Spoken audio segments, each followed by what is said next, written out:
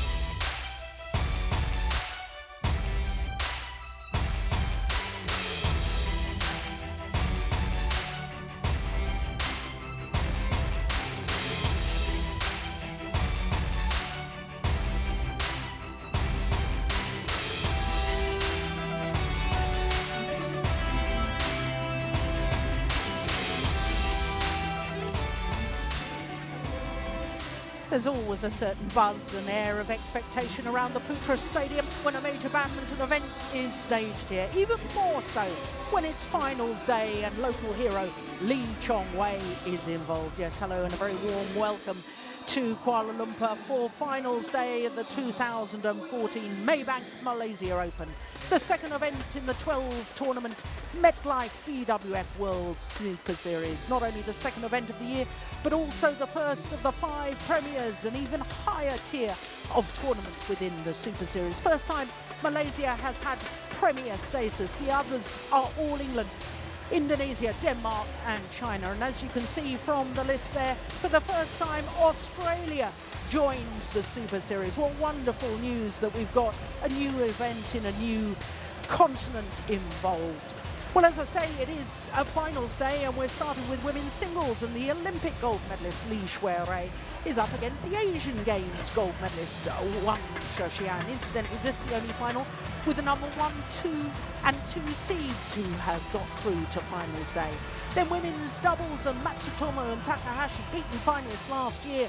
They're up against Bao Sin and Tang Jinhua, who are appearing in their 7th tournament final in a row, having already won the previous 6. Then it's men's doubles, and 2 pairs who are both unseeded, both appearing in their first ever Premier Super Series final. 1 pair in the men's doubles will win their first ever Super Series title today. Then it's mixed doubles, and the defending champions Jochen Fischer-Nielsen and Christina Pedersen. The Olympic bronze medalists, they're up against the Olympic silver medalists Zhu Chen and Ma Jin. Then the last final this afternoon, Lee Chong-wei, the defending champion, the 9-time winner, appearing in his 11th final.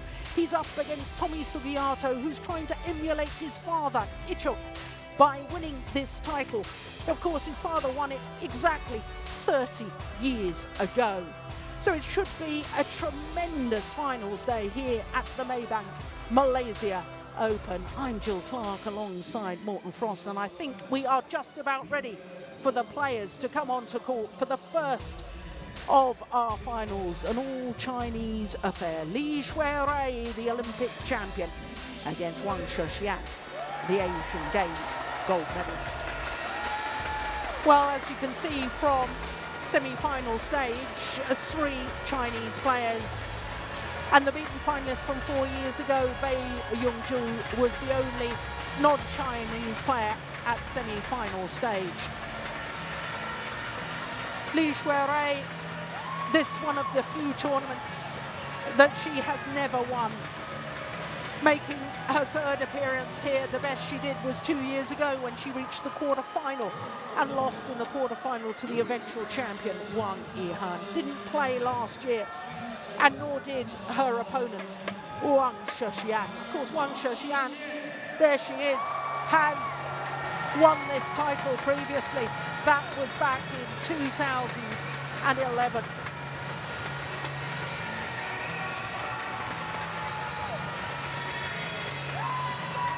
What a reception for both players, escorted onto court by youngsters. That's a lovely touch.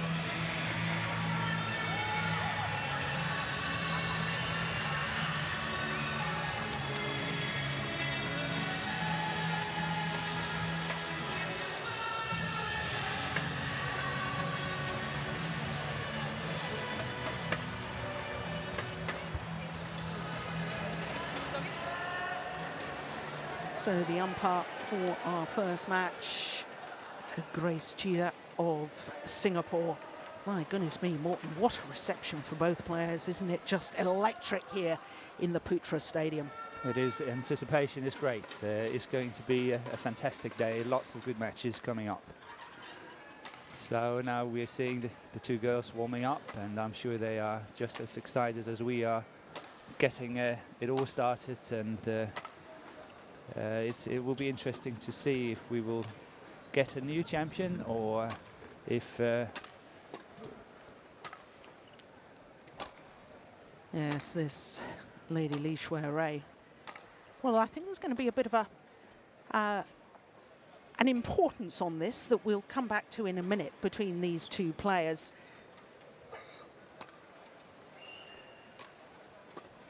Li Shuirui became world #1 on the 20th of December 2012, so over a year at #1 status.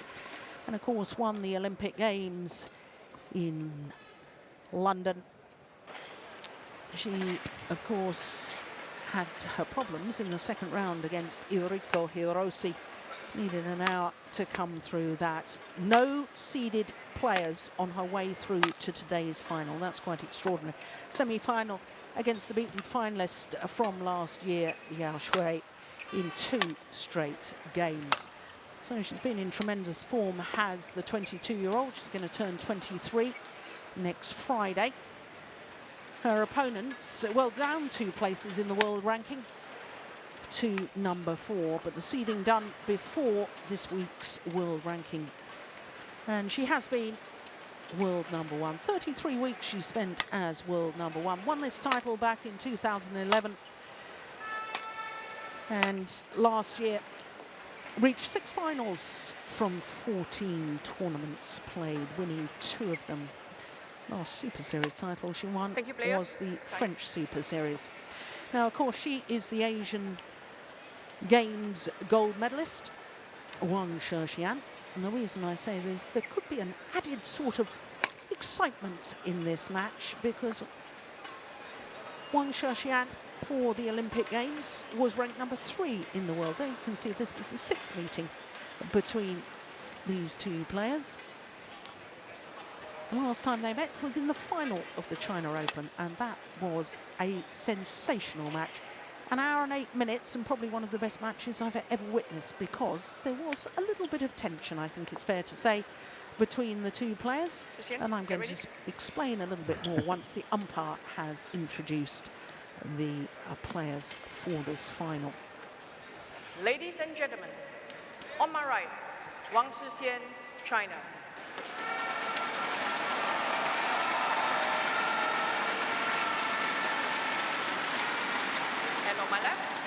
Xuerui, China.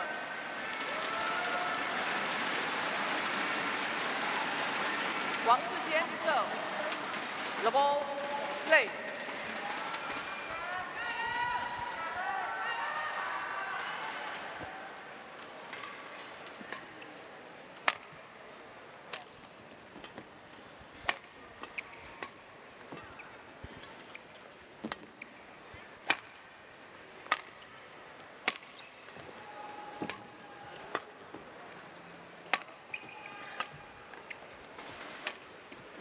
Adjustment step. Now, to explain the situation between these two players. At the end of the Olympic qualifying period, it was Wang Shixian who was ranked number 3 in the world, behind Wang Xin and Wang Yihan. This lady, Li Xuerui, was ranked number 4. To get 3 players into the Olympic Games, all 3 must be in the top 4 in the world. But head coach Li Yongbo said that this lady, Li Xuerui, was the lady in form and decided to pick her over Wang Shixian. And of course, as we all know, Li Xuerui ended up winning the gold medal. So I think Wang Shixian has a point to prove. And the way that they battled in the China Open final last November, as I say, it was really one of the best matches I have ever witnessed. So that was a clear sign. Yeah. Yeah, in fact, Li Xuerui came from 6-12 down, 9-14 down. She was 15-18 down before she eventually won that third game, 21-19. It was fabulous. Let's hope for more of the same today.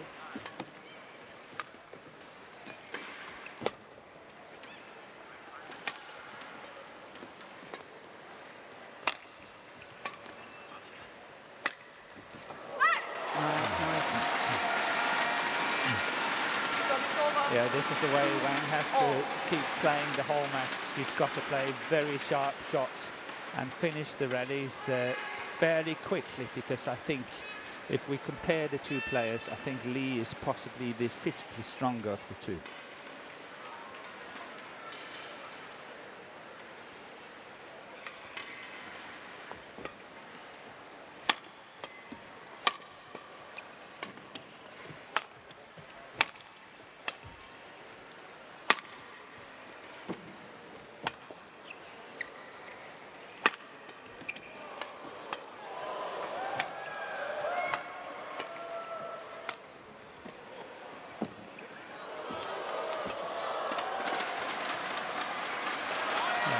Good play, and that's where you see when two players know each other so well, because Li was recovering that one. She saw it, she knew it was coming, and it was an excellent shot from Wang, and most players would have fallen for that one, but she knew it was coming.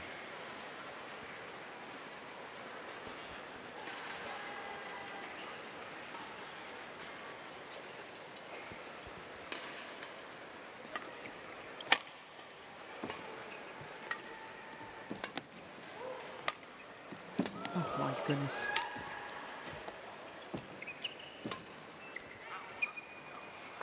Lift is long. Service over. 3-all. Yeah, I think we see here that Wang is proving she's quite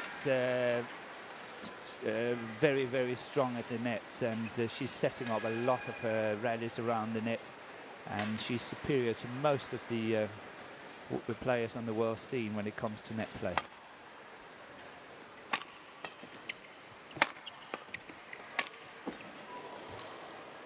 Oh, good follow-up. Yeah.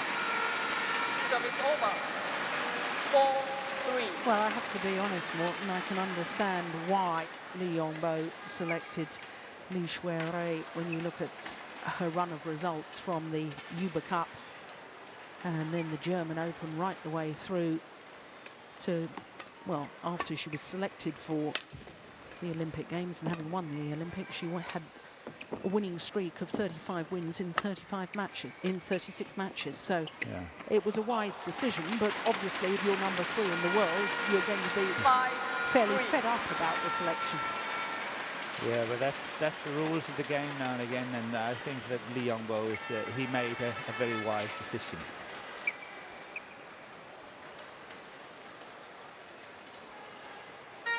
From Suzhou in Jiangsu province, Wang Xiaxian.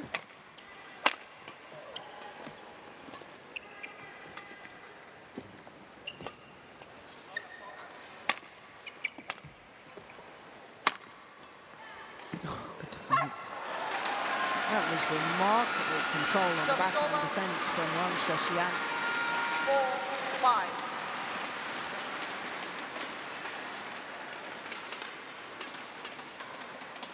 Lee was in control but missed that net shot. She was really controlling that rally all the way through, punching some very good attacking clears as well.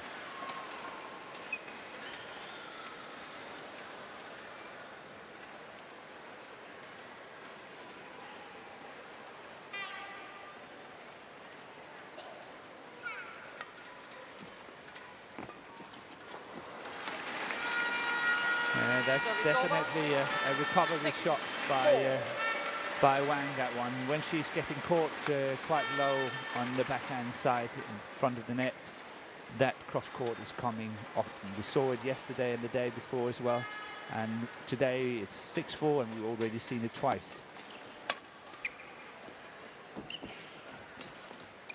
Well taken. Yeah.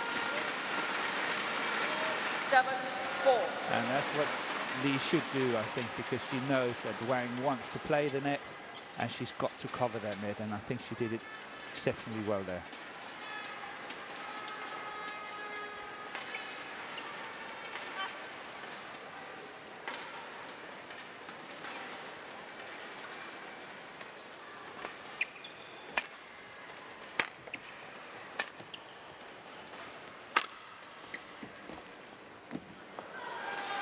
No, they're both obviously very aware of the other's capabilities on the net play. Because they're both desperate to make it a perfect shot. And trying to do so, 1 or 2 errors. Yeah, as I say, Wang is possibly more forced by the fact that she's physically superior to Lee, I think, and she knows that she's got to play so tight and play very sharp and get her winners in, because the longer the game goes on, the greater the chances for Lee to win.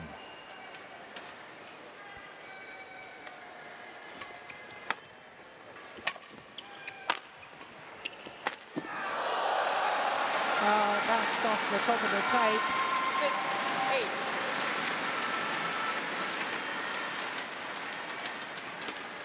That was the one where she was really in trouble, deep in the backhand corner. Really created her own luck there, Wang Xiaxian. It's going wide. Service over. 9-6.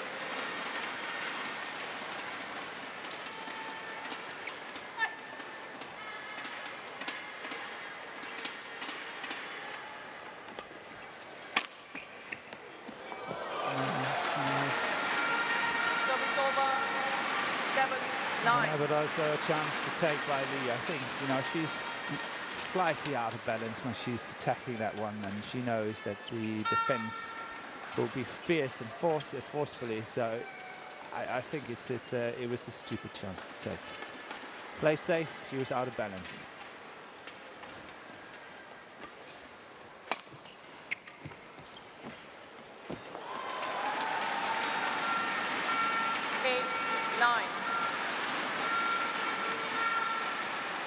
Yeah, that really didn't have to be tight at all. Nope. Only had to get it over an inch and she would have won the point. Yes. Wang was far away.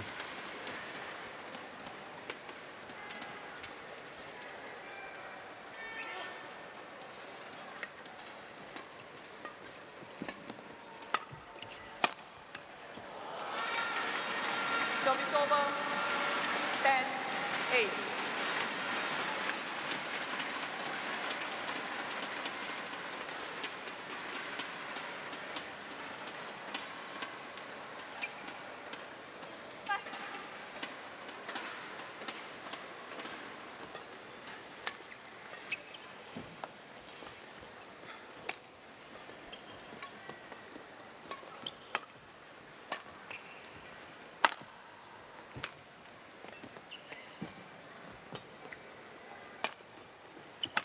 out. Yeah, well worked from Lee Shuarei. 11-8 interval.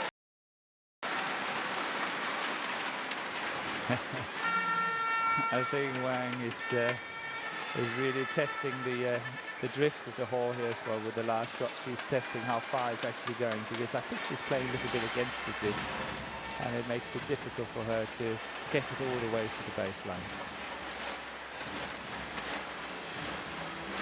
So a 3-point advantage at the mid-game for the Olympic gold medalist, and then it's the Asian Games gold medalist, and of course Asian Games later this year.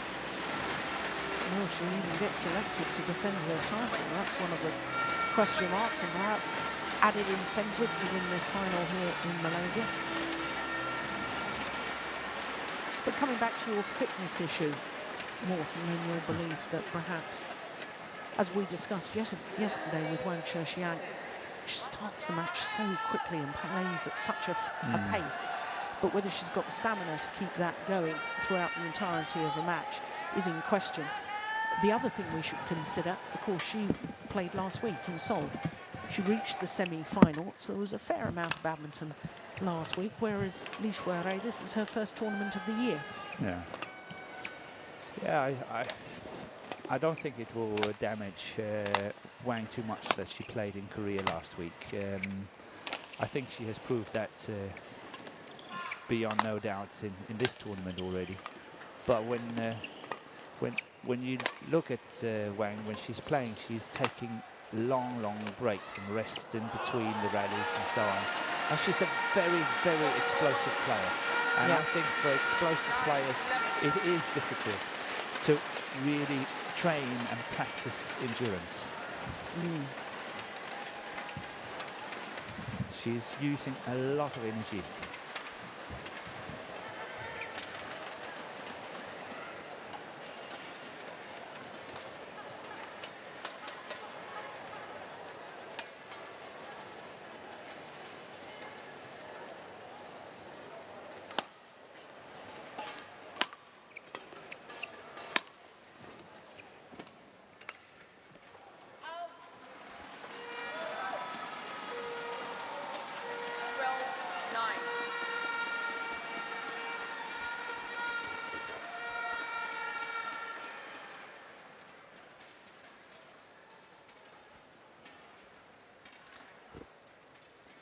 But again, coming back to what you said, I think it's not a good sign for Wang that she's 12-9 down in the beginning of the set, when she's supposed to be by far at her best, when she's quickest and on top of the game.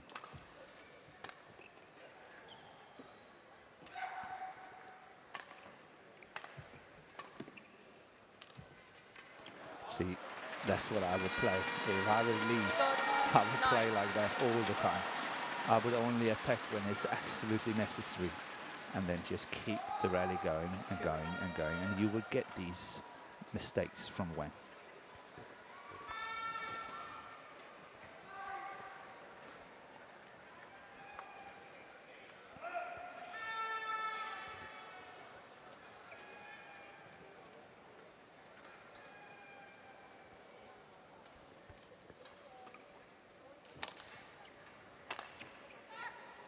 Gone wide as well.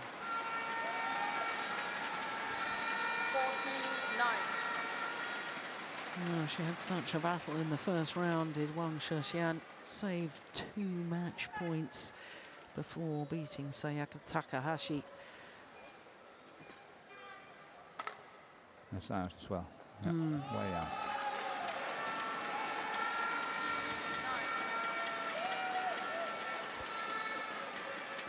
But this is the mental battle between the two. Take all the badminton aside and just look at the mental battle. You see that Lee would try to prolong the rallies as much as possible, and Wang is trying to finish them as quickly as possible. And that's, they both know it, and they're always sort of trying to get their own way. And it's interesting to watch, I think. Again here, in my book, I know it's only my opinion, but it was unnecessary for Lee to attack that one. She was out of balance, just play the clear and go one more time. No need for smashing on that one.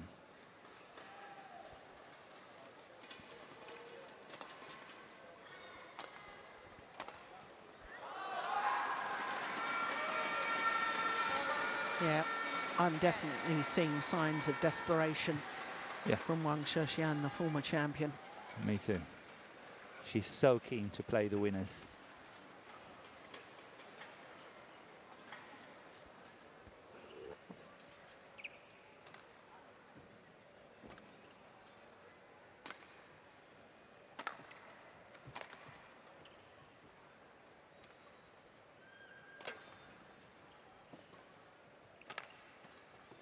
Oh, that's an amazing backhand.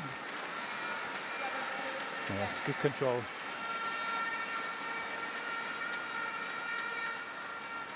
It's becoming a little bit too flat. Can intercept it.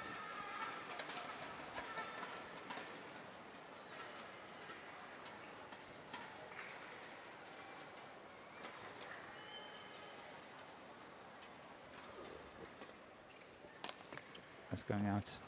Yeah.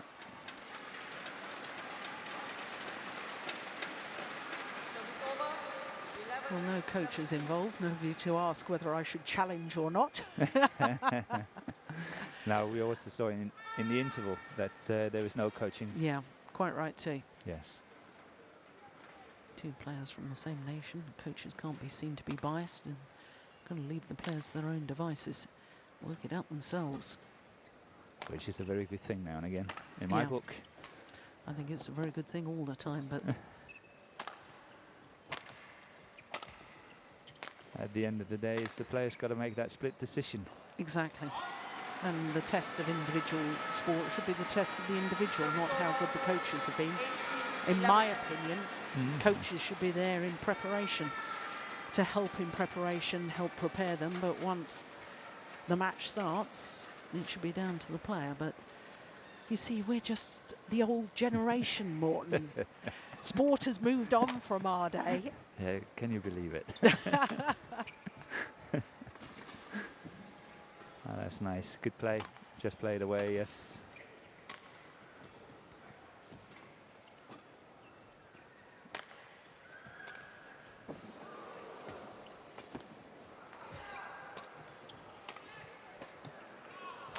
That's very good play by Wang, but she didn't get through.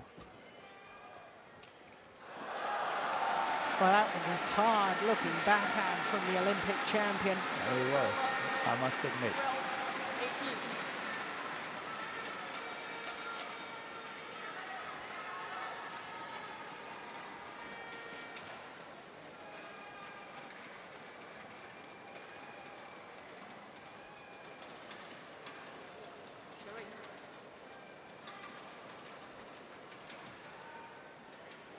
No, both players been allowed a towel down. And a quick breather. And then it's interesting who is that benefiting most. As always, you know what you're looking at after this.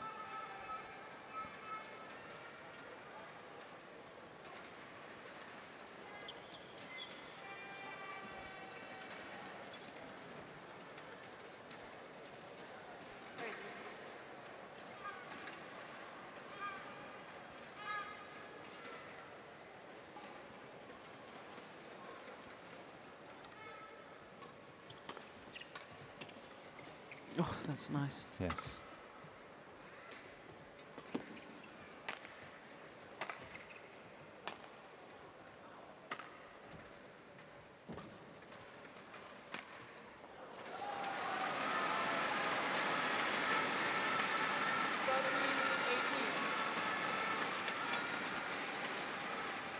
Well, as we watch this again, I can tell you that there's some huge gulps of air being taken by the Olympic champion, Li Shuirui. Yeah, there she is. She a little better now, but she was breathing very, very heavily.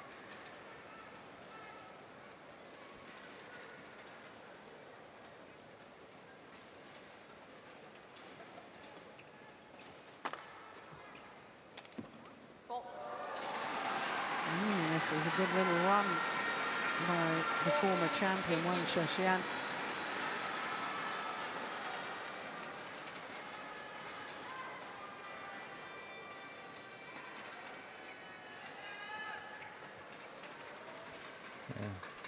We see Wang Yihan sitting there in the red tracksuit.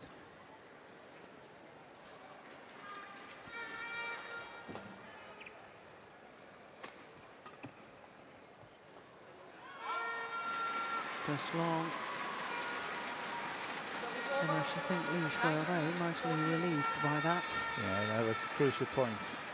Getting that to 19 instead of 15-18, it's 19-14, and that's a huge difference this close to the end of the game. Yeah. Yeah, another error. And so game points have arrived.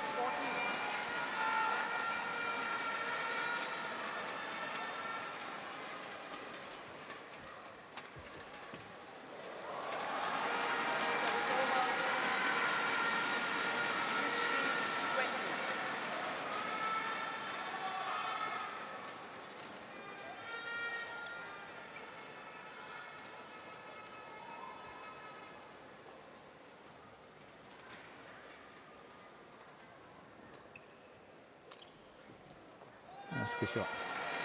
One of the favourites. 16-20. Playing to that forehand corner very often, and very well disguised. A lot of delay in that shot.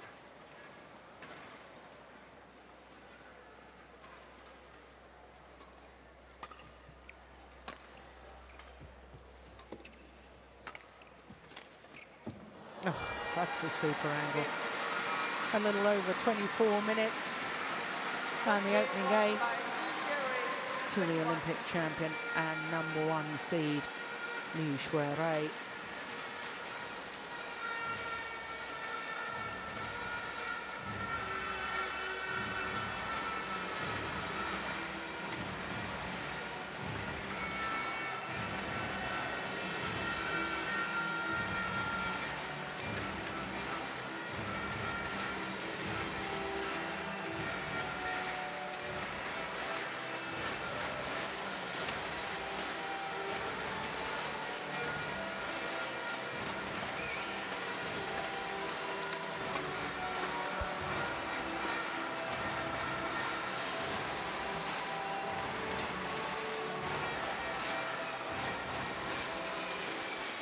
It's interesting to see that it's actually Wang Shixuan who's ready first. And I think she's a little bit on a roll.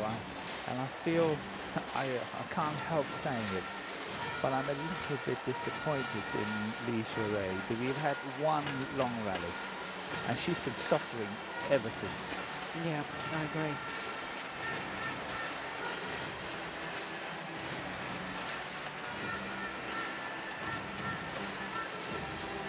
We should remember, I suppose, that Li Shuai was not very well at the end of last year. Had to fly back after the Denmark Open. Not well at all. There, the former world champion and Olympic silver medalist Wang Yihan, looking very intent at the match. And yeah, she is watching it. yeah,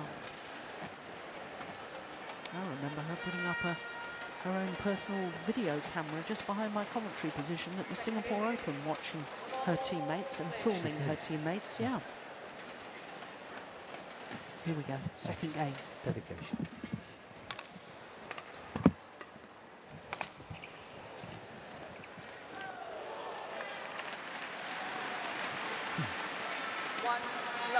Well, so many good Chinese players.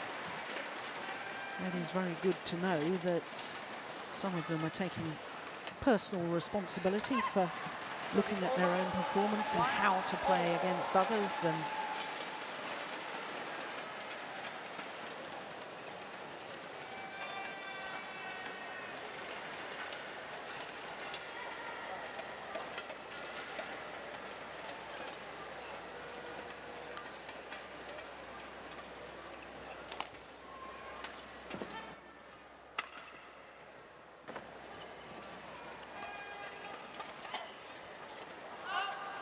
good judgment.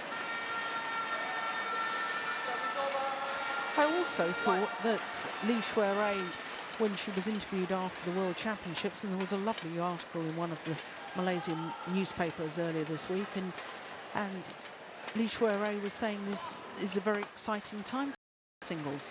There's lots of countries now involved and challenging, and it's very good for our sport. And she said we, the Chinese players, have to respond. We have to look how we can improve because everybody is challenging us. And I just thought, what a great attitude to have. Yeah, and she can see how important it is for the game as well to have as many nationalities as possible. Yeah. Because it's obviously been a category so dominated by China over, what, 20, 30 years. It's unbelievable. But as we see clear signs of other nations picking up and really taking up the challenge against the mighty China, I think it's great for the game. Yeah, I agree. I agree with both you and with Li Shuirui. I think it's a very exciting time for women's singles. 4-1.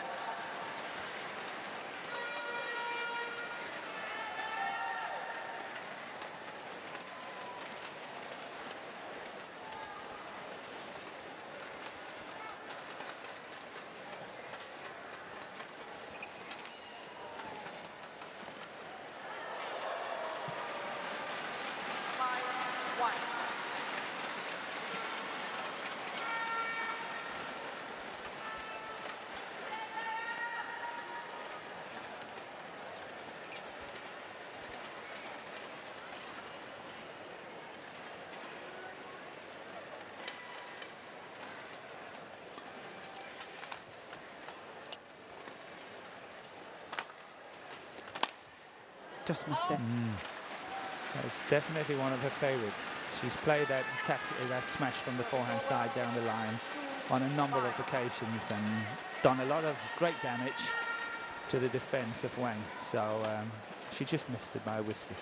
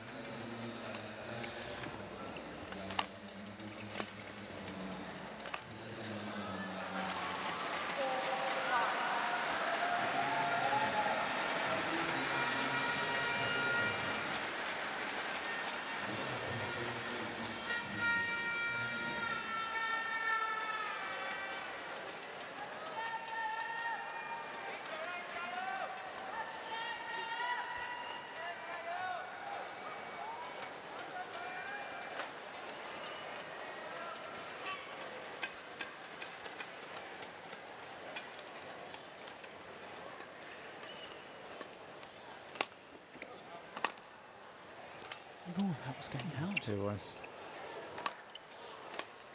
But we will never know, will we? It's definitely gone out long of the back line. And Wang Shixian is back level.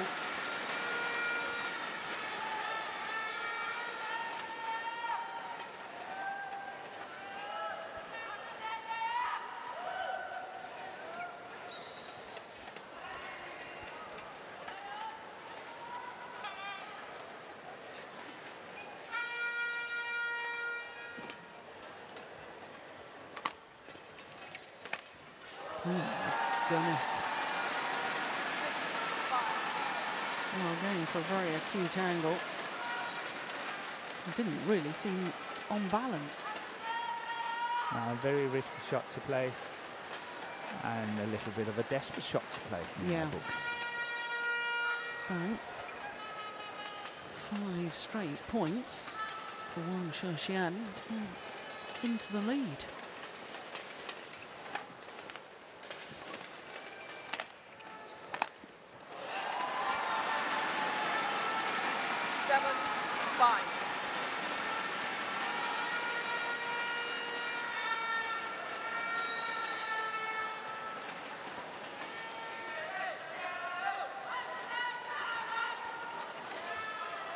Ready? Interesting. Did you hear the umpire there saying ready? Yes, I heard that. Yeah. They are taking quite a while in between points.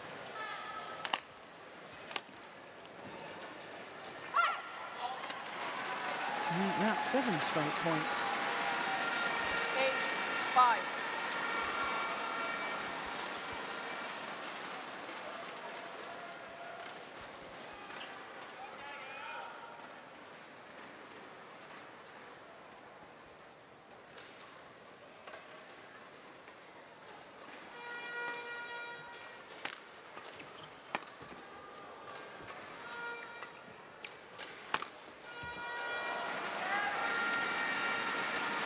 Service over. 6-8.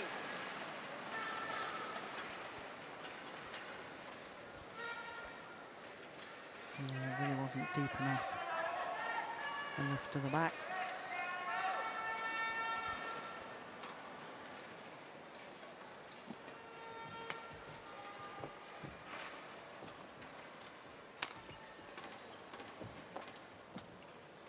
It's going wide. Understatement. 7-8. It's going very wide.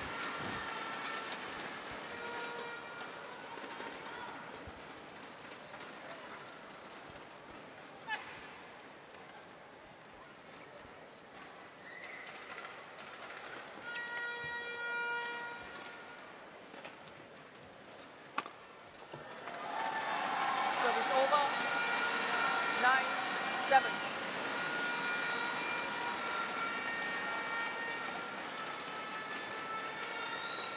Yeah, the quality of the game has somewhat dropped a bit. I think many quite unforced errors at the moment.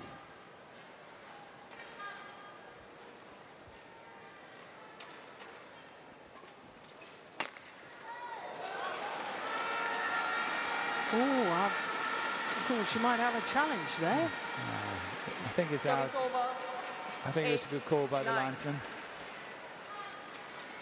Yeah. But we're sitting up here in an excellent position where we can watch it all. Yeah, we've got a lovely commentary position, haven't we? We have absolutely first row. 9-all.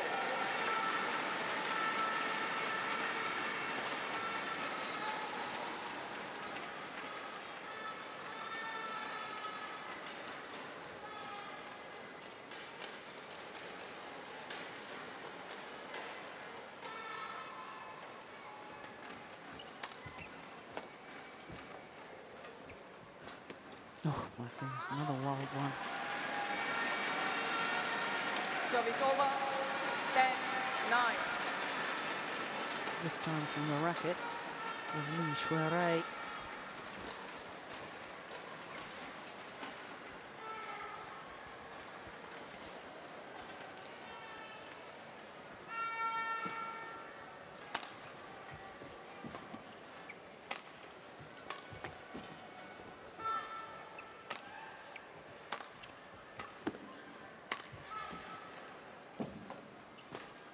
This is a better rally. Yeah, a lot more intensity here.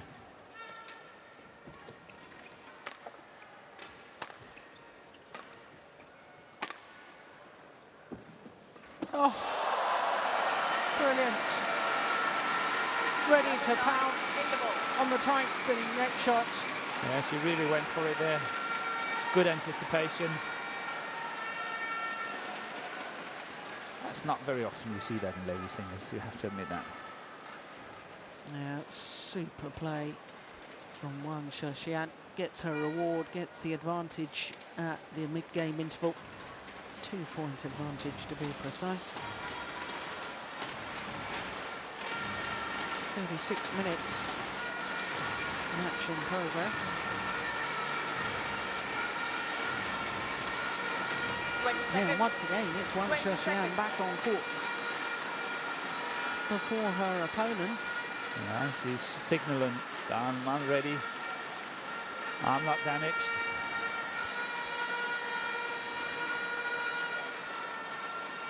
Eleven 9. Play.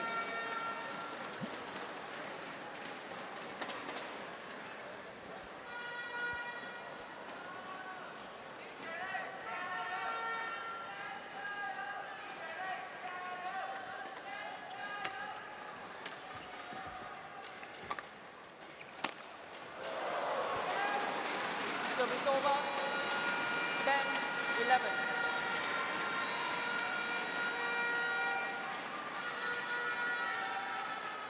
Well, Li Shuirui last year was third on the prize money list for the whole year.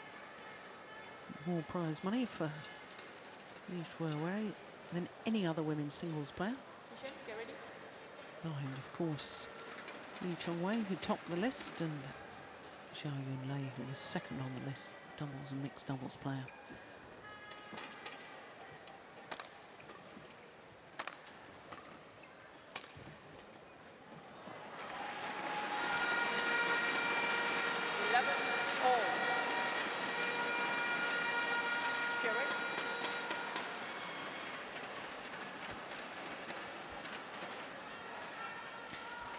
The service judge in our day used to throw the shuttle towards us, so we didn't have to walk all the way to the service judge to pick up a shuttle. I often thought about that.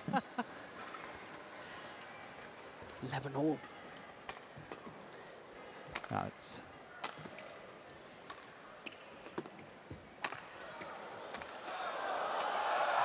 unbelievable.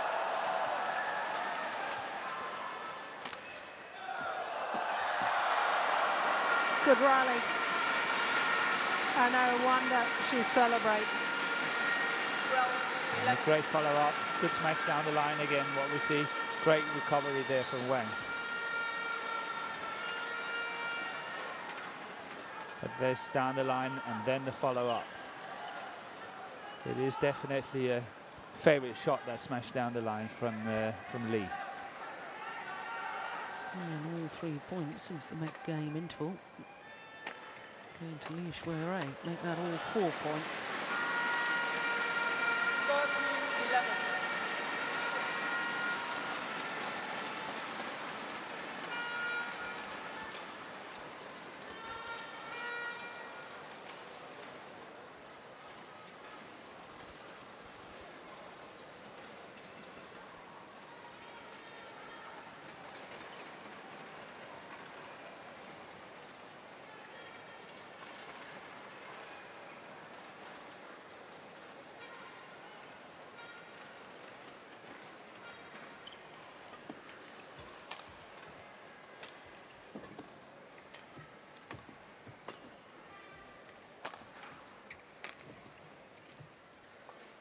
Good judgment.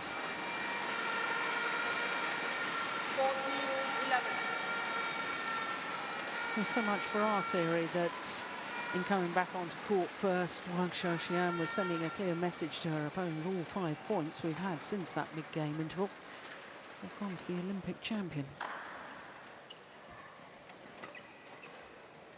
And one more. 15-11.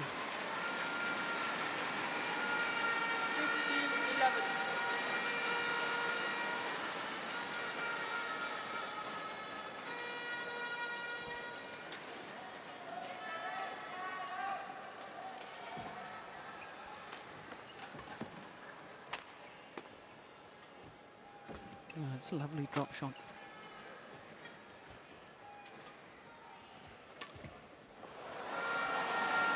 Service over.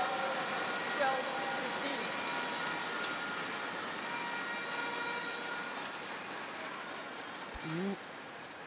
Li Shuirui, I can tell you, appeared to be retying a shoelace or something like that, but she's finished that. I did wonder if it was an injury. Ah, yes, look, all the strapping around that left ankle has come loose.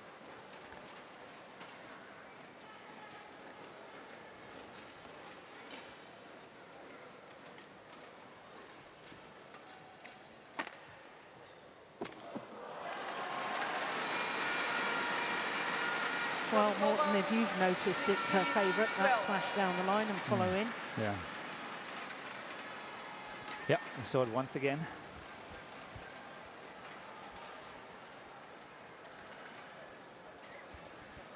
.215.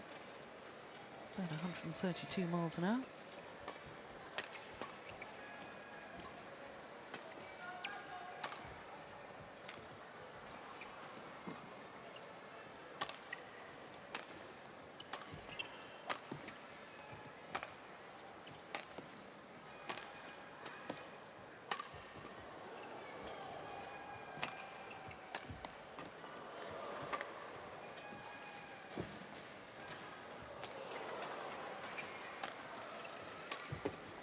It's wide. Yeah, and Li Shui is feeling it. 16. Bent double after the rally.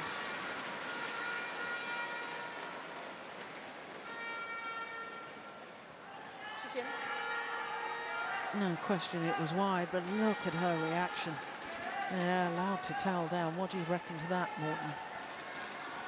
Yeah, it's supposed to be continuous play, and because they've got long rallies, doesn't, you know, give the right to have a rest.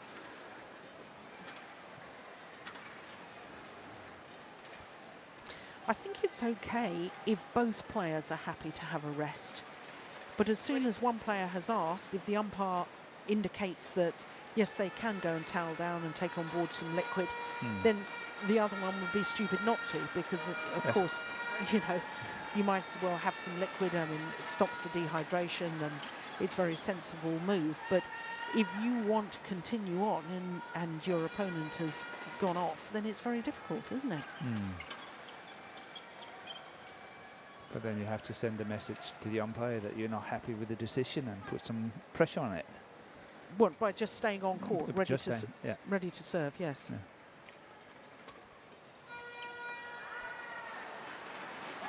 Service over. 17-13.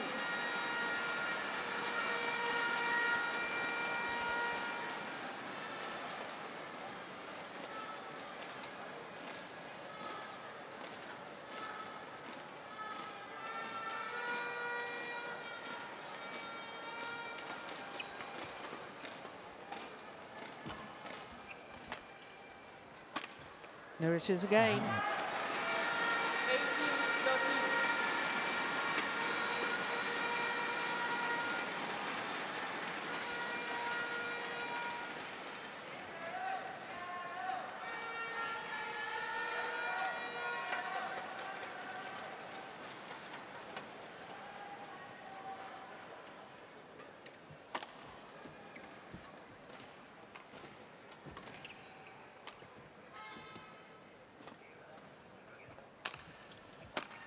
Oh, my word.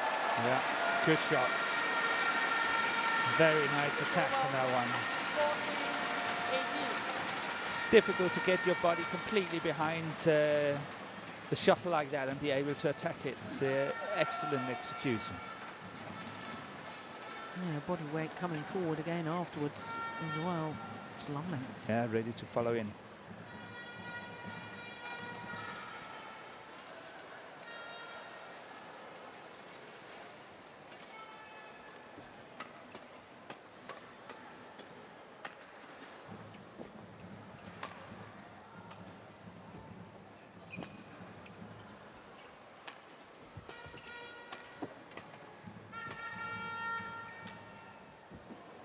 Oh, that is a super cross-court drop shot.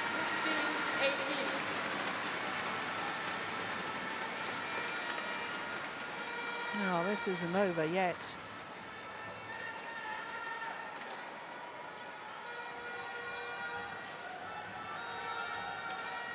And once again, the body language of Li Shui after the rally, very concerning indeed.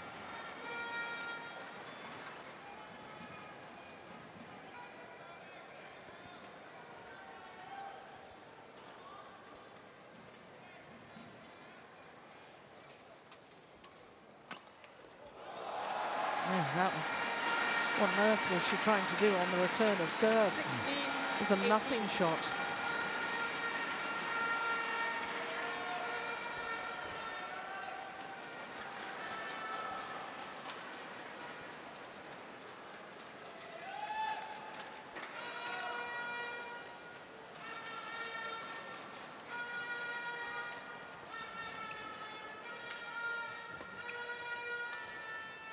Nice again.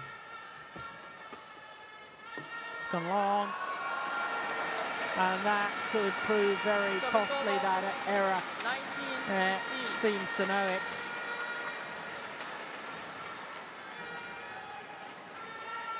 Had to be pure reaction.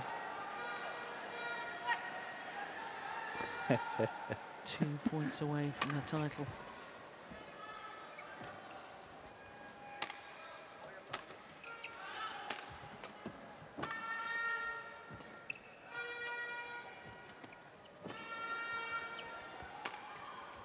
Oh, that was going wide. Good backhand, good backhand. Oh. That was a good shot.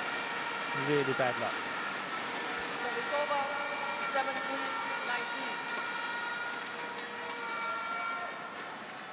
17-19. Excellent height and pace. Yeah, it was just long, so you're absolutely right, Morten.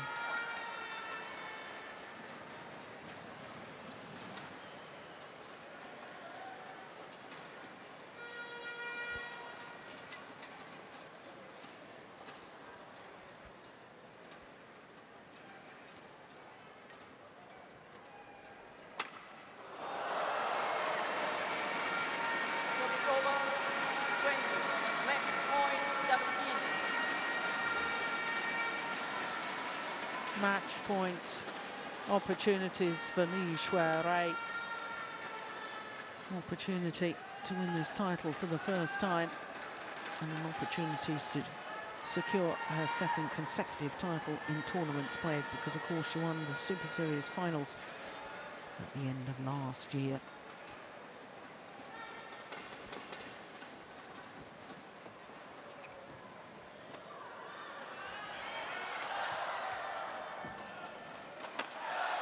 It's gone long. First time of asking. 21-16, 21-17.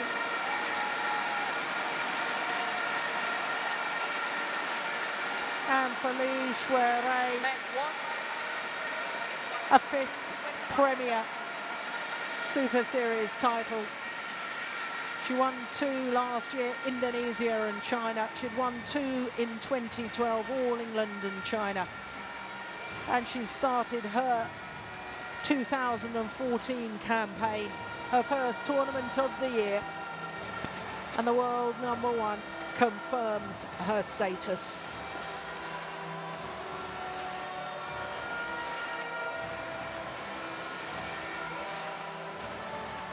A 16th title throughout her career.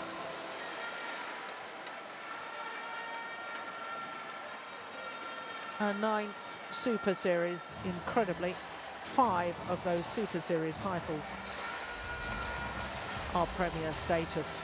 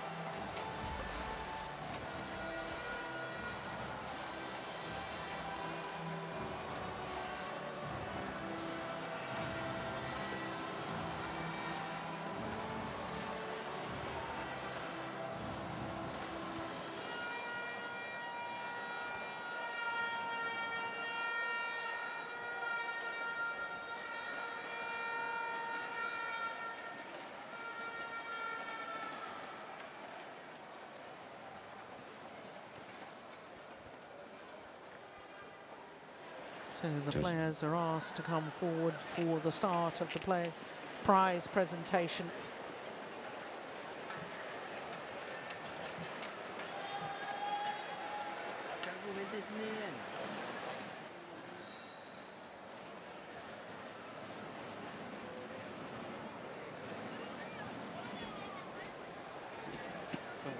Well, in my opinion, the women's singles final didn't quite live up to my expectations. I had hoped for the same as the China Open final. You can't have it all. The Maybank Malaysia Open trophy.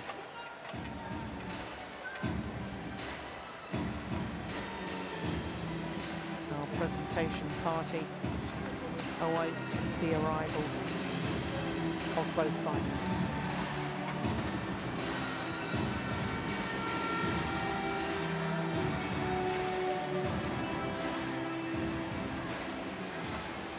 With great pleasure, we now call upon Yang Berbahagia Datuk Chow Kai Hua from UMax to present the medals and bouquet to the winners. Women's singles, Maybank Malaysia Open, part of MetLife BWF World Superseries Premier 2014. Runner from China, Wang Xixian. In her second final here at the Malaysian Open, Wang Xixian cannot repeat her achievements of 2011. Of course, champion 3 years ago. Today, she must settle for second best. Women's singles, Maybank Malaysia Open, part of MetLife BWF World Superseries Premier 2014. Champion from China, Li Shuwei. Li Shuwei, the world #1, adds the Malaysian Open to her long, long list of achievements. Her 5th Premier Super Series title. Her 9th Super Series title in total.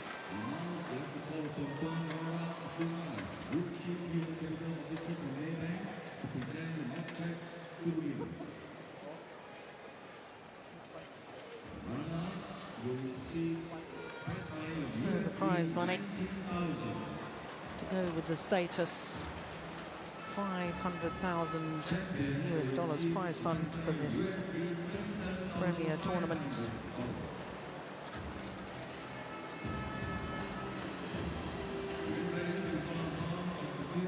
Well, she won a total of $143,000, well, just over that last year. She's made a good start to this year too. Handsome checks for both players.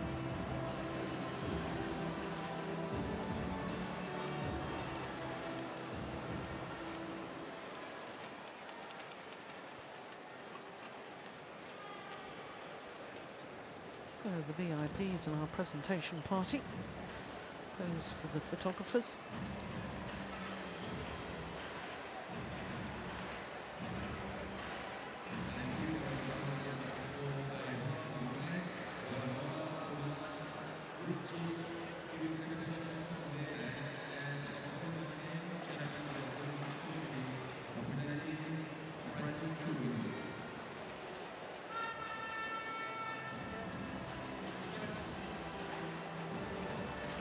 Well, it didn't look to me as if she was quite back to full fitness, but she's a very, very worthy champion, is Li Shuwei.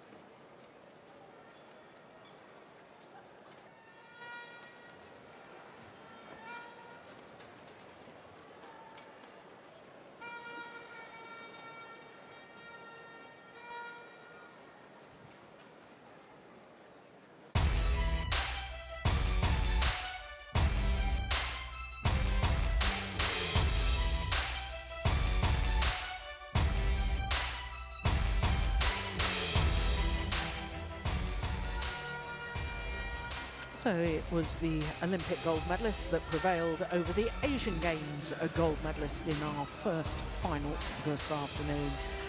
Next up is women's doubles, then we'll have men's doubles, and Govi Shin and Lim Kim Hwa representing Malaysia, and a number of the fans in to witness that one. Then we'll have mixed doubles, and of course everybody here, the whole of Malaysia, has got their eyes on the world number one, Lee Chong Wei, in his quest for a 10th Malaysian Open title.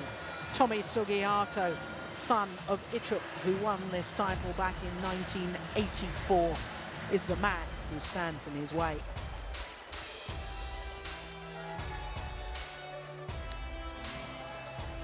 So to the women's doubles, Misaki Matsutomo and Ayaka Takahashi, the number 3 seeds from Japan. They're up against the number 5 seeds, Bao Yi-sin and Tang Xinghua. Bao Yi-sin, incidentally, is the holder of this title, won the title last year, playing with Tian Qing. And when you look at the draw from quarter-final stage, 3 Chinese pairs, 2 Japanese, 2 Indonesian, and 1 Danish combination, who of course were the 2012 winners. But by semi-final stage, the top half of the draw was a battle of the 2 Japanese pairs. And for Bao Yi-sin and Tang Xinghua, the number 5 seeds, they overcame the world number 2s. So here come the Japanese combination, led out by Ayaka Takahashi, the 23-year-old from Nara. Misaki Matsutomo is going to turn 22 next month.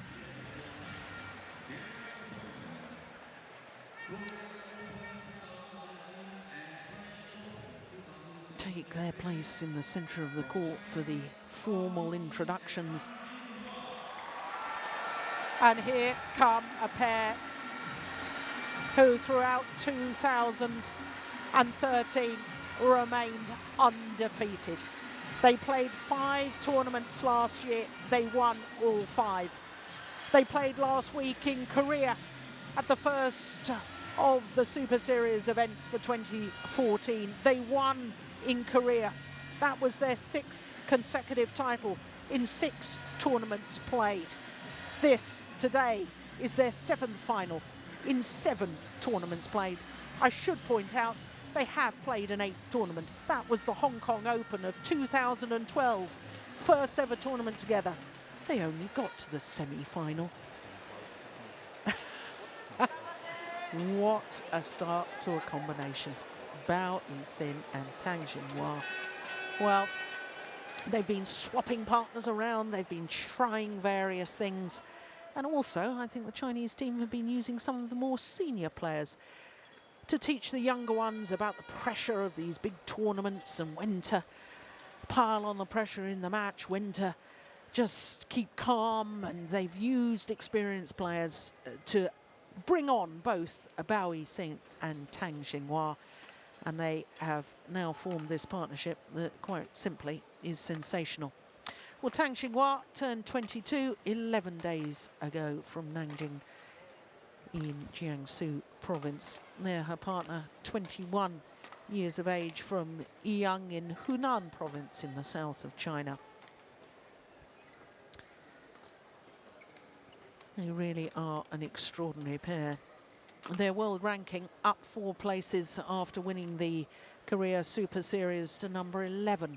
But they've only played 6 tournaments towards that world ranking. There you can see their career win-loss record, only that one ever defeat in the semi-final of the Hong Kong Open. The win-loss record for this year does not take into account their matches played so far in the Malaysian Open. So it's even better than it looks there. 5 titles last year, 1 title at the beginning of this year. And this, their 7th straight final. So I think we can really disregard the ranking of 11. I think at the moment they're quite clearly the best pair in the world. But of course, through to today's final, they had their problems in the second round against Andini and Nuraida of Indonesia. Around 12 minutes for that one. Then the number 4 seeds in the quarter-final, another Indonesian pair. And then in the semi-final yesterday against the 2012 winners, the number 2 seeds, Christina Peterson and Camilla Rutiul. That was very comfortable indeed, 21-13, 21-11. Christina Peterson had already played one match prior to that, so perhaps a little jaded for that women's doubles semi-final. So to the number 3 seeds, Misaki Matsutomo and Aoka Takahashi. Matsutomo will turn 22 on the 8th of February. Formed their partnership at the Japan Open in 2008, and their win-loss record for last year translates into 2 finals from 16 tournaments. So for them, they've had a much harder path through to today's final. 3 games in their last 3 matches, including the quarter-final against the number 6 seeds, the Olympic champions Tiang Qing, who of course won the title last year with Bao Yixin, and this year of course playing with her Olympic winning partner Xiao Yunlei. Then they had to play against their teammates Loreka Kakiwa and Mayuki Maeda yesterday. That was 1 hour and 26 minutes. So when you compare the amount of time on courts, the Japanese pair have been on for 4 hours 28 minutes for their 4 matches. Their opponents just 2 hours 58 minutes. Well, this will be the 3rd meeting between the 2 pairs. The previous 2 meetings obviously won by Bao Yixin and Tang Xinhua. The last time was in the semi-final of the Hong Kong Super Series events in November last year. Tatan Mulyana of Indonesia is our umpire. David Wong from Malaysia, our service judge.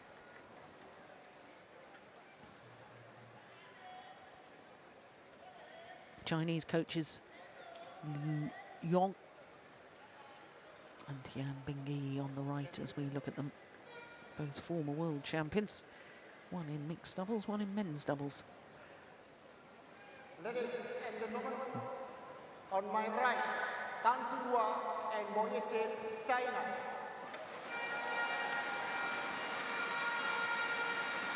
And on my left, Misaki Matsutomo and Ayaka Takahashi, Japan. Well, we had a quick glimpse of the Japanese coaches as well. So the number 3 seeds from Japan, Matsutomo and Takahashi, nearest to us. This their 4th Super Series tournament final, their 2nd Premier Super Series tournament final. And they're still looking for their 1st ever title at Super Series level. 1 hour and 30 minutes longer on court, Morton. That was a tremendous battle they had against their teammates in yesterday's semi-final against Kakiwa and Maeda. Yeah. Could be an influence on today? Nope. No. Quite definite. No, they're so used to it. It's the playing style that actually does it.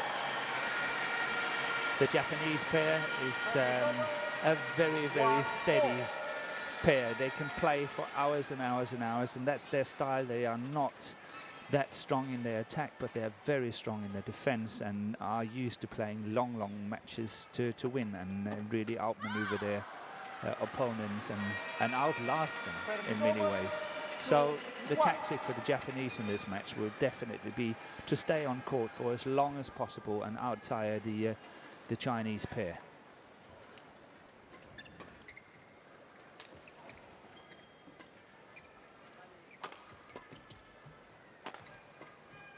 Oops. Yeah. Yeah, real confusion there. One of the rare occasions that we've seen Bao Yixin and Tang Xinhua. And a slight confusion, who's supposed to go for what? And if you ask my opinion, I think Bao Yixin should have gone back for that. What do you think? Yes, I agree.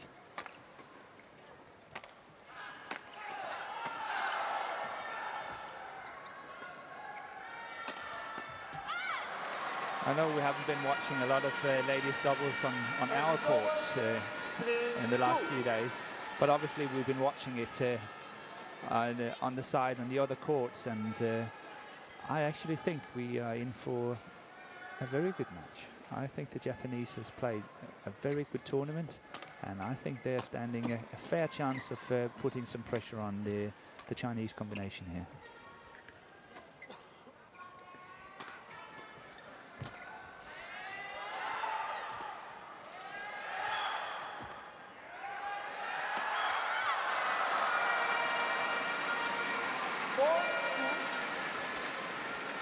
Well, Japan have only ever won 2 titles here at the Malaysian Open, and you have to go back to 1968 for those 2 occasions. Women's singles and women's doubles. Women's singles, the late Hiroyuki won the singles that year, and in the women's doubles it was Michiko Ozawa and Itsuko Toganu. Do you remember Toganu? I remember Toganu. No, but I remember Yuki. Yeah. I do. I remember the lady singles player. Yeah. She was the star when I started playing on the international scene.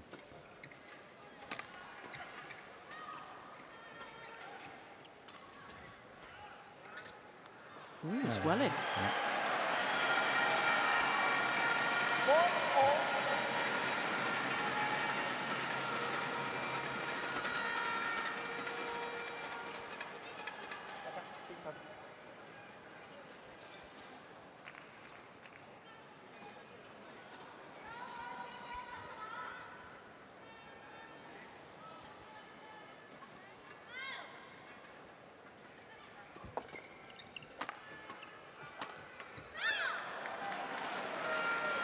I think you're already starting to see quite a definite tactic from the Japanese, as when they're in at the defense, they're trying to lift it over the front player and into the opposite corner and really move the opponent on the baseline.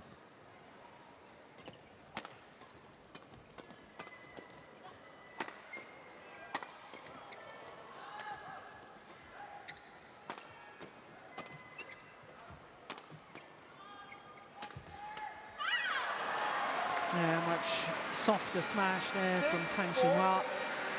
Yeah, considering the pressure the Japanese absorbed, it was a bit of an easy mistake on the last one.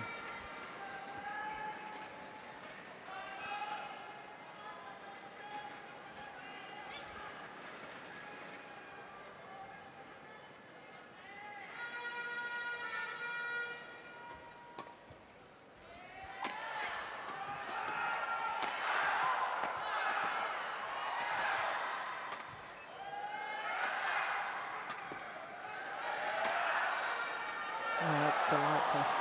Absolutely delightful. 7-4.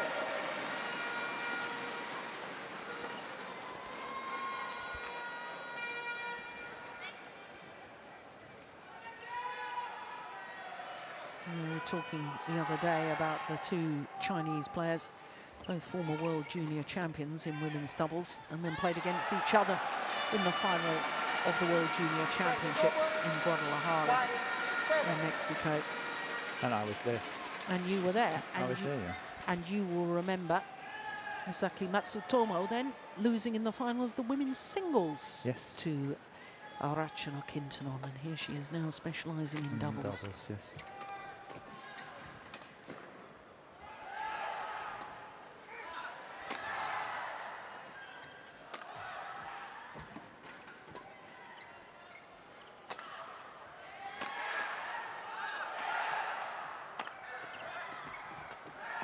That's good play, good follow-up by Matsutomo. Really good. Yes, the drive. Yeah, the one she missed in the previous rally a little bit earlier. But I think we're in for a thrilling match here.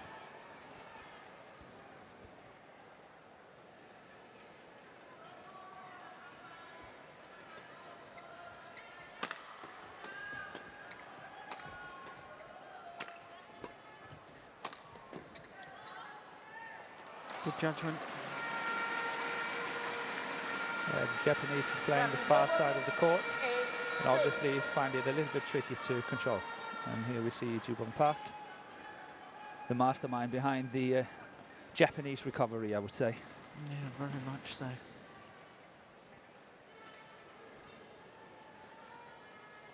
And I may add that Park Jupong is Korean.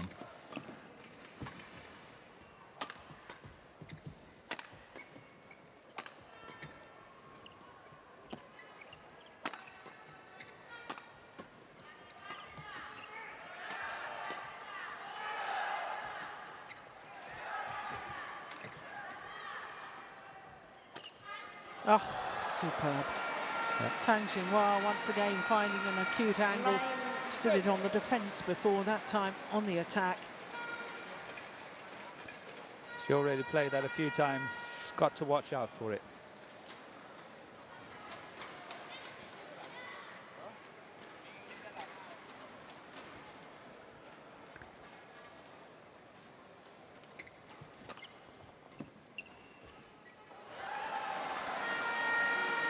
Service over, 7-9.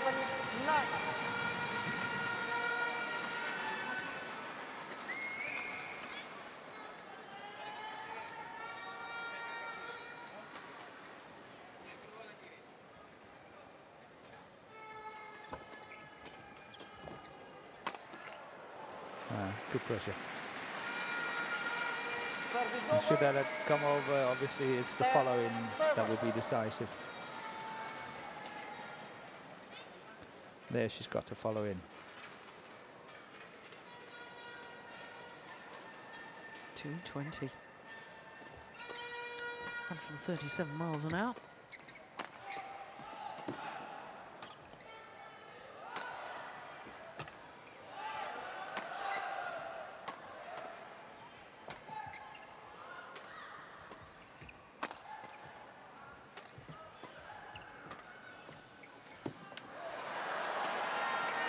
So to the mid-game interval, 11-7. the number 5 seeds from China with a 4-point advantage.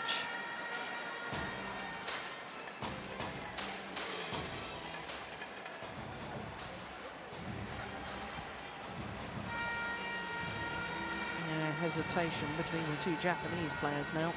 Yeah. Considering what, as I say, how much pressure they can absorb, it's there's some silly mistakes now and again that is deciding the rallies here. They take everything that's thrown at them, and then suddenly a more easy shot is coming and a mistake is made.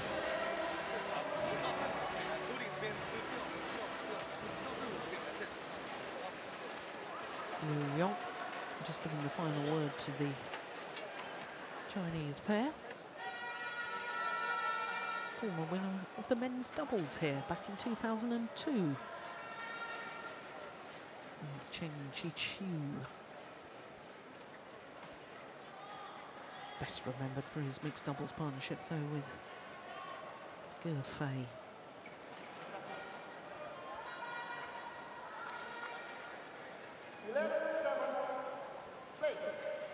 So the 4-point advantage.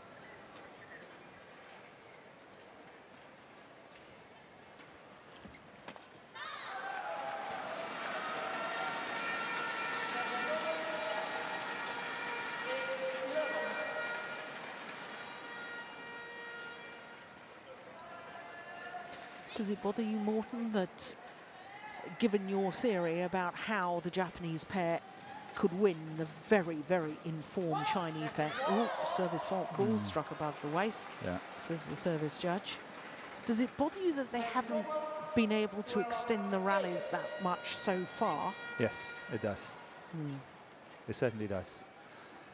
And that's where I say these kind of easier mistakes are creeping in, and they should not. If they are standing a chance of winning this match, they must cut down on the easier mistakes and really keep the rallies going for a long time and try to tire the opponents and make them work so hard that they start taking chances.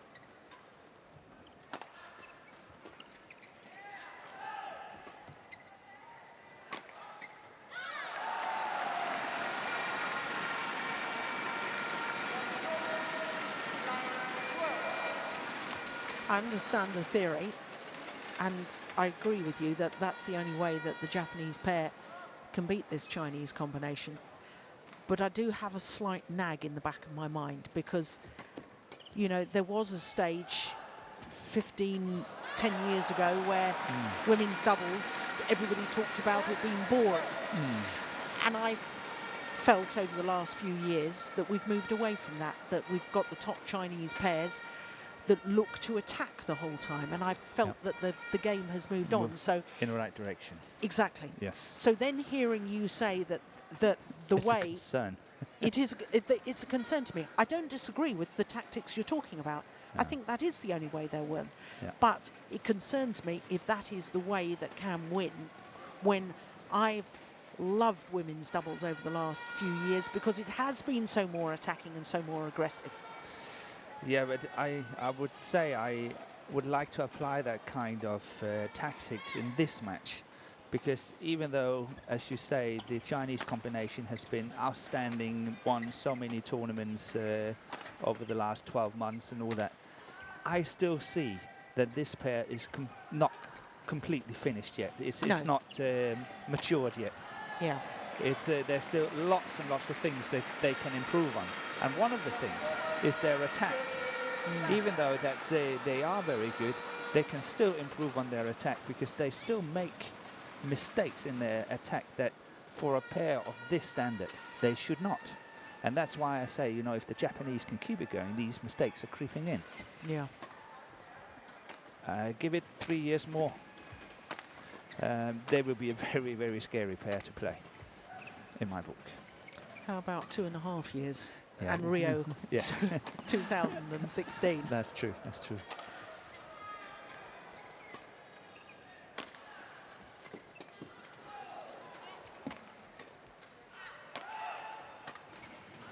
This is more of the sort of rally that you wanted to see, isn't it?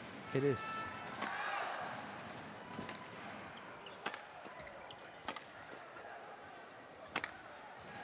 And that's what they should do, the Japanese. Then give away the initiative and then go in on counter-attacking opportunities. And they were almost getting it. And here they got the long rally and the lift out at the end.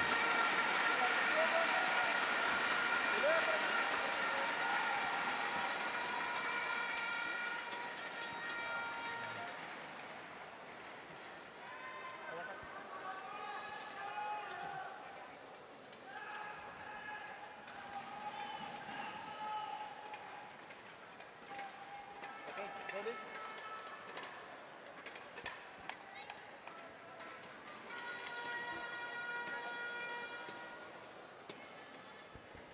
Okay, play. And I don't know if you've noticed, I know the Japanese pair has worked very hard during the tournament to get to the final. Three setters on the way. But if you noticed, what's the score in the last set? 21-13. In all three of them, I think.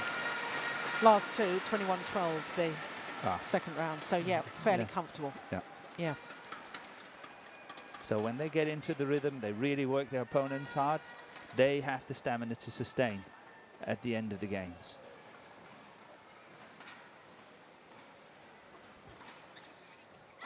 Oh, my goodness.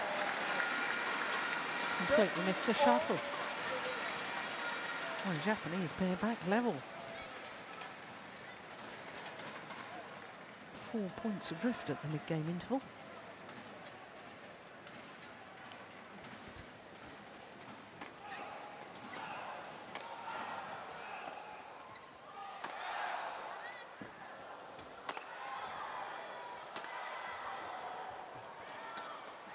Oh. Moment of magic from Service over. Tang Xinhua. 14-13. And a moment of sleep for the Japanese pair. They thought that was one, I'm sure.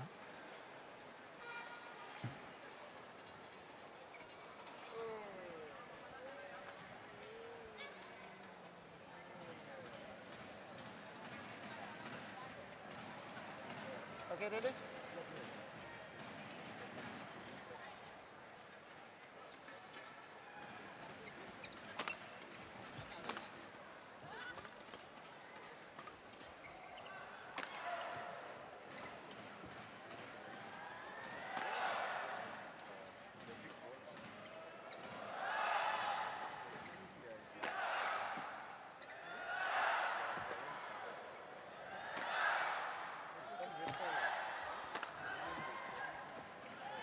Oh my goodness, good net shot. Yeah, but good good lift. lift. Good power, very good power. 15-13. From Tang Chenghua. Ball. Ball. Ball. Chinh sao đó? Chinh.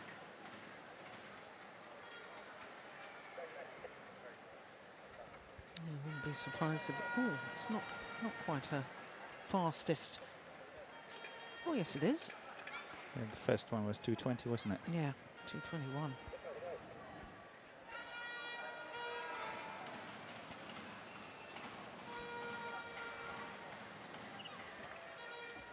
Oh, that's it. Yeah, it's too loose, 16, especially 13.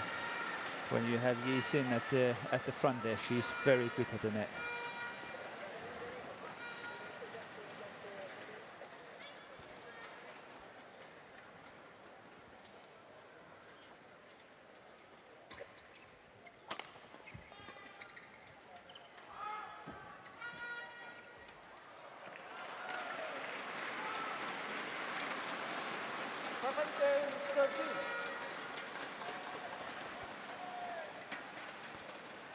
So very good response from the Chinese pair here.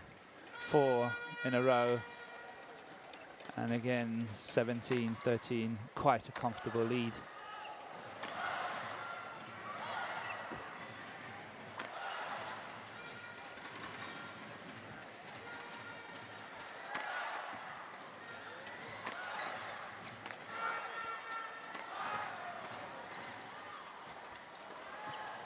Oh my goodness, another power play. It's a good rally. It's a very good rally. It is. It's going long. And it's Bao Yi Sin that seems to run out of patience. 14-17. Yeah. On the Japanese side is Takahashi. She's working really hard. She's the one that's doing most of the attacking from the baseline. Whenever in doubt, the two players, then it's always Takahashi going back and doing the hard work.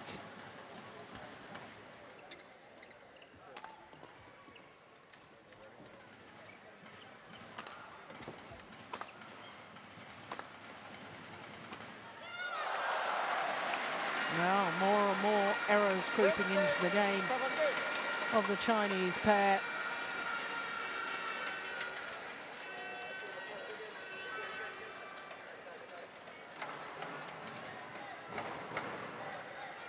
It was good for them that they managed to get that four-point cushion, 17-13. I think it can be decisive in this first game, but the Japanese has definitely been picking up their pressure.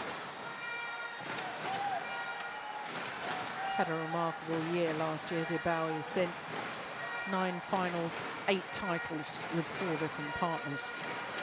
And of those 8 titles, 5 of them were Super Series. My goodness, she got some experience. Despite her young age. Yeah, only 21. Service Oh, ball. service fault called again But it was on out. Matsutomo. It was out on the baseline as Service well. over.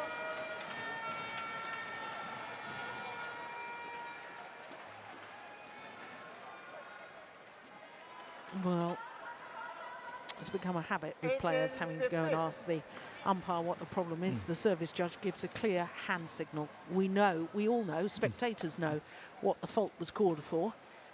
Now, why the players are confused is beyond me. Oh, well taken. Yeah. Good smash, crossbody.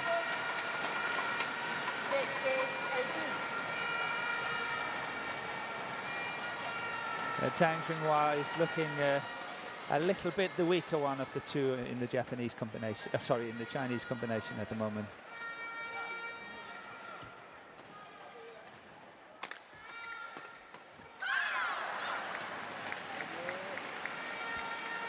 Service over. 19-16.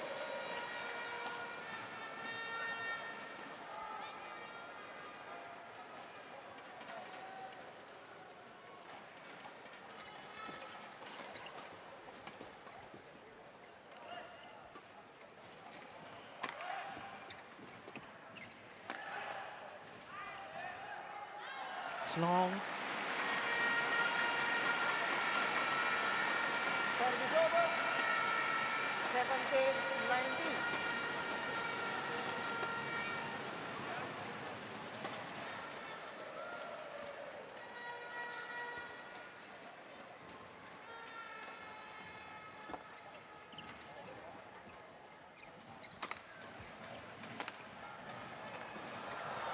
Yeah. Service over. 20. Game point 17. Definitely the Chinese favoured formation. Tang doing the work from the back of the court. Bao Yixin at the front. 3 game point opportunities.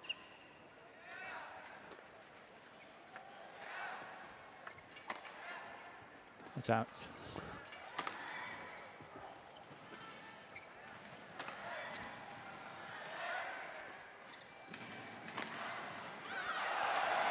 Good smash. Yeah, well placed. Service over. 18-20. But because the Japanese are so small, the smashes they play are quite flat, and I'm still thinking that the Chinese pair could move into them and really counter-attack them if they want, and that's why I say this pair is still a little bit of a raw diamond. They have lots of things they can still learn.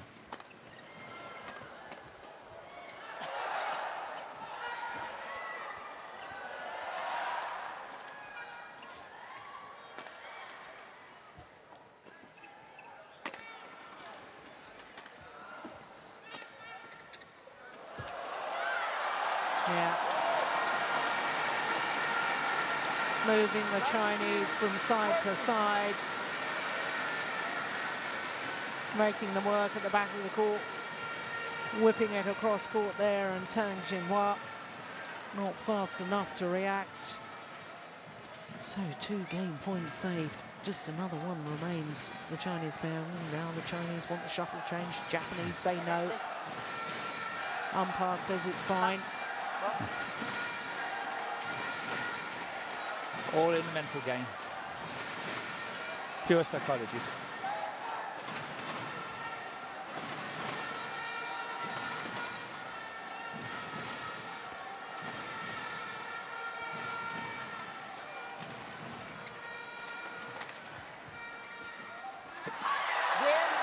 Mamma mia.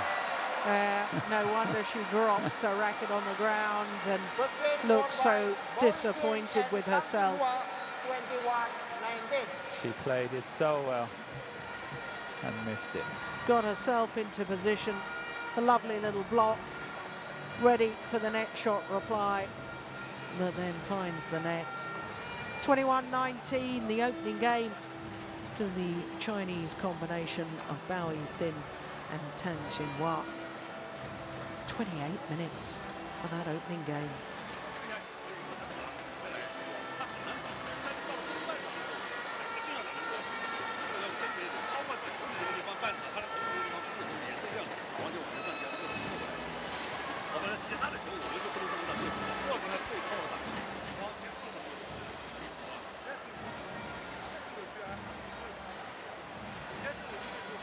Nakajima, one of the coaches on the right as we look at them, and I think the other one is Orioni Manaki.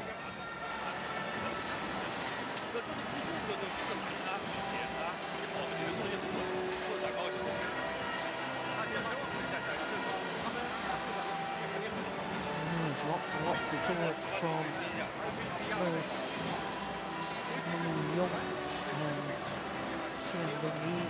It's a clear sign that they take it very seriously. I think they feel the pressure. Yeah.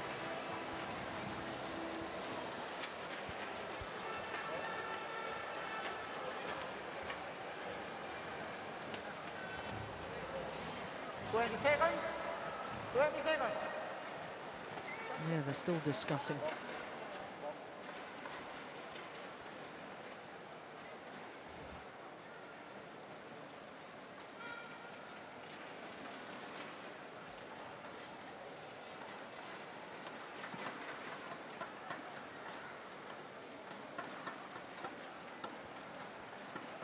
Second game, Lapo, play. So the number 5 seeds from China, having already secured the opening game 21-19 against the number 3 seeds from Japan, Matsutomo and Takahashi.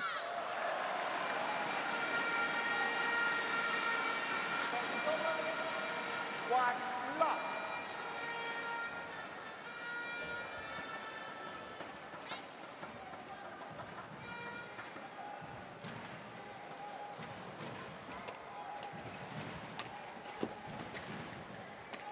Oh, that's well taken from Bao Sin. Service over. 1-0.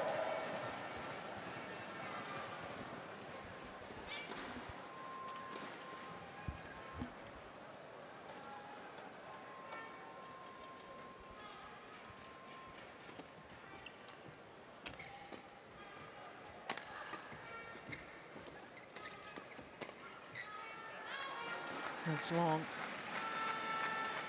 2-1.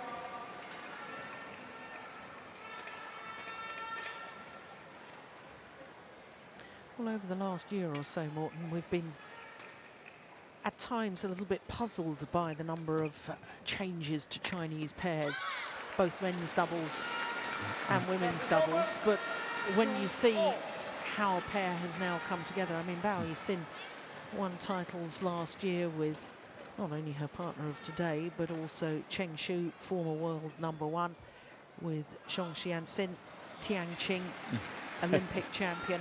Yeah. You know, and Tang Xinghua has been playing regularly with Ma Jin. They became very highly ranked. In fact, I think they're still ranked #3 in the world at the moment.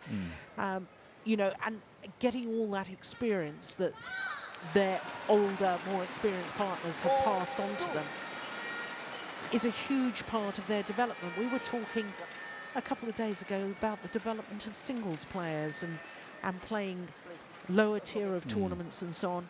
In the doubles, you've got the opportunity of using more experienced players. And of course, European countries, we don't really have that luxury. But I think probably Korea and China use the older players better than any other nations in the world to help develop these youngsters.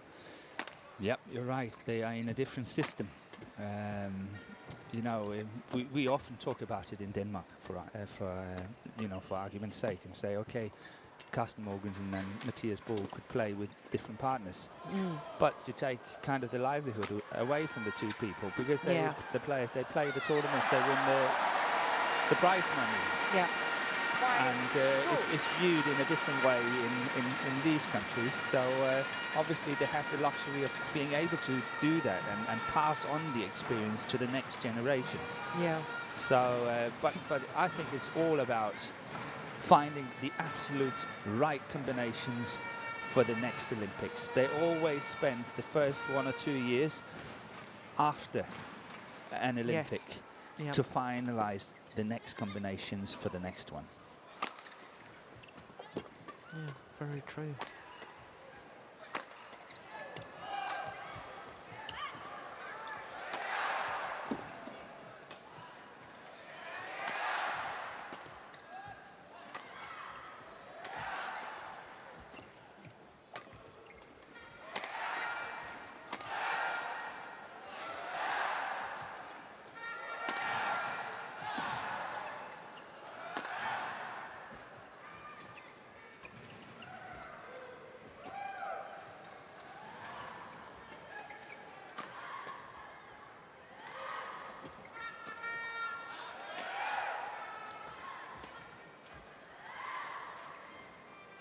Oh. Oh my goodness. Yeah.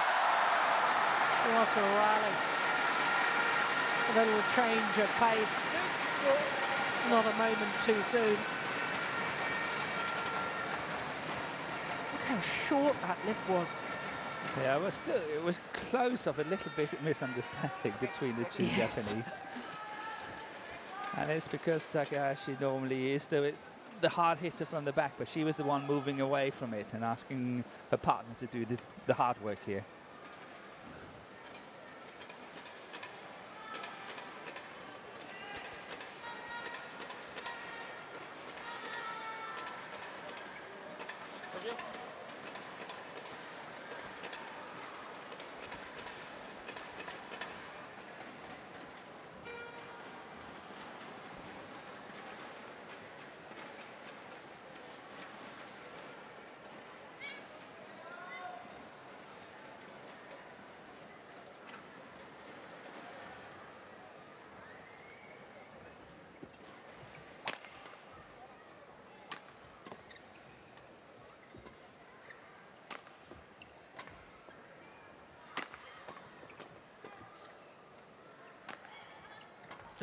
bigger misunderstanding between the two Chinese.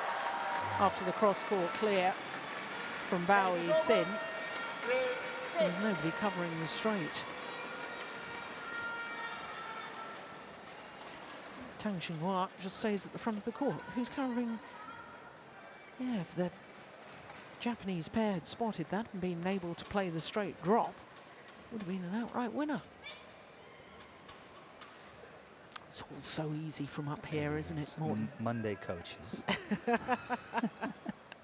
Aren't we good? Oh, that's well played.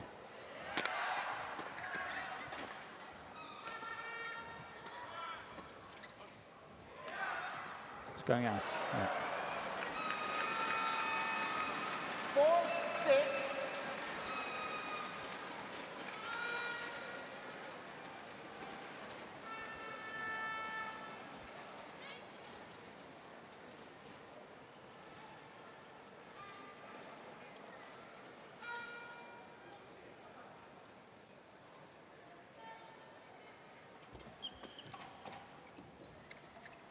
Oh my goodness. Well, that borders on perfection. 5-6.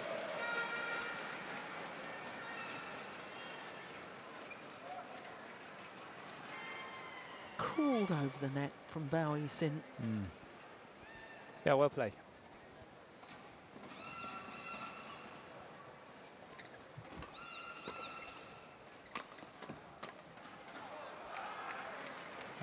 I think they challenge it. Hands up. Yeah. Yeah, challenge at the back of the court. Sideline all in. And I think the Japanese are going to win this challenge. It was called in. It's way out. It was way out.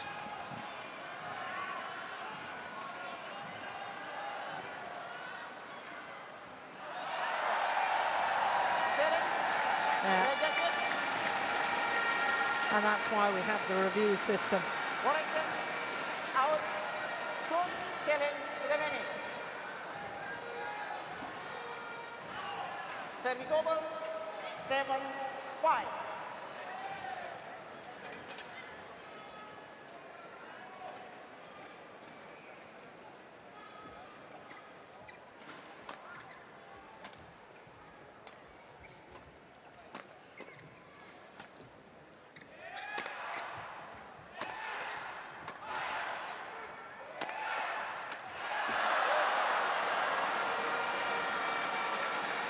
Yeah, disappointment from Takahashi. Yeah, she did the right thing. 6-7. I think she's intercepting, but she missed it. But she was really trying to help partner there.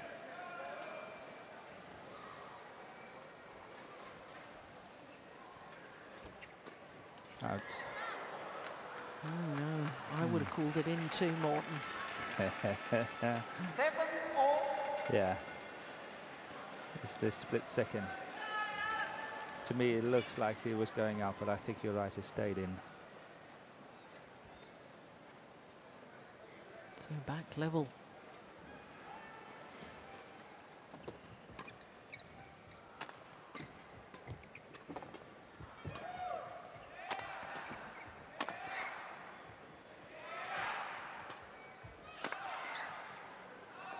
That's landed a mile in. Yeah. Metaphorically speaking. 8-7. In badminton terms. Yeah, in badminton terms, yeah.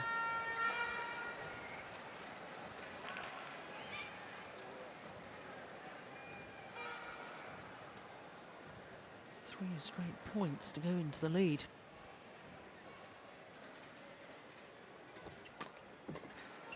Here comes the fourth. No.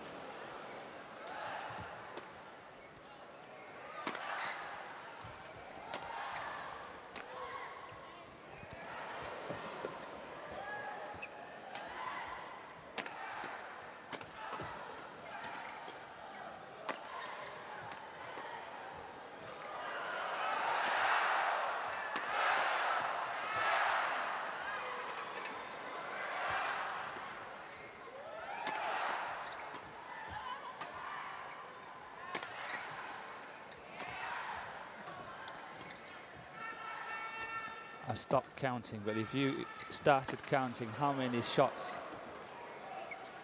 Takahashi is playing for the Japanese pair in a rally like this, is unbelievable. She is working so hard from that baseline.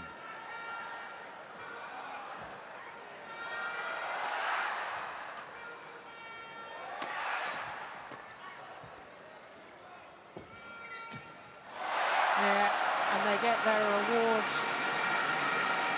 The hard work by the Japanese pair. But Tang was doing there what I mentioned a little bit earlier. She stepped into it and drove it flat, which was really good. Created an opportunity.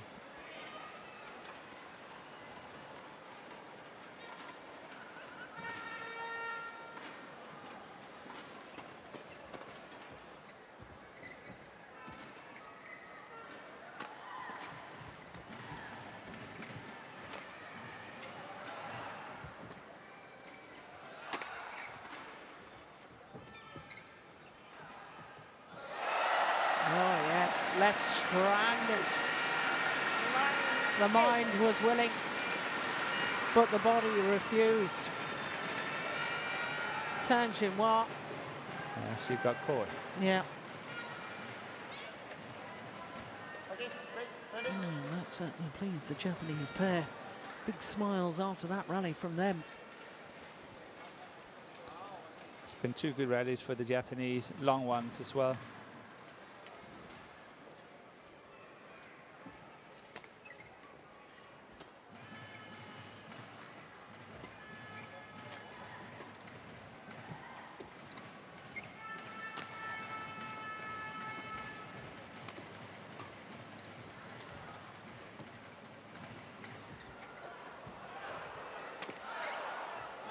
Oh yes.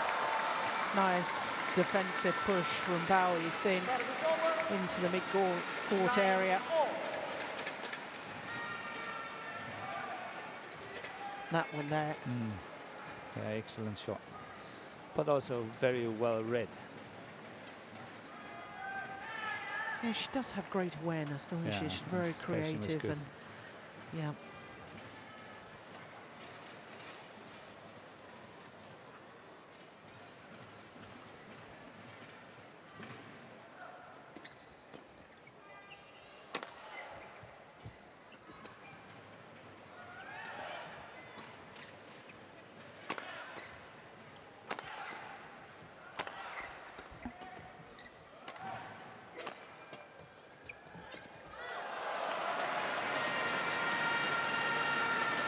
Service over. 10-9.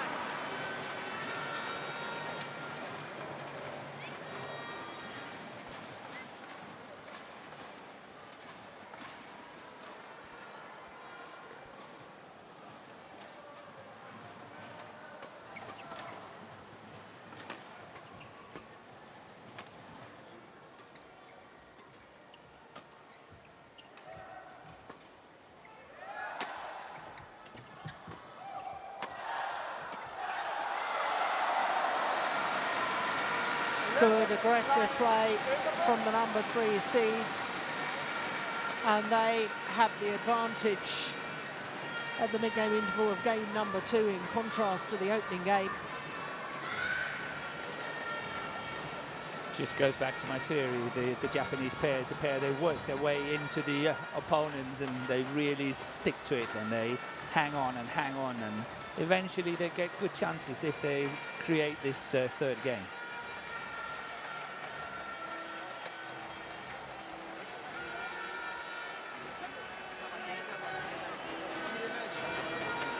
Minutes. And we are maybe only halfway. Yeah. When you see the Japanese pair play like this, it's difficult to understand why, from their 16 tournaments last year, only 3 times they lived up to their seeding position. Yeah, but I think they've had a magnificent tournament here. I've been watching them a bit. Yeah. And I'm telling you, I think they've played really, really well. They stepped it up. Maybe their ranking has dropped down from their career high 2 to, well, they're 4 at the moment, but perhaps that's just eased the pressure a little bit, and they're able to sort of feel that they're not expected to be in the final the whole time, and therefore, you know, lack of so much pressure gives them the freedom to go for it more. Or I don't know, but I mean, I thought last year it was a disappointing year for this Japanese pair. Yeah, but maybe they also spent some time on developing their game. Yeah. Yeah, and I think they have. And it's coming good now. Yeah. But I must say the playing style is adding on considerable pressure on Takahashi. She is really working hard. Yeah. She plays, I would say, at least 75% of all shots from that Japanese combination. And it's difficult to see from here, but I think it is Takahashi that has her thigh or hamstring strapped. Yeah, she's the one that's serving now.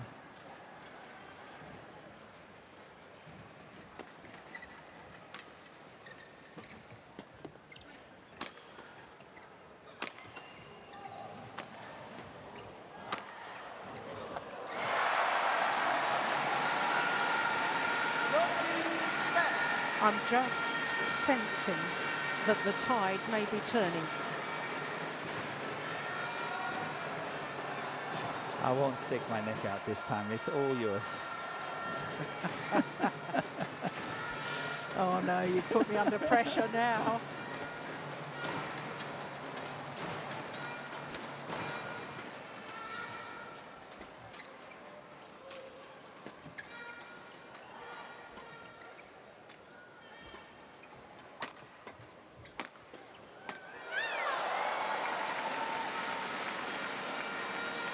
Service over, 11-13.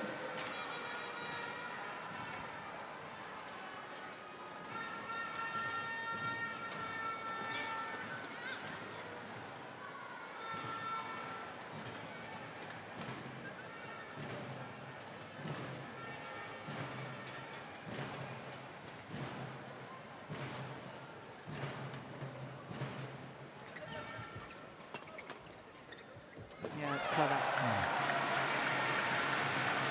Service over, 14-11.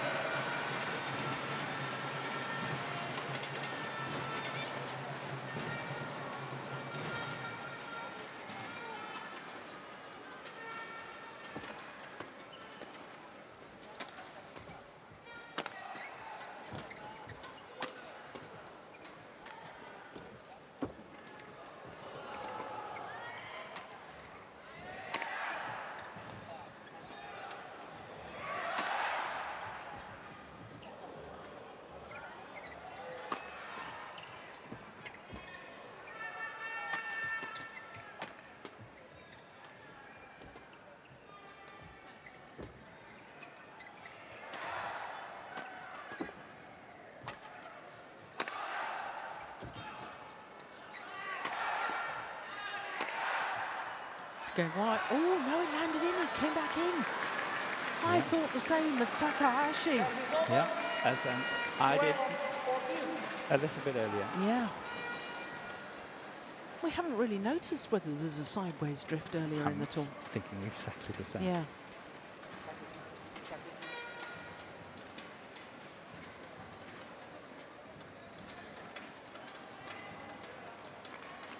So it's interesting to see if, in my opinion, the little bit weaker link in Zhang Xinhua and the Chinese pair can stand the pressure now. She did really well in this last rally.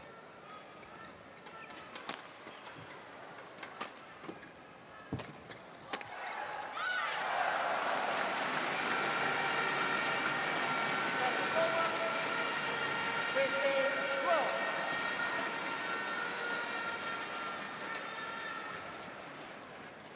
Oh, I think there was a couple of words said to each other there, the Chinese pair, about whether they thought that the shuttle needed to have been played by Bao Yi-sin, whether it would have gone long.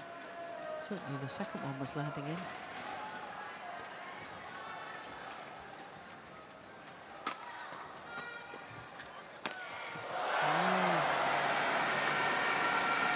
She's struggling at the moment.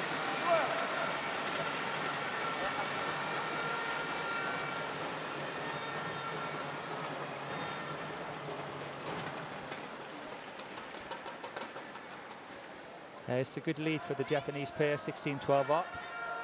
Interesting to see if they can hold on to that lead. And it can create a really exciting third game for all of us to watch.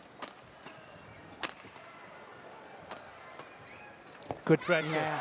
Very, very good counter-attacking there. Nice to see.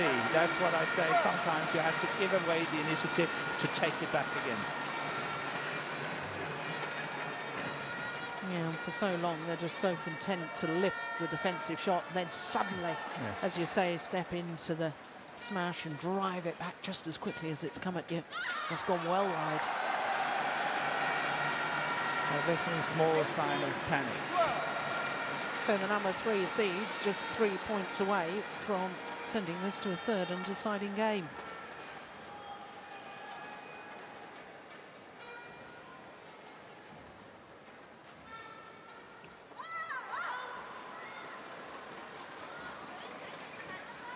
And the serve is called short. I almost think it's the first service mistake in the match, which is quite unusual after all.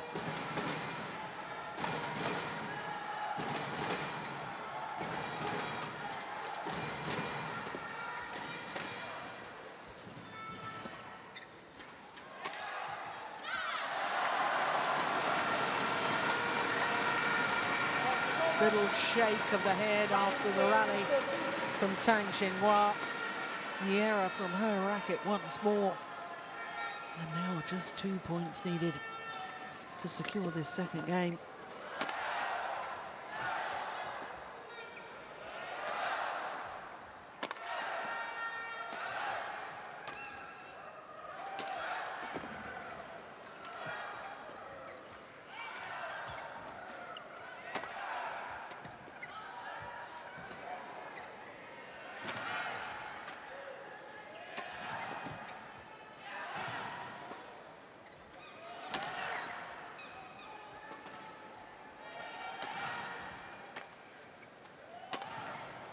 Brilliant.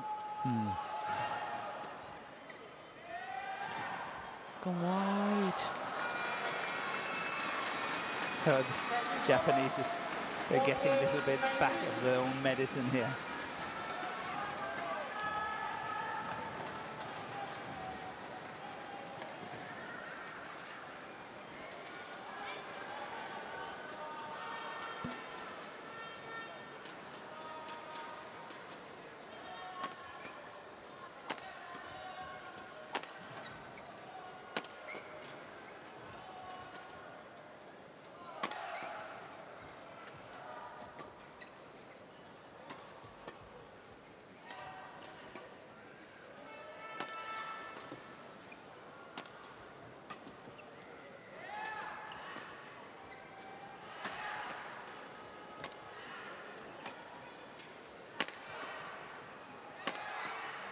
It's going wide.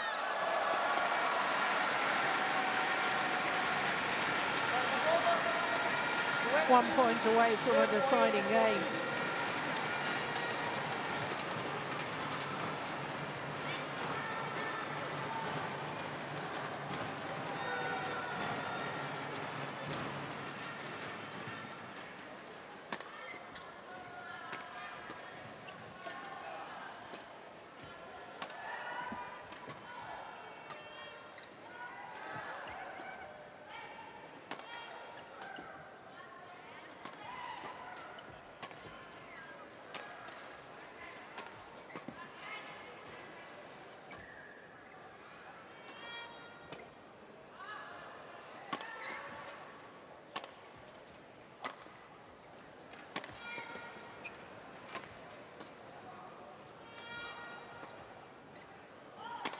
Whoa. What a smash.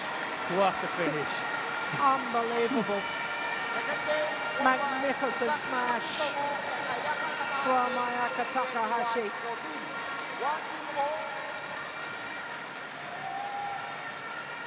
What a finishing rally too.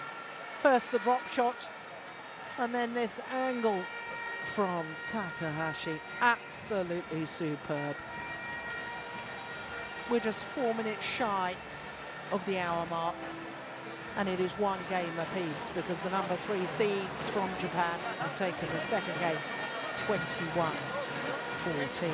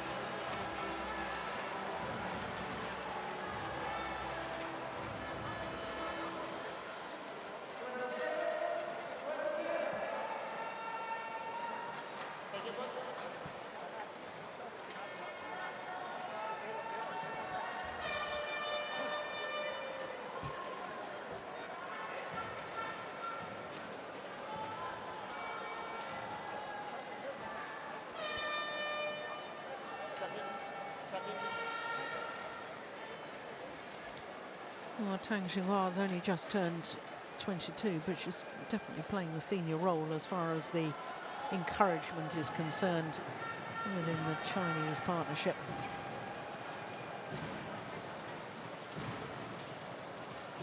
Final game. Level play. So here we go. Third and deciding game. Number 3 seeds Matsutomo and Takahashi fought back brilliantly in that second game, and already there's a few signs with the Chinese pair, especially with Tang Xinhua, that she is very fatigued. Mistiming of shots, spatial awareness, all tends to go when you're a little bit tired. Cracking the Chinese wall.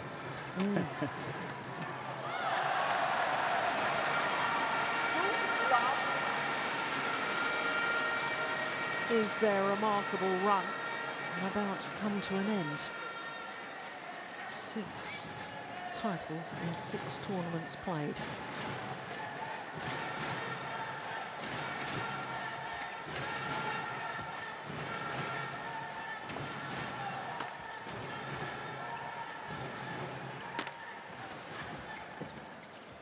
Good pressure. Good following. Misaki Matsutomo going forward at exactly the right moment. Yeah, and she played it so beautifully into that backhand corner.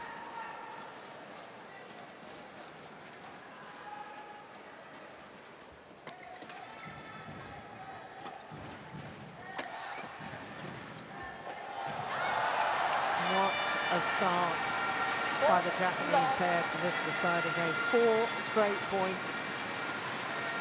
And the Chinese pair, having looked so slick and like a well-oiled machine, quite simply at the moment, almost in disarray. Unsure who's going for what tactics they should use. And yeah, their coach is looking a little bit uneasy too.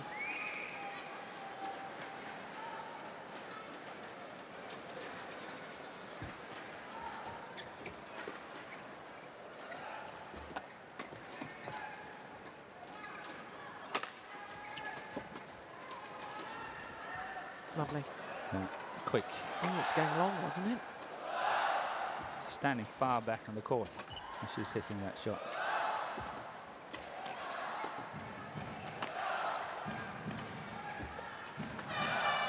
Brilliant. Oh, yeah. Good jumping into that one. You rarely see that. The way she jumped in on that on the backhand side and crossed it. See that more often from the men's. That one there, pretty good. Okay, ready? One. Oh, you're a hard man to please. I would have said that's very good. You know, where I come from, we understate a little bit. Yeah, I know that, Morton. 5-love. That's good, really good. Very difficult finish. Service over. Normally that backhand would be crossed, but playing that straight is a sign of pure brilliance. That one there, that's good.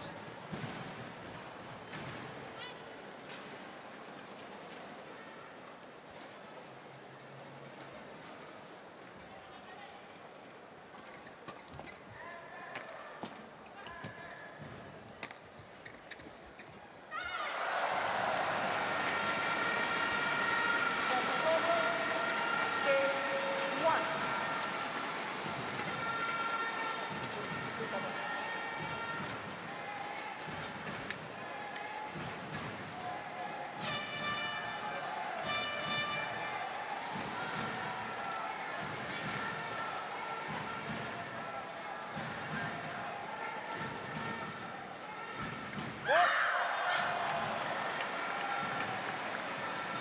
Service over.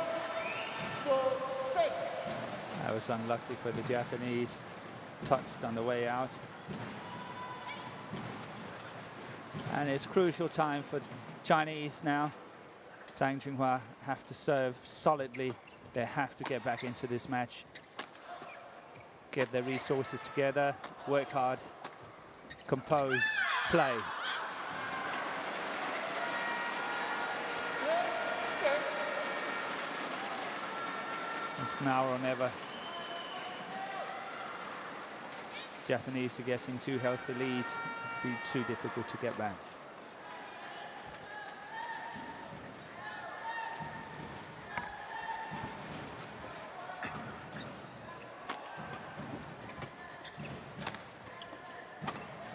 Yeah, they sense it though. Playing the last couple of rallies with a little more urgency. Okay, take that.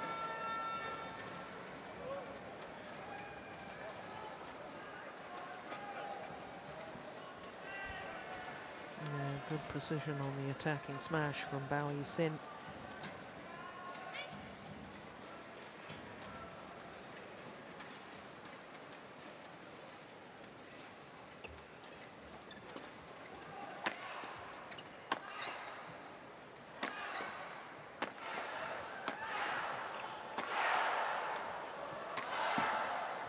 That's good. Unbelievable.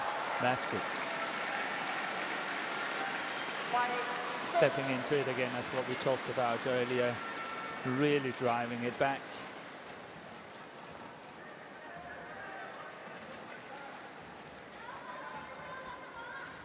The smash from Matsutomo is not strong enough, and she's getting punished here.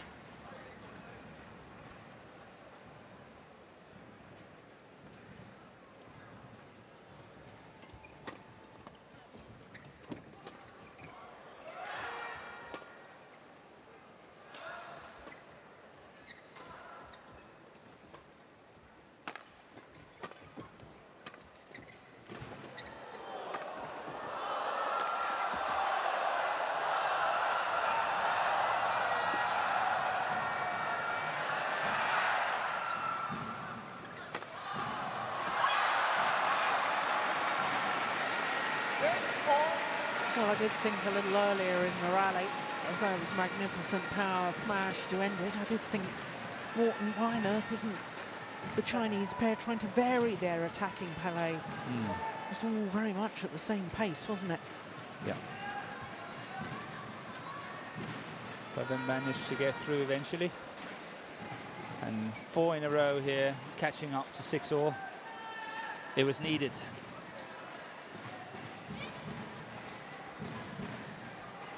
Actually, 1-6 adrift.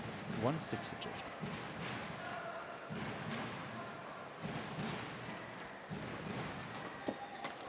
Good return of serve there. Very good by Matsutomo. That was really, really good. Lots of pressure on that one. That's a good one. Good return.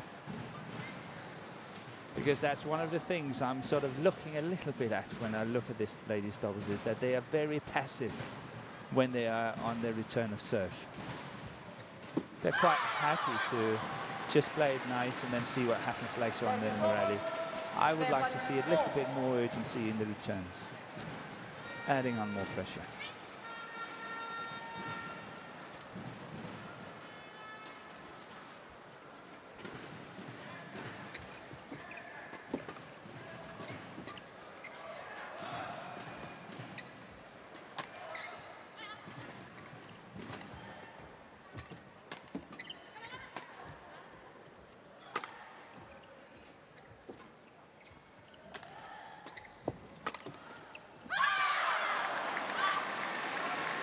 Look at the reaction of the Chinese players after that rally.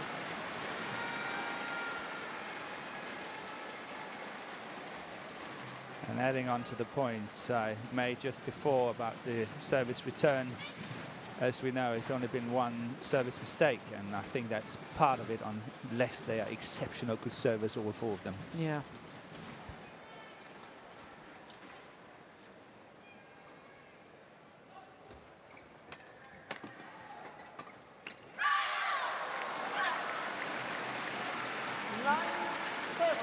Eight of the last 9 points have been won by Bao Yusin and Tang Xinhua. Yeah, there's no doubt that Takahashi and Matsutomo have to find a way now. Yeah.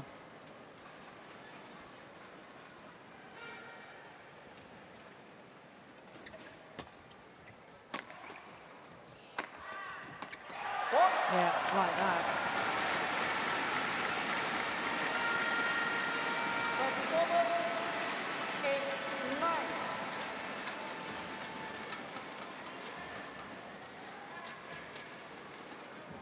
Okay, thank you.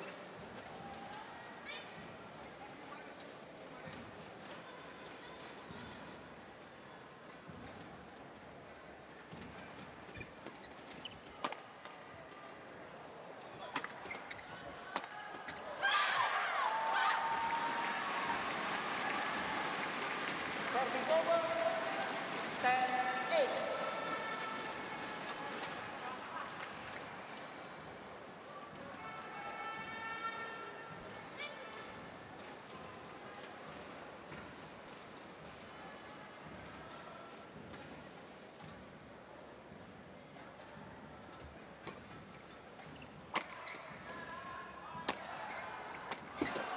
Good interception, keeping the match alive for the Japanese. Service over. I think we're in for a thrilling end to this one. Oh, both pairs seem to have enjoyed that far side of the court more, and with the Japanese pair Yeah, changing. changing, Yeah. and we'll finish off that far side. Who knows? Good attack from Bao Yusin, hit and move forward, hit again and move further forward. And the number 5 seeds from China have a 2-point advantage as they change ends in this deciding game, but as we've just mentioned, both pairs have enjoyed more success from that far side of the court, which is where the Japanese pair are going to end.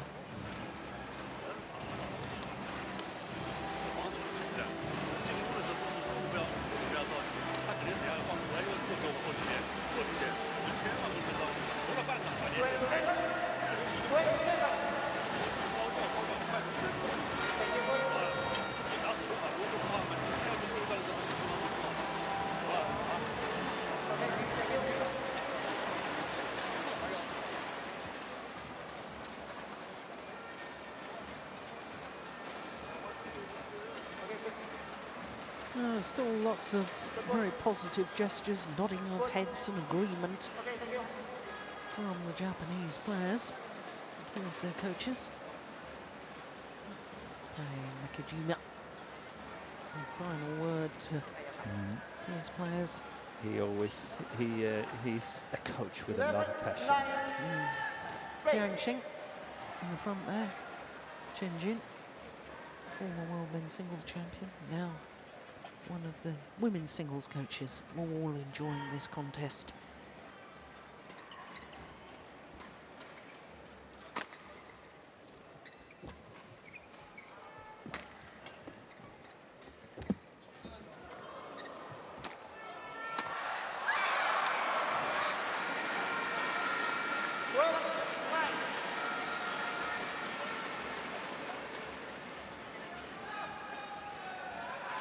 Full stretch, Tang Xinhua.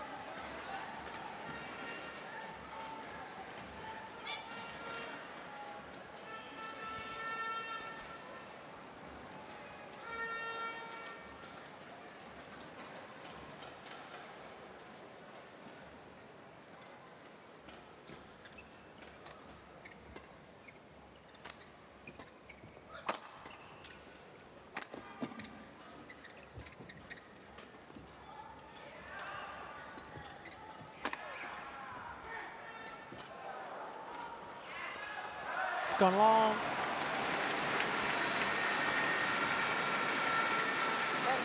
Well, on your first 4 points after the change of ends theory, at the moment we're 1-1. Yes. And crucial for the Japanese, 12-all, or Chinese 14-10. Imagine that for the next two. That'll make a huge impact on this match.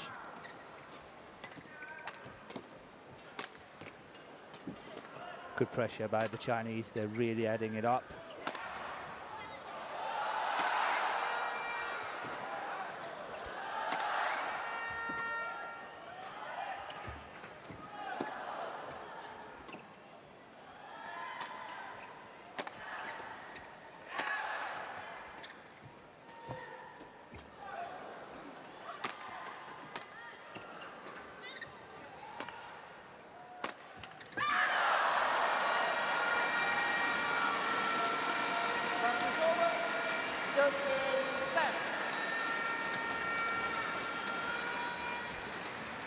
Yeah, that was some mistake that's coming here. That one, there's a big opportunity for that counter-attacking opportunity. Flat exchange, moving forward, finishing it. Came right where she wanted it. Yeah, there's no one more disappointed than her. She knows that was the opportunity.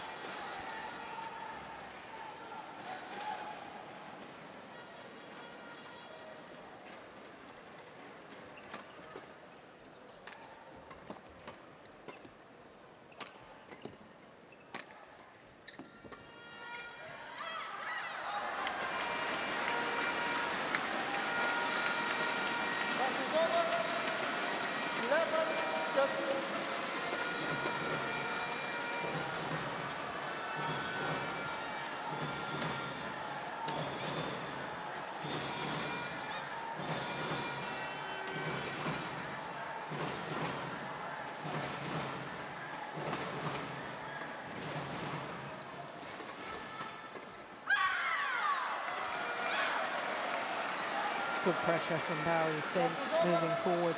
14-11.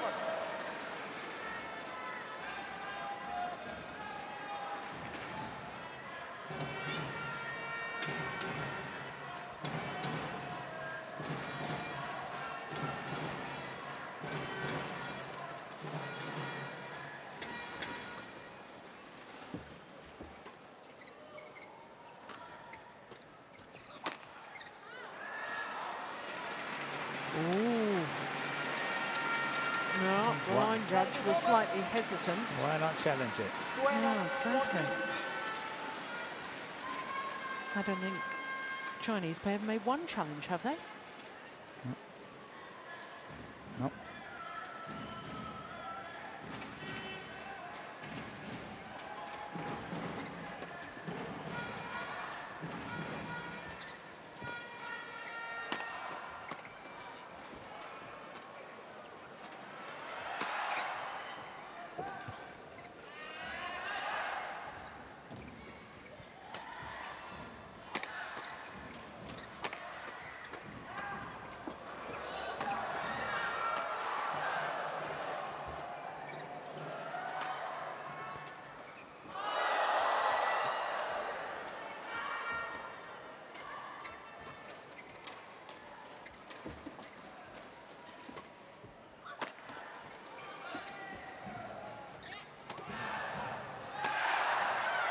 Good rally.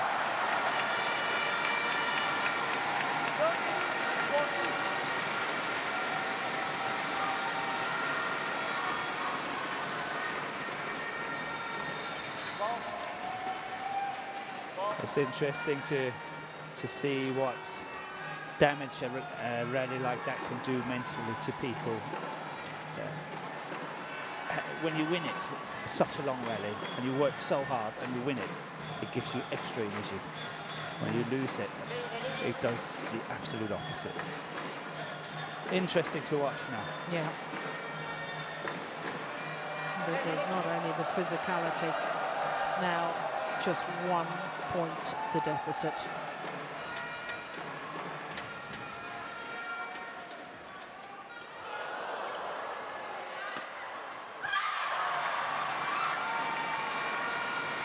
Service over. 20-13.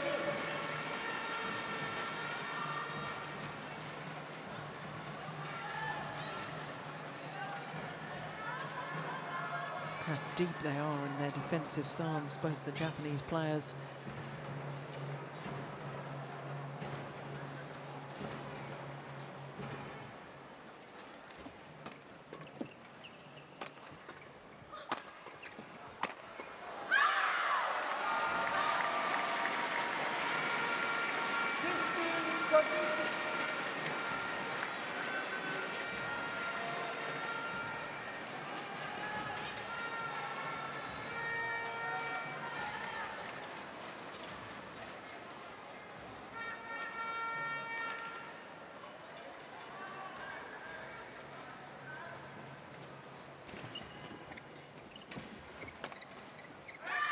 Gone long, and one senses this might well be the crucial phase. Yeah, and it's interesting to see that, you know, we've been a little bit harsh to Tang Chunhua. I think, you know, we at one stage we mentioned she was a little bit of the weaker link. I think she has really stepped up here. The last 3, 4, 5 points, she has worked hard. She added on a lot of pressure. She scored, I think, at least 3 of them. Yes, and the other interesting thing, of course, after that long rally, and you said, well, what's the psychological impact or damage on both pairs after that? Well, the answer has been quite clear. It's made the Chinese pair even more determined. Since that rally, they've won every point. Yes. And they're now just 3 points away from the title. And it should, under normal circumstances, have worked the other way around. Yep.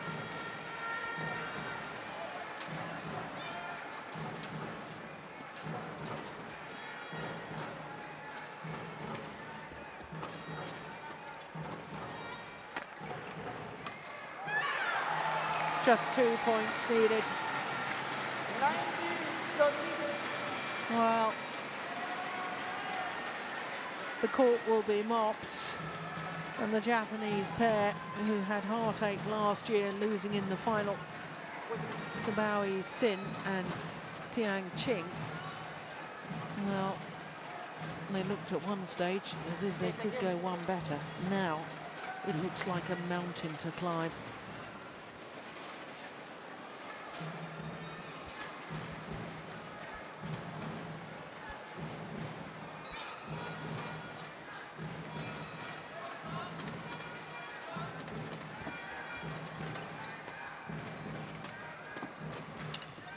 That's it. Match point opportunities have come around. All points since that marathon rally won by the Japanese pair.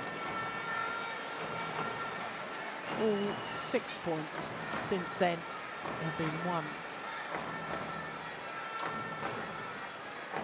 by this Chinese combination.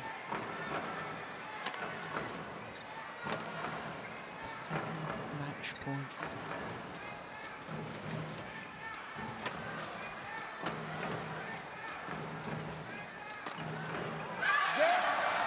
Seven match point opportunities not needed, but one thing is certain, it's a 7th consecutive title for Bao Sin and Tang Jinhua. My goodness, they were made to work so hard for that title, but from 14-13. Match won by 7 straight Tansi Dua, points 21, to win their 7th 14, straight 21, title. 13. They are most definitely a pair to be reckoned with. 1 hour, 21 minutes of fascinating, grueling badminton of the very, very highest quality. Second title in 2 weeks for Bao Yi-sin and Tang Jinhua, who won the Korean Open last week against teammates, the twin sisters of Liu Ying and Liu Yu. Today, they've beaten the number 3 seeds, Matsutomo and Takahashi, for their 7th straight title. 21-19, 14-21, 21-13 in the deciding game. What a match it was.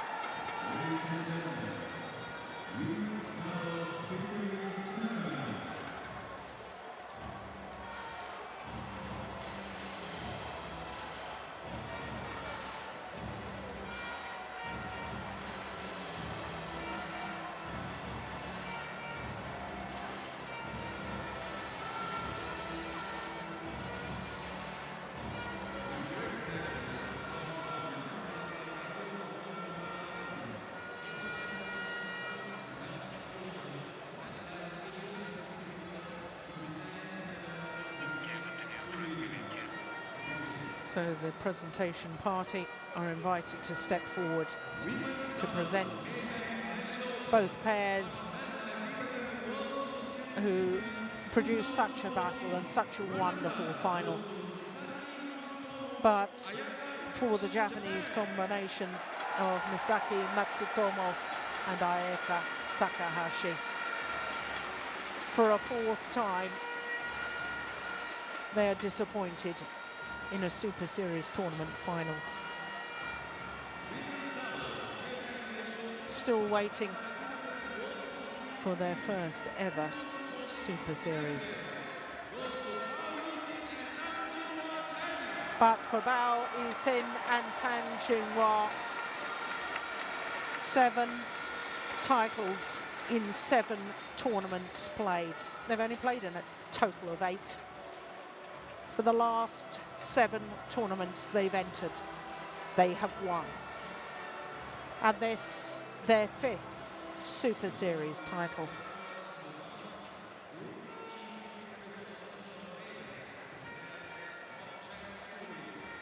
Well, who would have thought back in 2012, when I first saw Bao Yixin and Tan Xinhua reach the semi-final of the Hong Kong Open, that they would team up almost 7-8 months later and become such an outstanding combination. Well, records are there to be broken. And in winning 7 straight titles in 7 tournaments played, their last 7 tournaments, is a record that I think will be very hard to be beaten.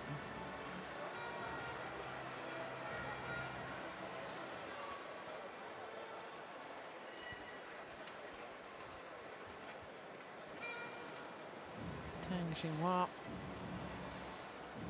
Bao Yixin's partner this year. Of course, Bao Yixin won the title 12 months ago with Olympic champion Tian Qing.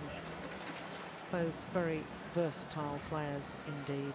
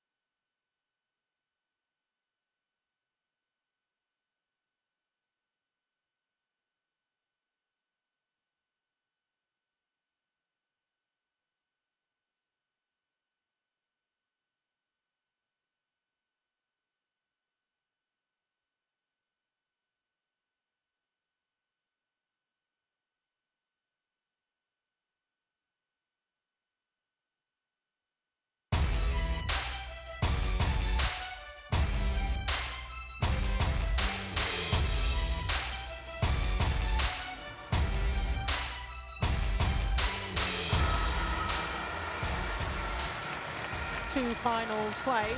2 titles to China. Women's singles, of course, was assured because it was an all-Chinese affair, but the women's doubles of Bao Yixin and Tang Xinhua battling through against Matsutomo and Takahashi.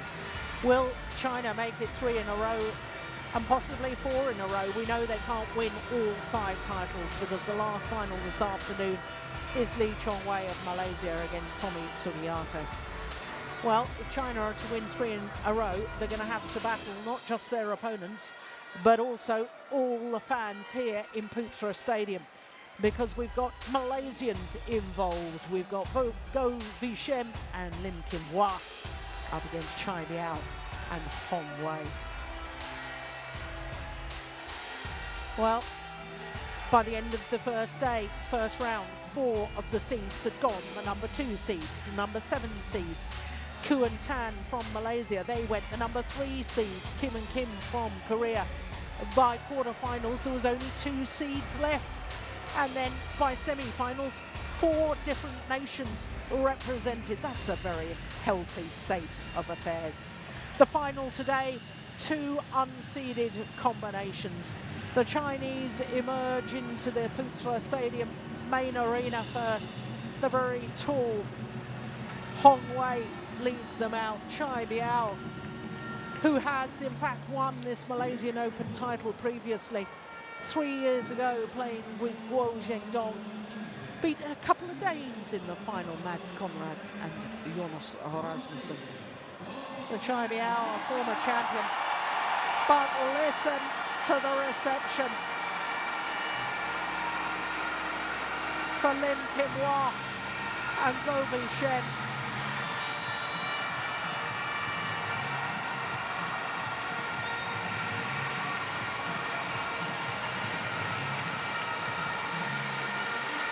Malaysian fans on their feet just to welcome this Malaysian pair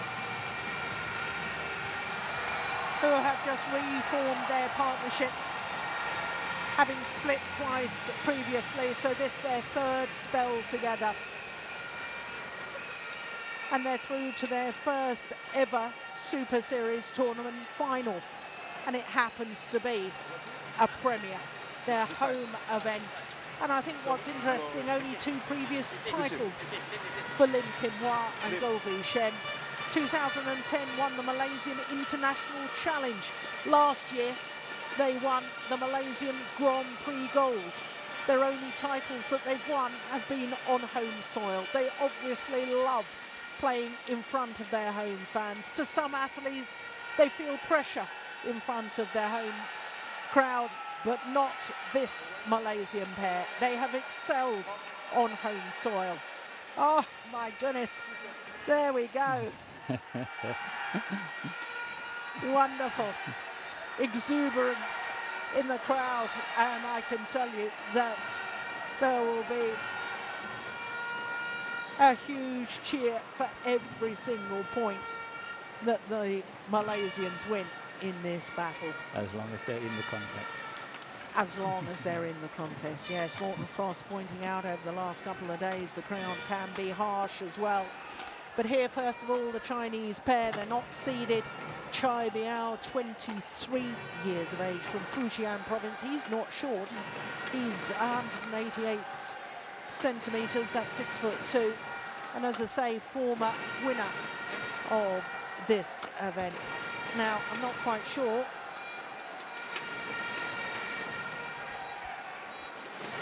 about their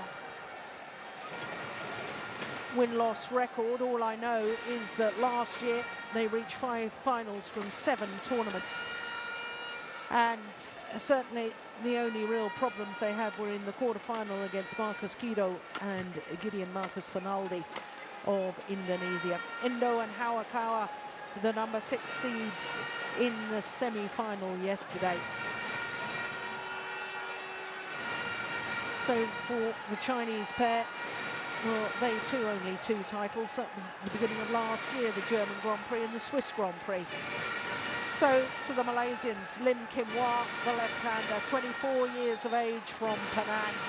Govin Shem, the same age, but born here in Kuala Lumpur. Both of them bronze medalists at World Junior Championships in men's doubles, but not playing together.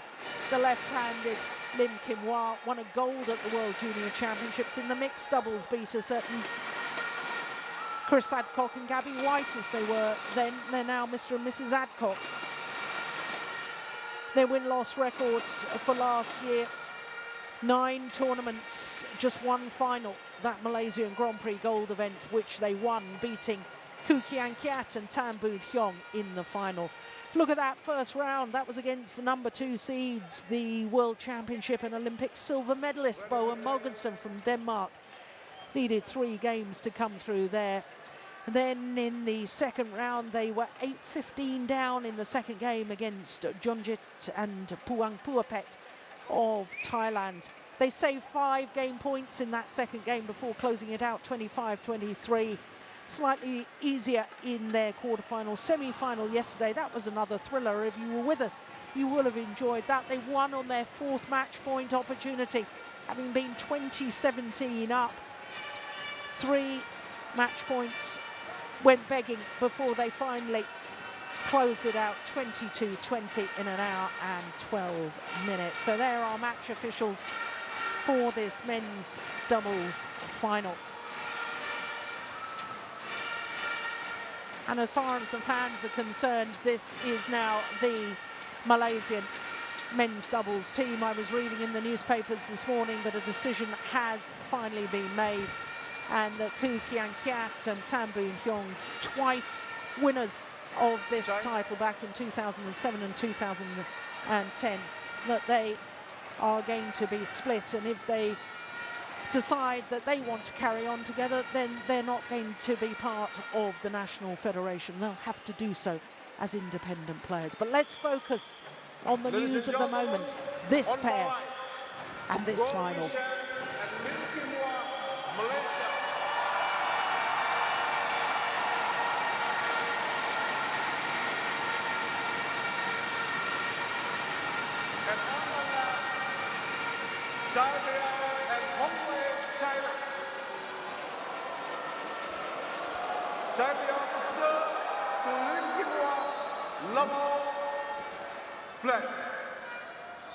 So the Maybank Malaysia Open men's doubles final gets underway, and as I predicted, a loud roar and cheer from the fans here in Putra Stadium, with the very first point won by the Malaysian combination.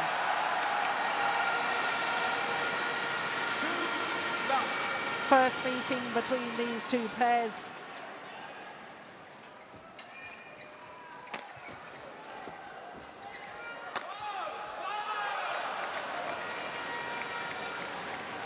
And I have to confess, more than I did think, that in their earlier rounds, especially yesterday, I thought the Malaysians were at times crippled by nerves. So a big part of today is going to be how they handle the nerves that they must be feeling within. I agree. They have to rise to the occasion and really show what they can do. And they have to block out everything. They have to just focus, concentrate on doing their best, win or lose, whatever, focus.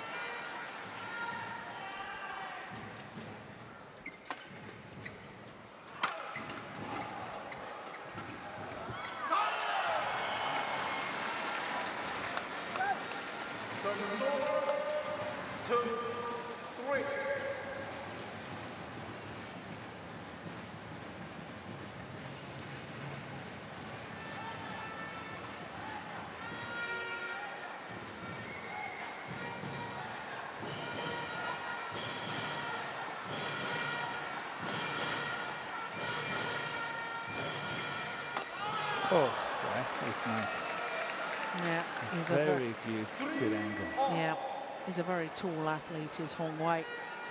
How tall was it, you said? 190. 190. 6'3". Yeah. Both his parents were professional basketball players.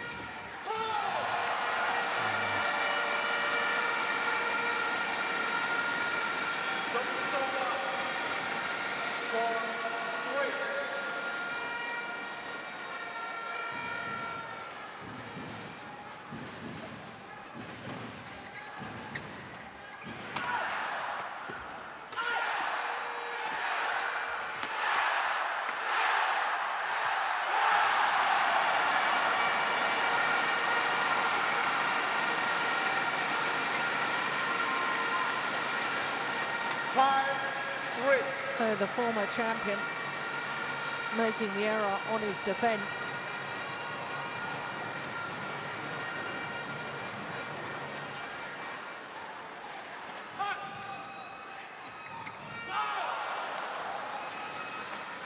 Service over, 4-5. Yeah, when you talked about before, you know, not succumb to nerves and all that, I'm mostly concerned for Kim Hwa. I think that, you know, you already saw here when he was approaching the net after one of the previous rallies, he was screaming and shouting and all that. You know, he's way very high up. Service over. I don't know if that highly strung or whatever you call that. Yeah. Yeah. And he's got to be careful that he's not going over the top, but always focus and play his best. Now, good return from Hong Wei. 5, For him, second final in 2 weeks, because of course he reached the final of the Korea Super Series with Fu Haifeng. Lost out to the Danes, Bo and Mogensen. And this one back with Shai Biao.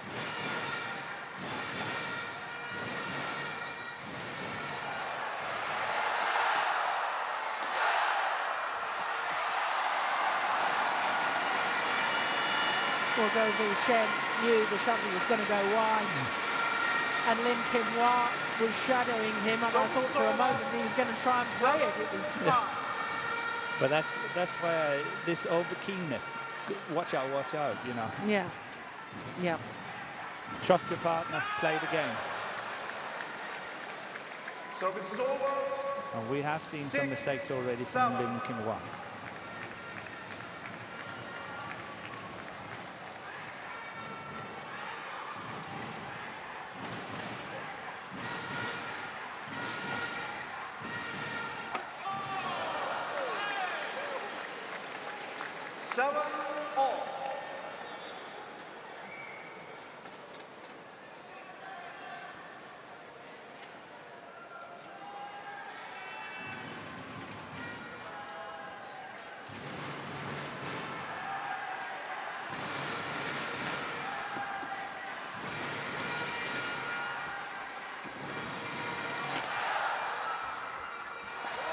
That's well taken. Yeah, good follow-up, really good follow-up.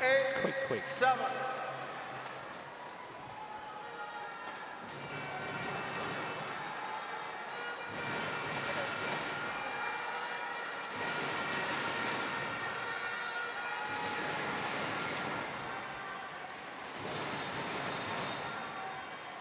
Right.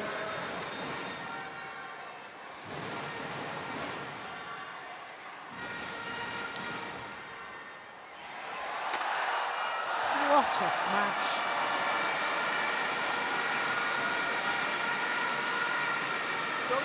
Yeah, not only that, it's the placement as well. That cross the body there, good power, good placement. And what would you say, 260? If it's coming up, 255.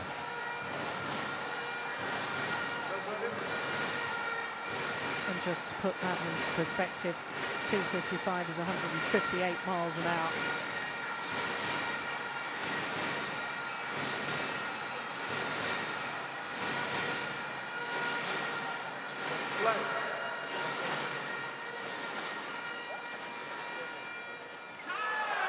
Well, he was struggling with his serve yesterday, wasn't he? When we were watching him against Pratama and Saputro. Yeah. Out of the 9 points the Chinese has got so far, I think that Lim Kim Hwa is possibly responsible for at least half of them in terms of mistakes, and then the Chinese have won the rest. Yeah. I think that goal has played really solid so far, but Lim Kim Hwa really have to watch out.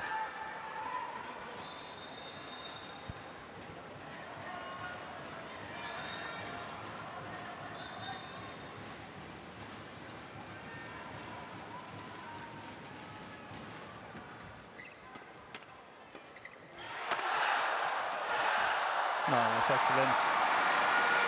Both the Malaysian players here, really good.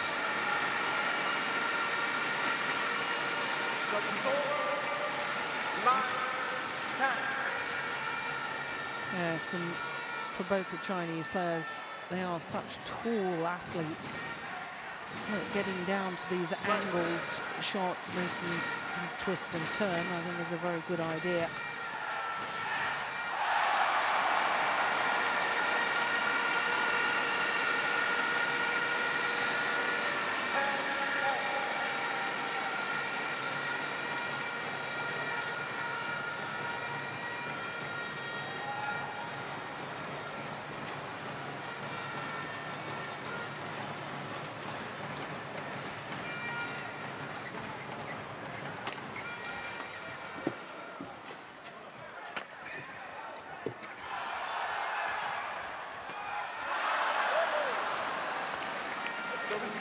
So it is Chai Biao and Hong Wei who have the narrowest of possible advantages at the mid-game interval. Just 1 point in it. My goodness me, in comparison to the women's doubles, this is all happening in double quick time, just 12 minutes to the mid-game interval.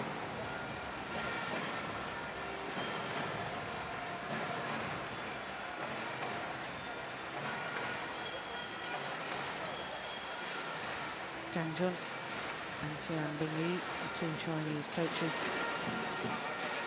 Your friends, Pan Chang.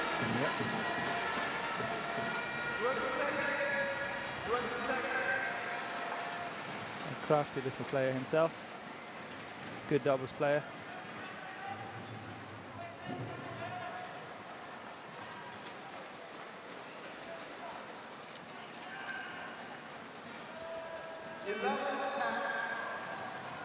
Black.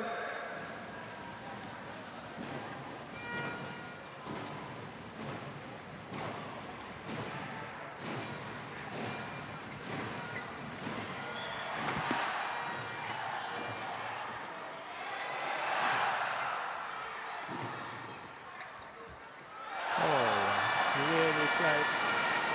That is very well played by Kim Hwa. It's difficult to play that one there.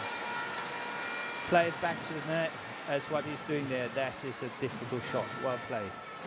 And that presumably, because of its degree of difficulty, will give him a huge amount of confidence. Yes, absolutely. Oh, nice return. Good to see the pressure there by Hong. Great pressure on that return.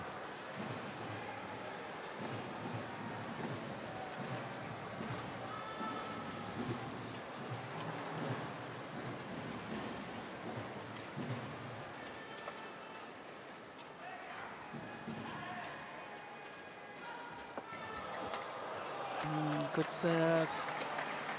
Little look from Gervais Shen towards the service judge. Oof. Yeah, just making his thoughts quite clear by shadowing a shot up, a serve up by his chest. You can't be in doubt. Hong Tak from Thailand is our service judge. Unless he makes the call, it must be legal. Oh, that's clever again. Yeah.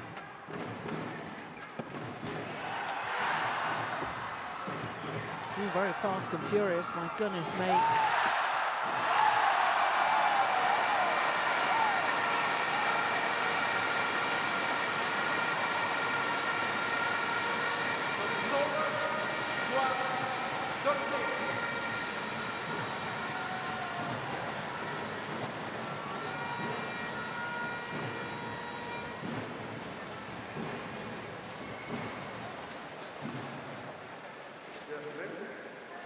He's wriggling up by the 250 mark, isn't he? Yeah, quite consistently.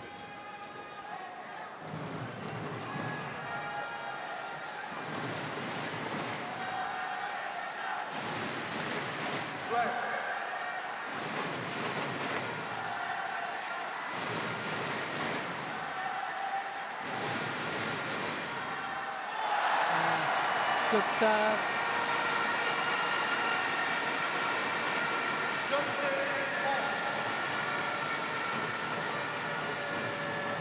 Malaysians back level.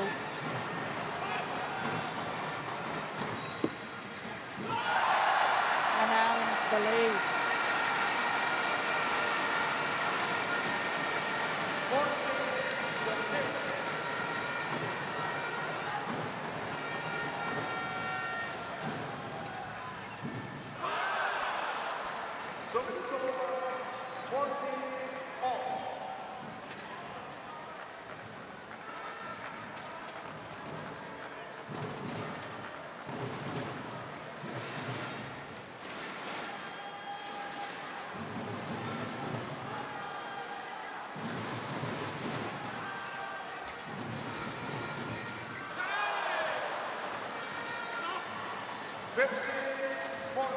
Yeah, we don't see the same long rallies as what we saw in the ladies doubles, that's for sure. As you said, it's double pace, triple pace. Very fast and furious.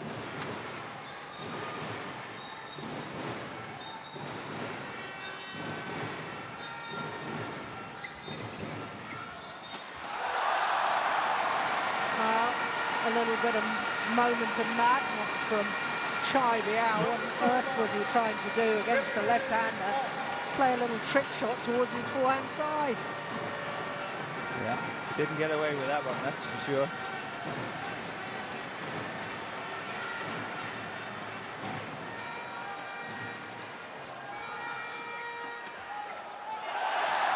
Yeah, good interception.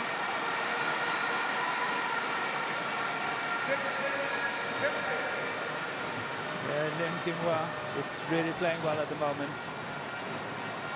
But if you noticed as well, I think he's sort of calmed down a bit. I don't know if I'm mistaken, but that's what I feel anyway. Yeah, oh well, there you are. Curse of the commentator. Yes. I was just about to say, calm the nerves, got himself in the right place mentally, and then makes an error on serve.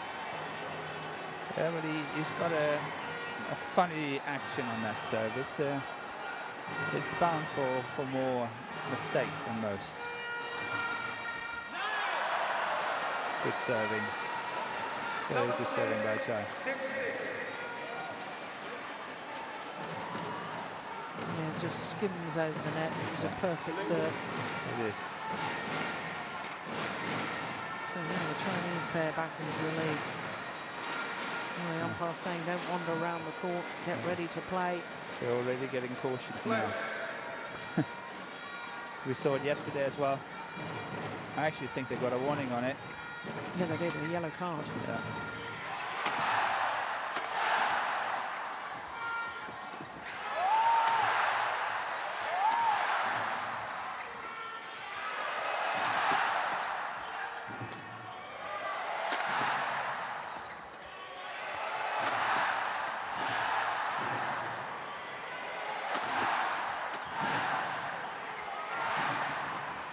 First long rally. And that shot was landed long.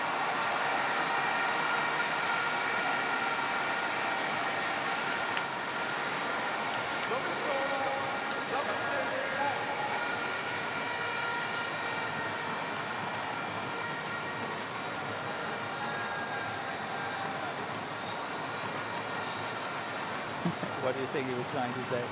Come on, come on. You can play me on the baseline. I will win it.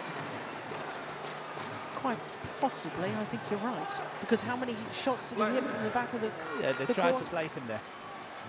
261 in that rally from Go Vishen. Off to the left.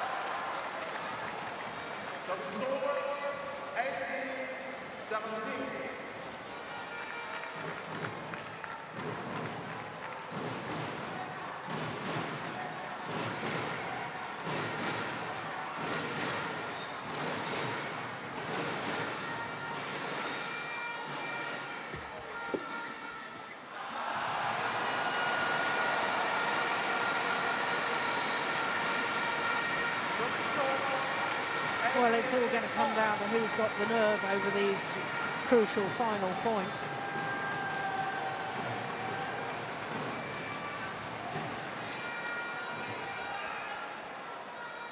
Can he get a good serve? Yes, he can.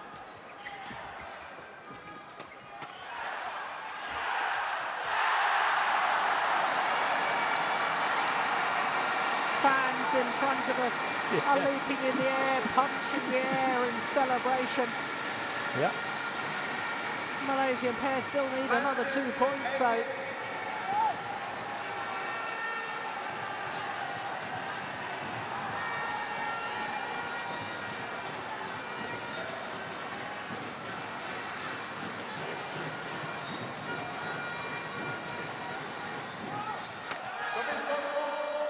Service fault called. Racket not pointing in a downward direction. Would you believe it?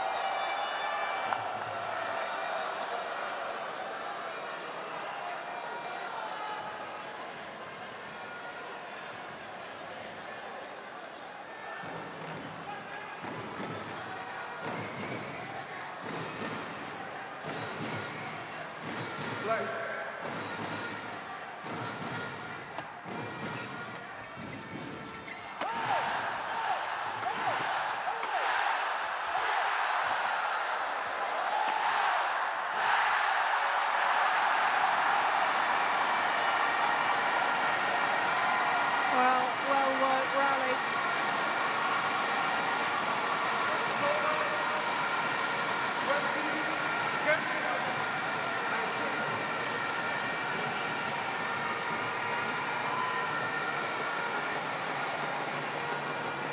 And even a little bit of showboating in the end from both the Malaysians.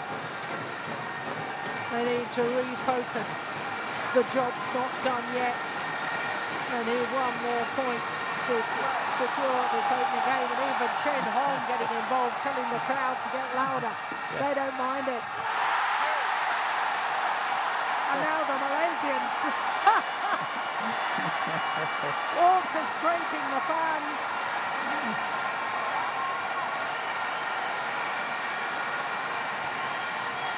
Opening game to Lim Kim Hwa and Go Vi Shin. Look at the reaction. Come on, crowd. It's becoming a contest who can shout the loudest. The battle, not only on courts with the skills, the battle of the mind. 21-19 though, the opening game in 23 minutes. And the Malaysians are one step closer to their dream.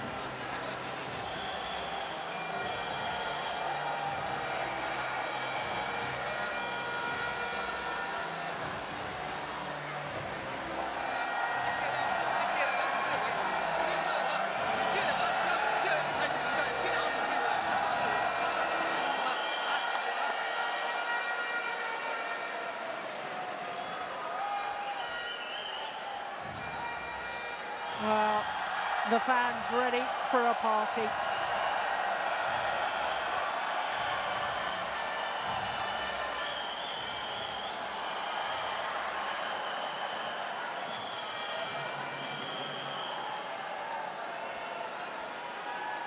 Well, I should think both sets of coaches, probably first and foremost, trying to calm their players down in that 2-minute timeout.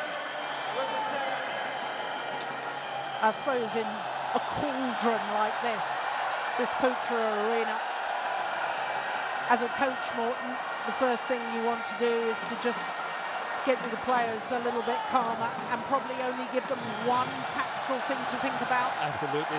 One or two things, that's it. Maximum. It's all boiling. They have to focus and you have to take the most necessary. So one game to the goods, Go Vi Shin and Lim Kim Hwa.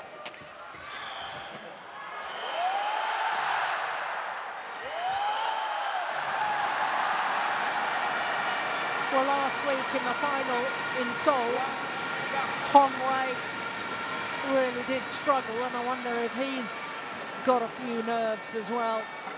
Be quite understandable.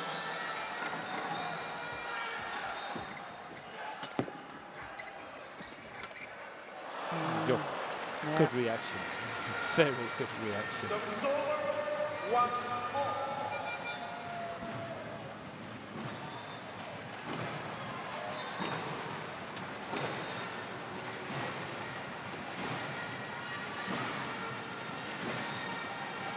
Play.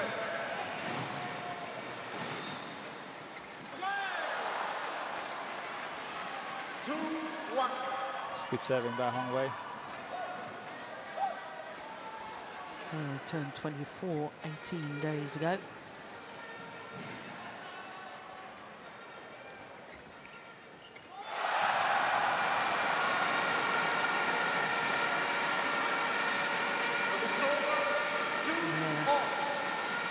Chai Biao knows himself that wasn't his best.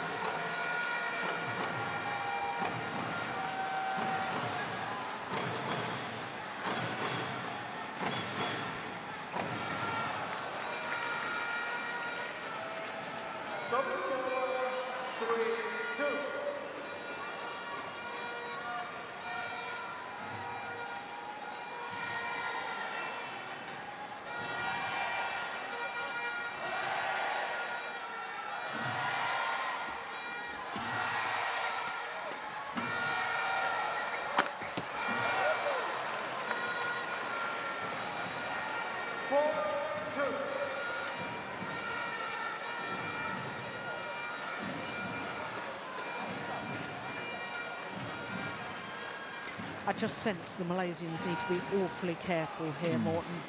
Me too. Otherwise, the train is running. Yeah.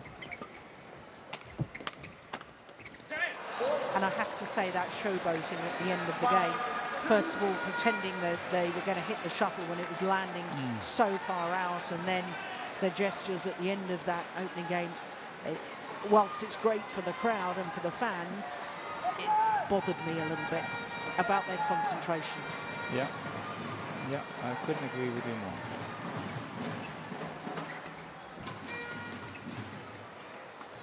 But the Malaysian pair is also now playing more passively. They're not, you know, really trying to get that initiative as what they had in the first set. So by having that first set under the belt, you know, they have to maintain the same pressure. Yeah. And they're not.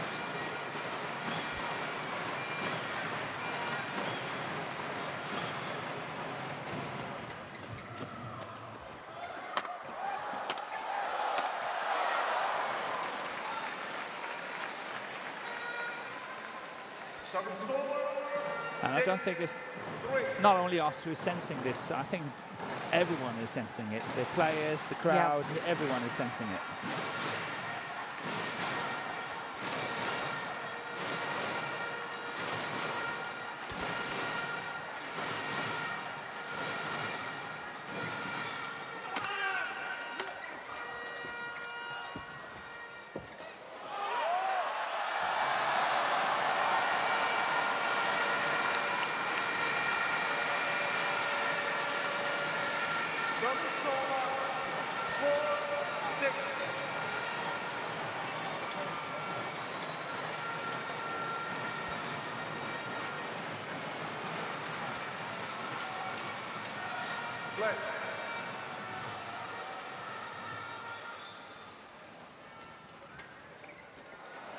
No, it's just wide. Service 7-4.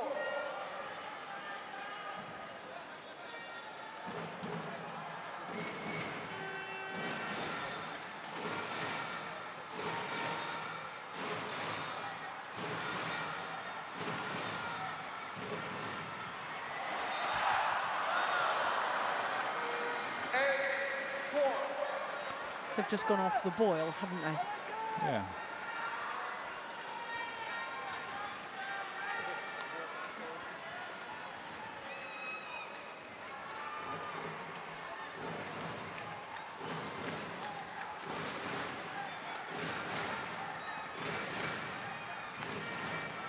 Oh, what a net shot from Chai Biao.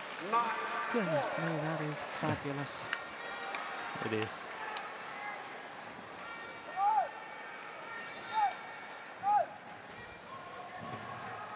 Very calm.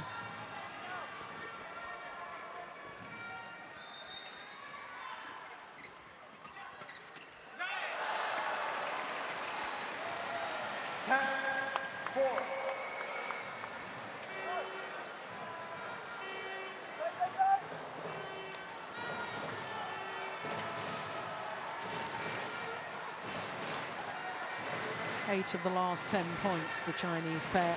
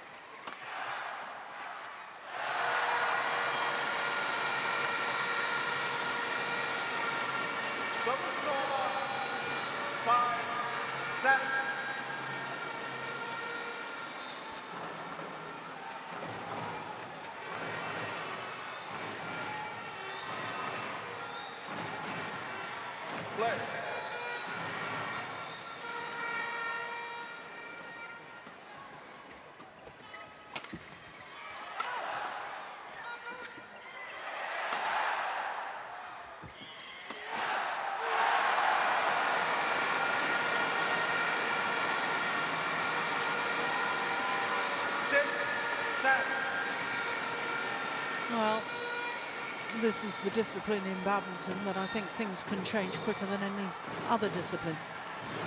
Yeah, men's doubles.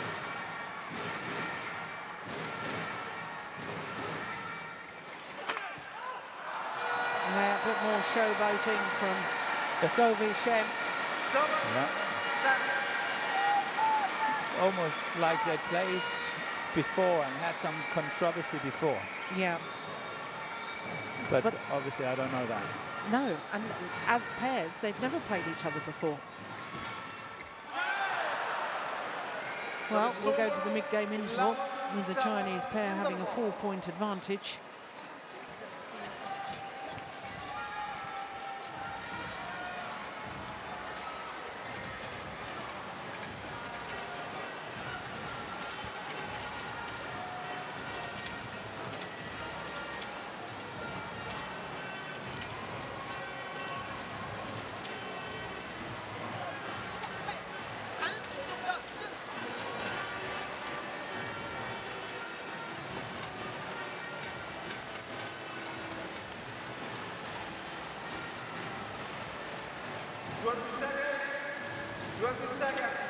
Well, I think the thing in my own mind, Morton, that just stands out from the opening game was the smashing of Go Vi Shen and the fleet of foot and wonderful interceptions at the net from Lim Kim Hwa. And we've hardly seen any of that. We haven't seen it. No. Very honestly, we haven't seen it on the first half of the second game.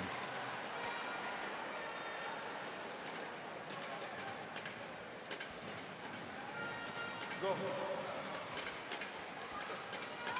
11-7, play.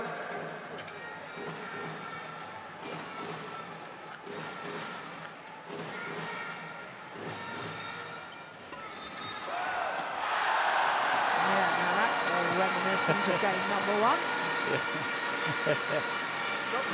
We're back again. 8-11. Well, that was exactly what we talked about. We haven't seen it in first rally. There it is.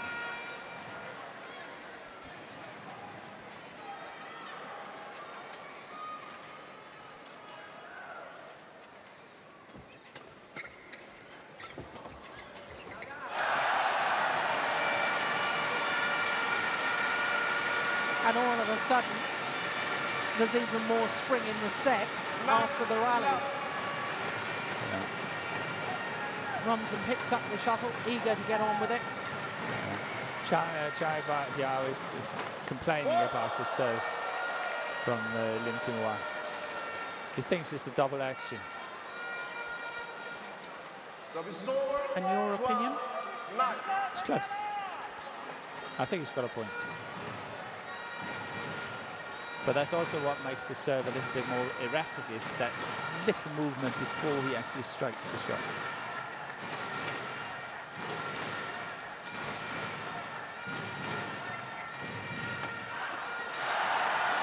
Yeah, good angle from the left-hander.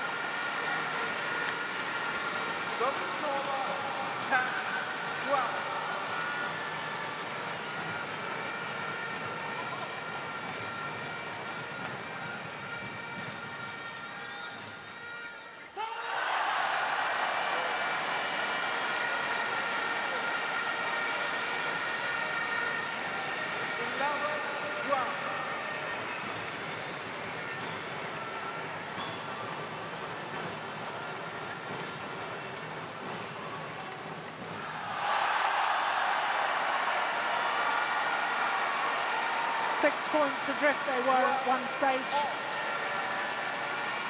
At 4-10 down.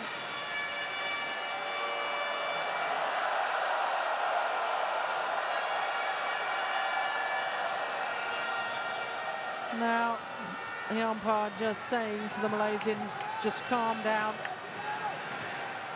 But fairly difficult in these circumstances. It's 12-all now in the second game.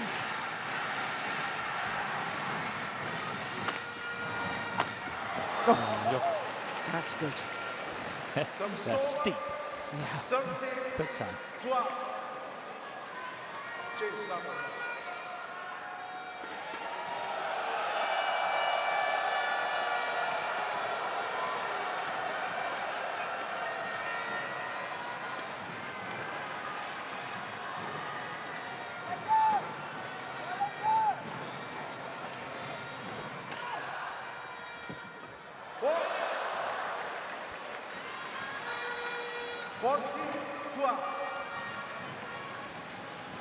Well, having got back on level terms, they mustn't relax at all. A tendency to think that the hard work is done, you're back level, you tend to relax a little bit. And then you get punished. And then you get punished, yeah. Oh, that's nice. That's beautiful. Beautiful play. Cross-court net shots from Lim Kim Wah. I think Lim Kim Wah is really playing a lot better today than what he did yesterday. I really think he does.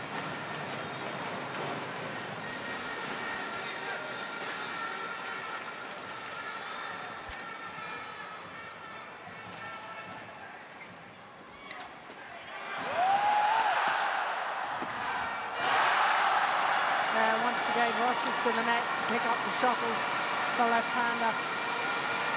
And once again, the Malaysians are back level.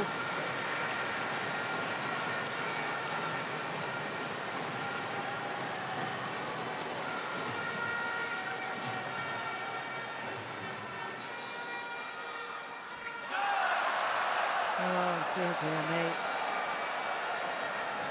Service over. 15, 14.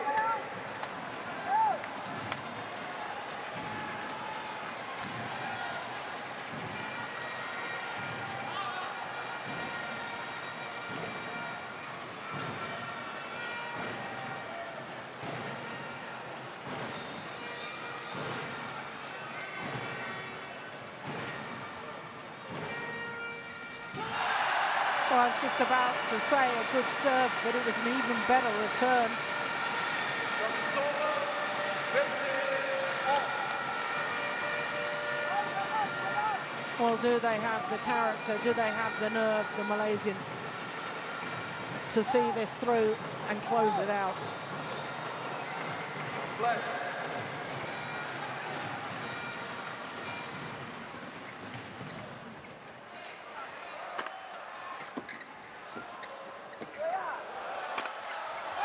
That's a great smashing aim from the tall Hong Wei. Service over. Yeah, there's 16, not enough 15. disguise in that lift.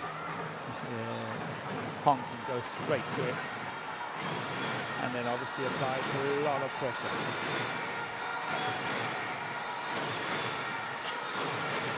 There we see he hardly had to move for it.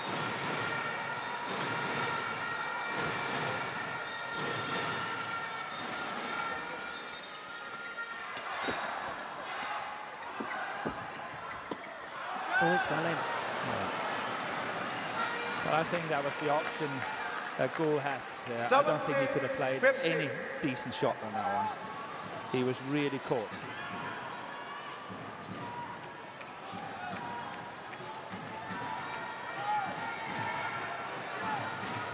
Chinese pair open up a 2-point cushion.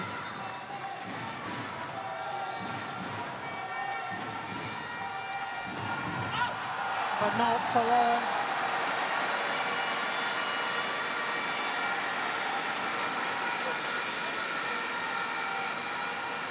Service over. 16, 17.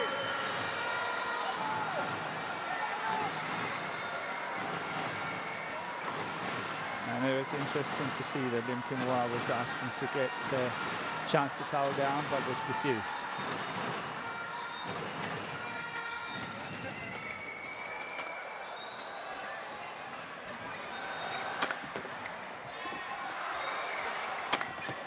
Oh, good defense. Good defense.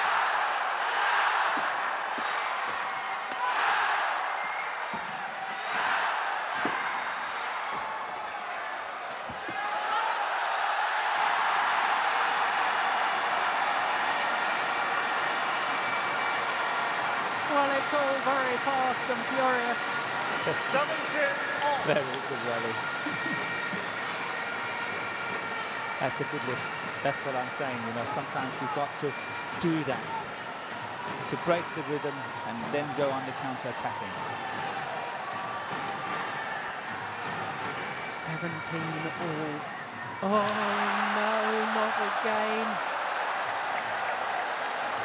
Service over. 18-17. He's got to sort that out. There's got to be some work done on that serve. Yeah.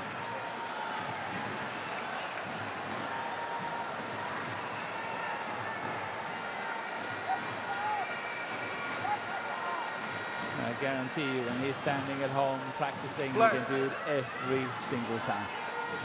It's the pressure of the occasion. Absolutely.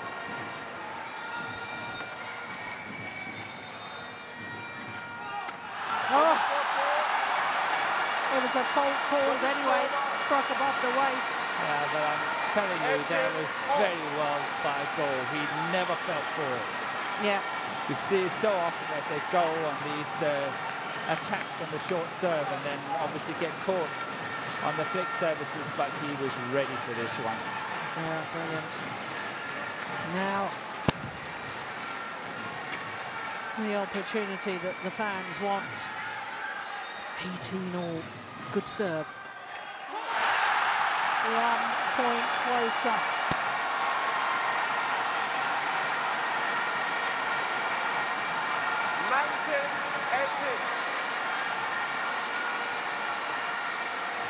And these flat fast exchanges very difficult for the tall Chinese players.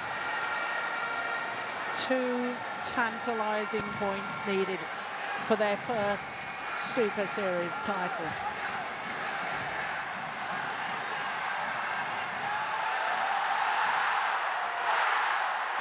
Just 1 needed.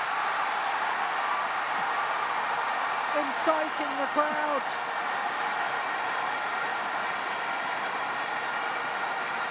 Everywhere you look in the stadium, fans on their feet, clapping their thunder sticks. It is match point opportunities, 2 of them to be precise. Steady on. Your players need 1 more point. It's coming here. Yeah. And they've done it.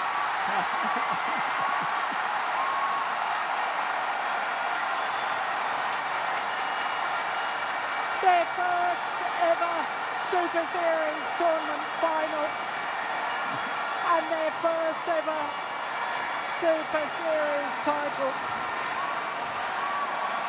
Why, oh why weren't they playing together on a regular basis?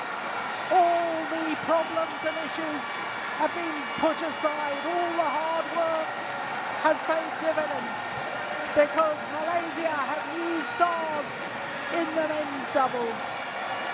Goh Wei Shen and Lim Kim Hwa leading Malaysian men's doubles, having come from a spell at the end of 2013 where they were in different partnerships.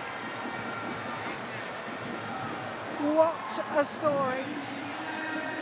What a most magnificent achievement for Lim Kim Hwa and Goh Wei Shen. 21-19, 21-18.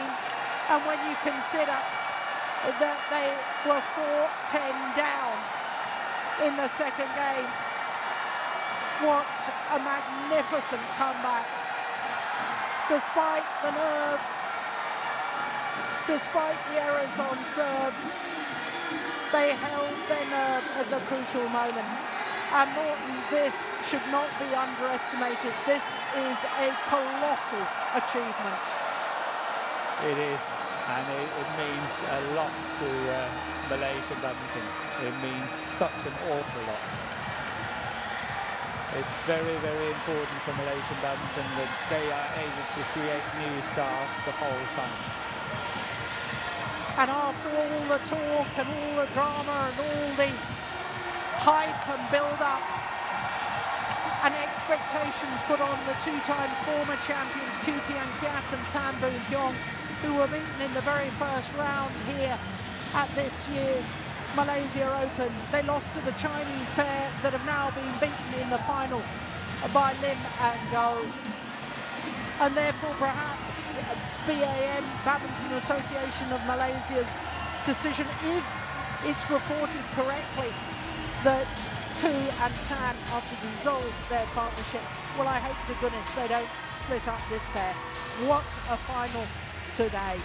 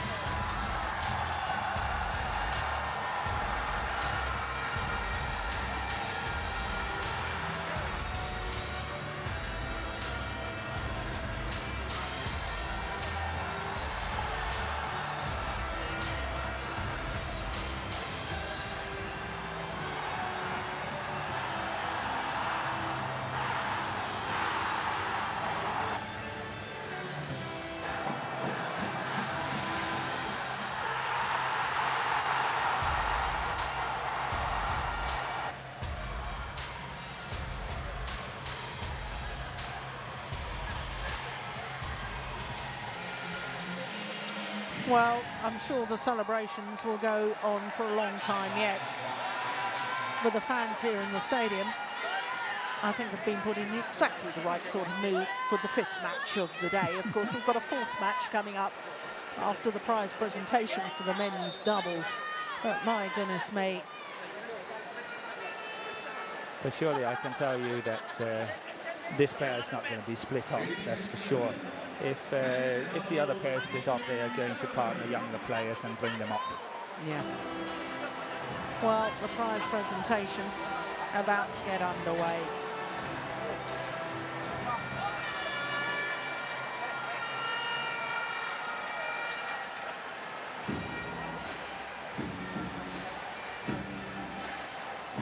Their first ever Super Series tournament final.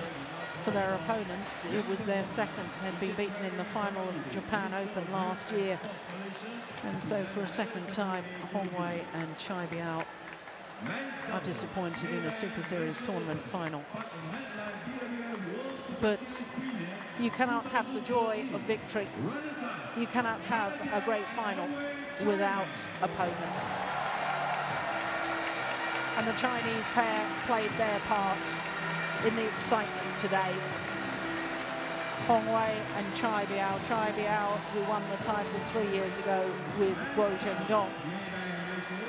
For Hong Wei, his first final here in Malaysia.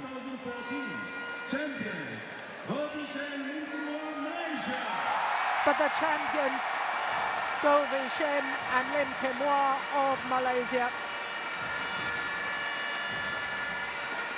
Their third title, and all three titles have been won on home soil. They have progressed over the years from winning the Malaysia International Challenger to the Malaysian Grand Prix Gold last year, and this year it's the Malaysian Super Series.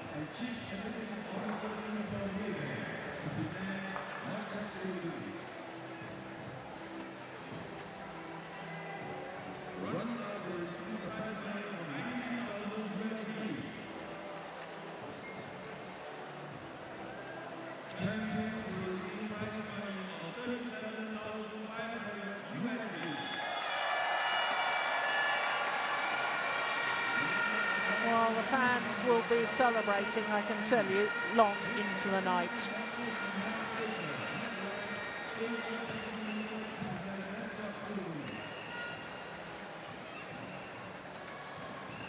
Always special to win your first major, and when it happens at a premier on home soil, it must be doubly so.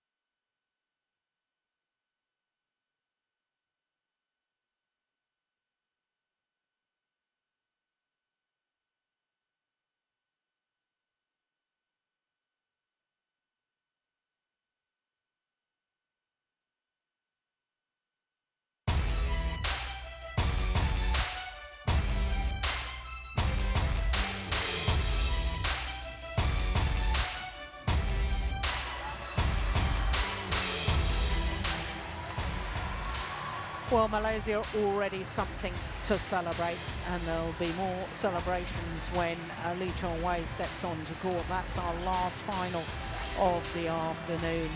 Of course, China won the women's singles and the women's doubles, but the Malaysian pair in the men's doubles were sensational. Next up is mixed doubles. It's the defending champions Joachim Fischer-Nielsen and Christina Pedersen up against the World Championship and Olympic silver medalists.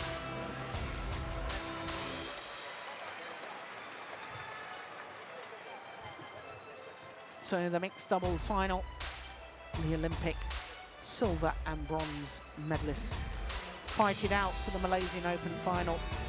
The defending champions Joachim Fischer-Nielsen and Christina Pedersen, the number 3 seeds, against the number 4 seeds Xu Chen and Ma Jin. Well, at quarter-final stage, 7 of the 8 seeds had progressed, but last year's beaten finalists, the home players Chan Peng Soon and Goh Liu Ying, had lost in the second round.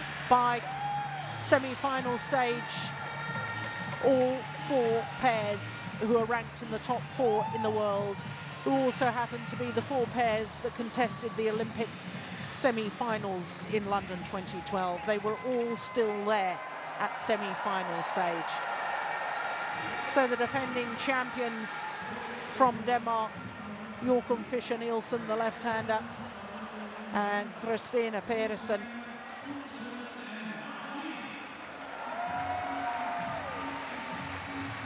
and here come Xu Chen and Ma Jin. their second Malaysia Open final as a pair. They were beaten finalists in 2012, lost out to Zhang Nan and Zhao Yunlei.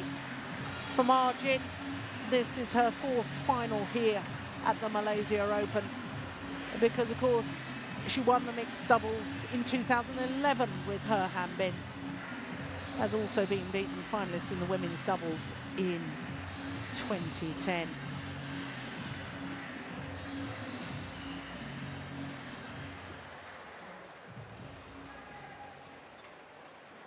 So the umpire, Jiturut Tanu Karapat from Thailand and Tao Kiang Ju from Malaysia, the service judge. First duty of the umpire is the toss of the coin. Christina Pedersen, this a third consecutive year that she's appeared on finals day. In fact, she's won a title for the last 2 years, because not only did she and her mixed doubles partner win last year, beating the Malaysians Chan Peng Soon and Goh Liu Ying in the final, but she and women's doubles partner Camilla Rutayul won the women's doubles title here in 2012. Can she make it a hat-trick of titles in as many years? Well, Chinese pair are former world number ones. Olympic silver medalists in London. World Championship silver medalists last year in Guangzhou. But the left-handed Joachim Fischer-Nielsen, 35 years of age, born in Copenhagen. Seeding of 3. World ranking has gone down to 4. They've swapped places on the world rankings with their opponents of today. Their win-loss record for last year, 5 finals from 11 tournaments, winning 3 of them. The Malaysian Super Series, of course, the Swiss Grand Prix, and of course the Super Series finals, where they beat their opponents of today twice en route to that title. Well, they had their problems against the qualifiers in the second round. Kang Eun-ko from Korea. In the semi-final, yes, you are reading that right, against the reigning Olympic champions and 2012 winners Zhang Nan and Zhao Yunlei. 21-10, 21-12 in 40 minutes. Nielsen and Pedersen were outstanding yesterday. Pedersen 27, her partner 35, and with the Chinese pair, again, it's the man who's the older of the two players. Zhu Chen, 29, Ma Jin, 25. She's from Qingdao. Zhu Chen from Jiangsu province. Both the Chinese players contested finals here in 2010 in men's doubles and women's doubles. So 28 and 9, well, they had their problems last year. 6 times they either withdrew before the tournament or retired part-way through the tournament. 1 title, which doesn't count towards that world ranking. That was the East Asian Games in Tianjin in China, the gold medal there. So they had problems also against Koreans. It was in the first round against the World Championship bronze medalists Shin Baek-chol and Hae-won. 3 games needed there. Apart from then, it's been pretty straightforward. And like their opponents, well, it was the semi-final against the world champions, 14 and 13. That was pretty convincing too. Well, as you can see, the 11th meeting between these two pairs. The last meeting was at the Super Series semi-final stage, and as you saw, it was the Chinese pair who had to retire part-way through. Interesting stat about their head-to-heads: never has a contest between these two pairs gone the full distance.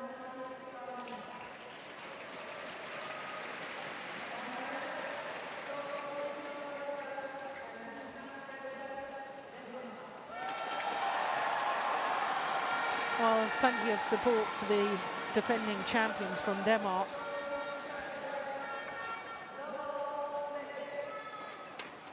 Danish players very, very popular here in Kuala Lumpur. York and Fisher Nielsen always engages the crowd. He's very engaging whenever he plays, actually. He's so intense in his style, 100% effort in every single rally. And I do love watching him play. Yeah, he's wonderful to watch. Not the most elegant player, and I don't mean that unkindly, but he's great to watch, isn't he? He is.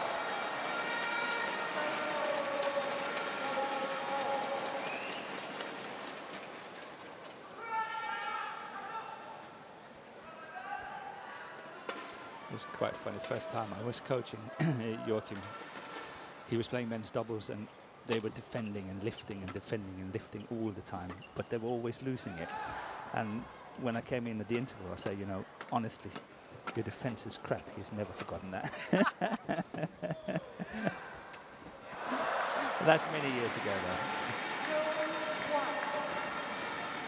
Well, there's no doubt in my mind that the Danes have to attack. I think there's frailties in defensive play of both the Danish players on court. So much improved, I have to say, this lady. Yes, I agree with you. Much improved on the defensive side.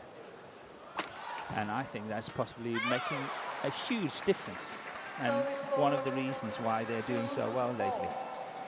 Yeah, well, of course, she made history at the recent Super Series finals, did Christina Pedersen. First player ever to win 2 titles in one Super Series finals. Among the women's doubles, of course, with Camilla Rutayul. Yeah, super return.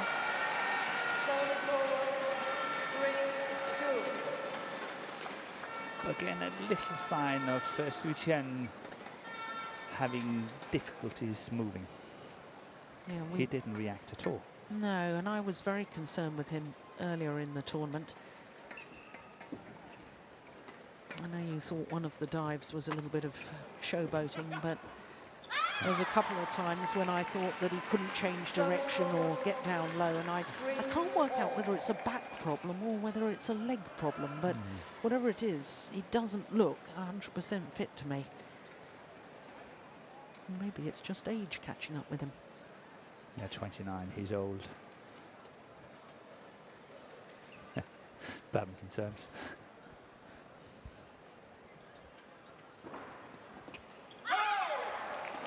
What does that make Joachim Fischer then at 35?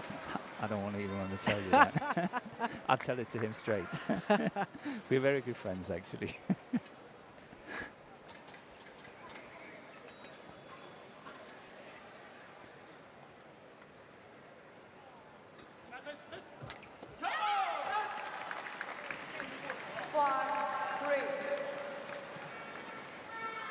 Yeah, so far there's been one decisive figure in this match, and that's Margin. She's played really well, serving well, intercepting at the net well. She has really been the key figure so far. There you are, curse of the commentator again. Yes.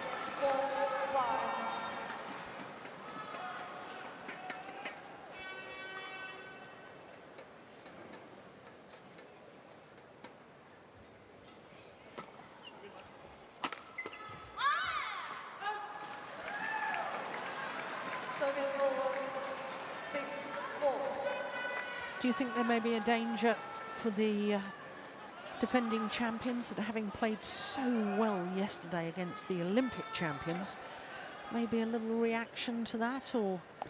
No, they're far too experienced for that. Yeah. They know what they have to do. But obviously not off to a good start, that's for sure. But they had to add the pressure on Su Chen. That's what they have to do. Get Margin out of the equation somehow. Yes, easier said than done, because I know. she's so sharp at the net, reads the game so well. Look at that. But that's why I said somehow.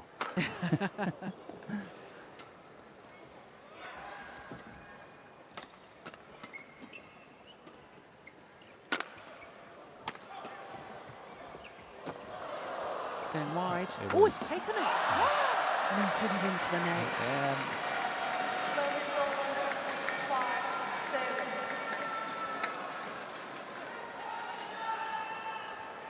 Look where his feet are. That was definitely going wide. Yeah, but sometimes, you know, better safe than sorry, but he wasn't supposed to miss it. No. Fair point. And he shouldn't have missed it.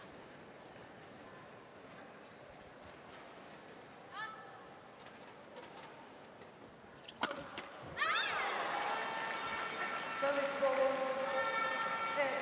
8-5.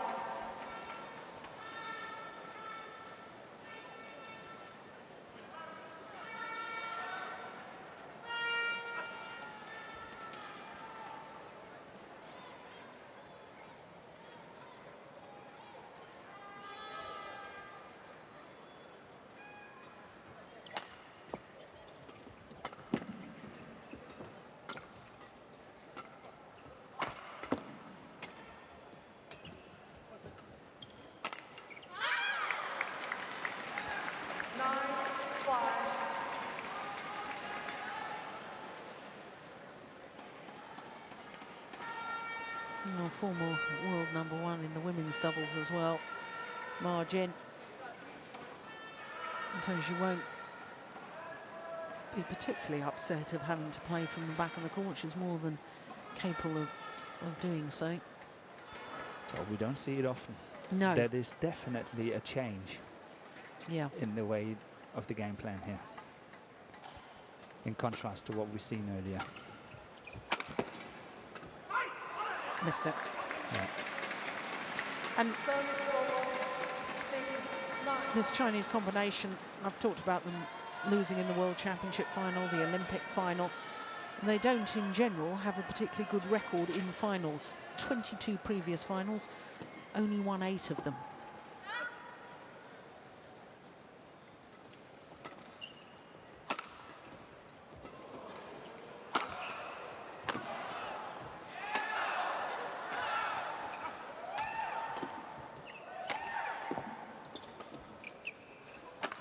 Oh, that's clever.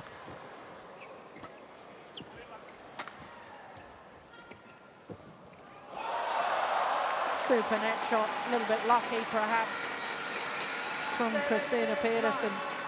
But try to notice how Joachim is following up, making sure that Margin is not getting the racket to this one here.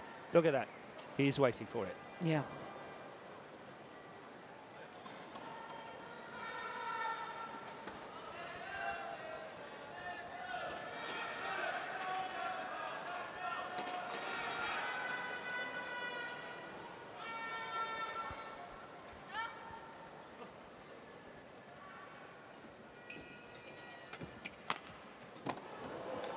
Oh, my goodness. Well, a desperation shot from deep in the forehand corner from Xu Chen. And all Christina Pedersen really had to do was get the shuttle over and in. It would have been a winner. Yeah. We can all be wise after the event, though. Yeah, she could have blocked it easily. Yeah.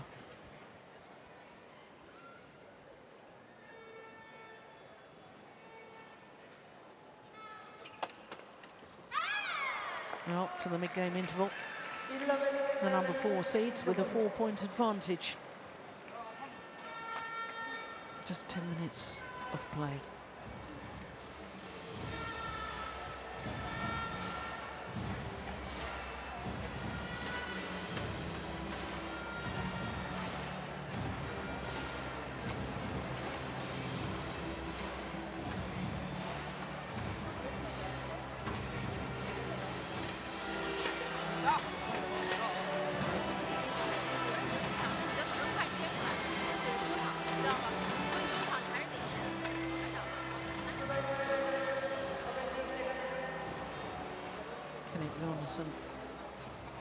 Danish coach, former #2 in the world men's singles player.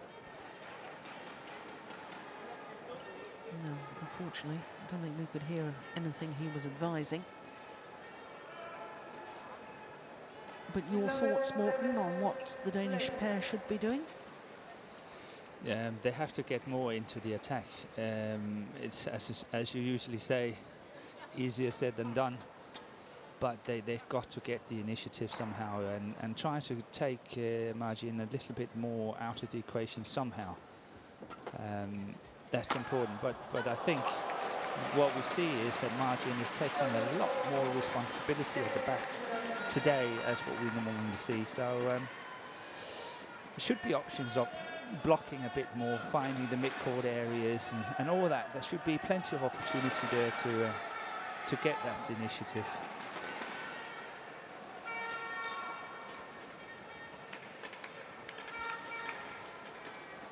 But so far, I would say that the Danish pair hasn't played to their very, very best.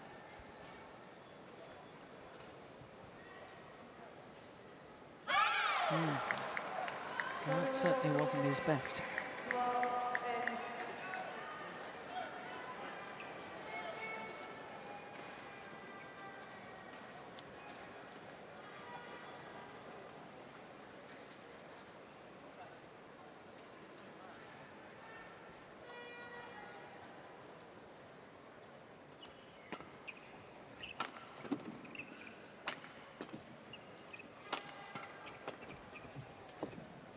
Oh, that's brilliant. Margin at her best. Yeah, anticipated this so well. But again, Christina's going cross on this one. That one there is putting Joachim into a very difficult position. Just keep the smashes straight, so on Margin, wait for her chance.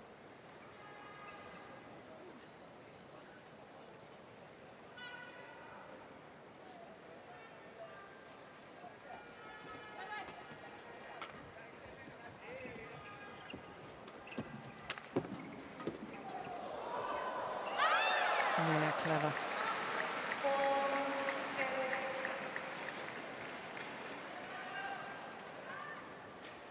Great backhand smash there from Xu Chen. Super play. Yeah, I think the problem for the Danish pair at the moment is that they can't really get the rallies going. They're so much under pressure the whole time. The Chinese pair is really playing well.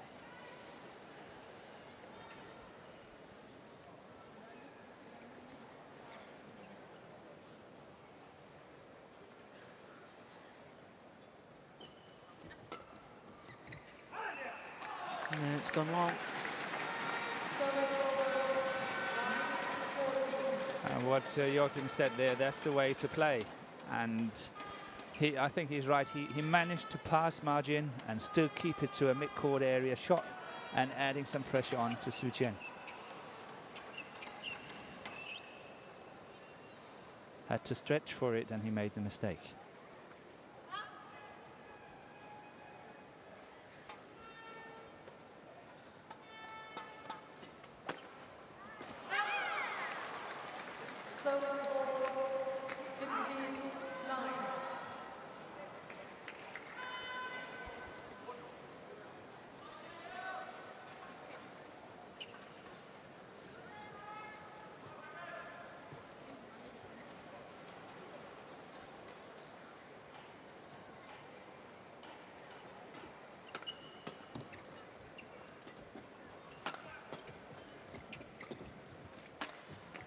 That's very, very clever. Yeah, not using any energy at all. No. This one here, just a small tap almost. Very steep. Yeah, do you call that a half smash or do you call it a fast drop? This one. Yeah, you choose. Yeah.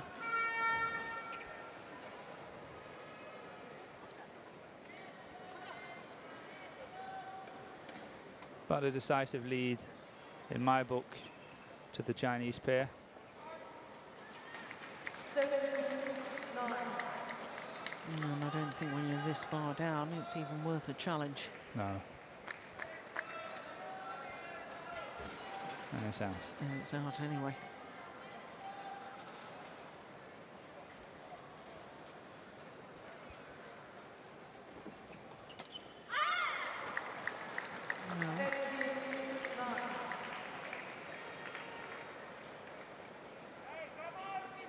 Haven't been allowed in the match. It's not No, just that they haven't got into it. They haven't been allowed into it. I think you're so right. That's what I said before. They're so much under pressure. They need a little bit longer rallies, but the pressure is so huge. So the only thing I think the Danish couple can do now is simply try to get as many points as possible, try to work their way into the match, get 3, 4, 5 points more, and then it all full blast second game.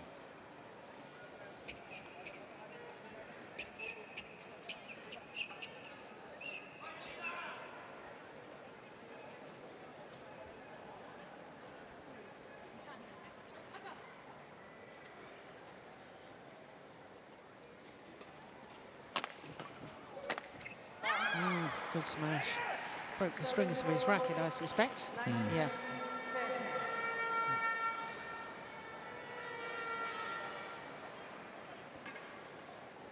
The Danish pair is greatly under pressure in that service situation most of the time. They find it very difficult to get out of the service situation, either whether they serve or whether they receive. There's enormous pressure. Chinese pair is playing really well.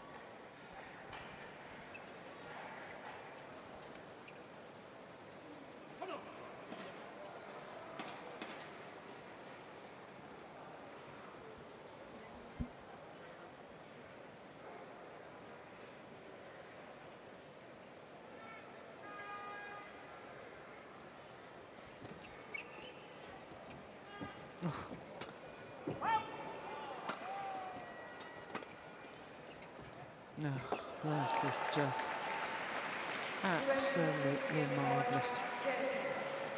Absolutely margin. Very well played. Yeah. Interception there, then look at this final shot. And she's got so much control. She can see whatever happens, she can put it anywhere she wants it and right into the open area. So a whole host of game point opportunities for the Chinese pair.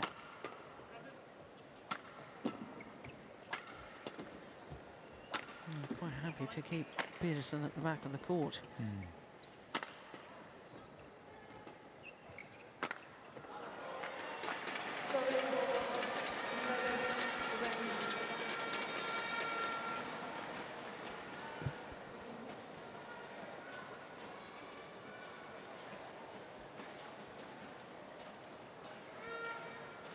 Recently became a father for the second time, did York Fisher, baby daughter Amelia. Yep. My team back home was actually going to play his team, and he pulled out 2 hours prior to the match with this really bad excuse to say, "Oh, I'm a dad for second time." Oh, that's allowed. Yeah, that's allowed. So second game point opportunity. No, and it's gifted. 21-11 opening game to Xu Chen and Ma Jin, and the defending champions at the moment are in trouble. Not being allowed to play their game, and just 20 minutes per game number one.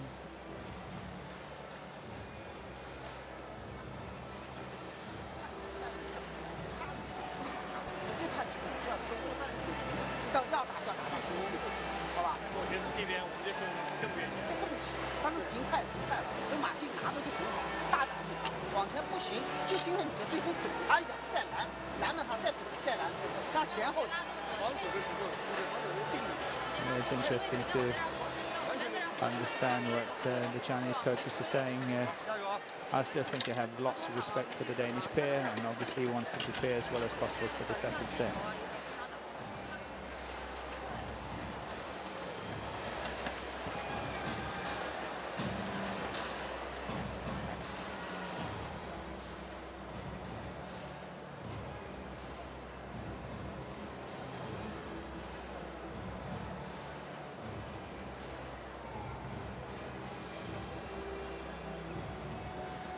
More things to discuss in the Danish camp and in the Chinese camp.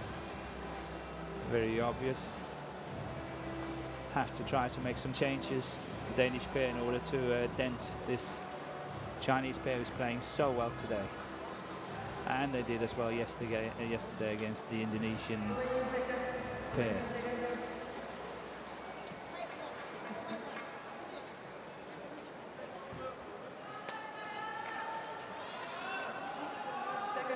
So important for the Danish pair to get a good start. See if they can dent the confidence of the Chinese pair a bit. Get back into the match. Let's wait and see. Level play.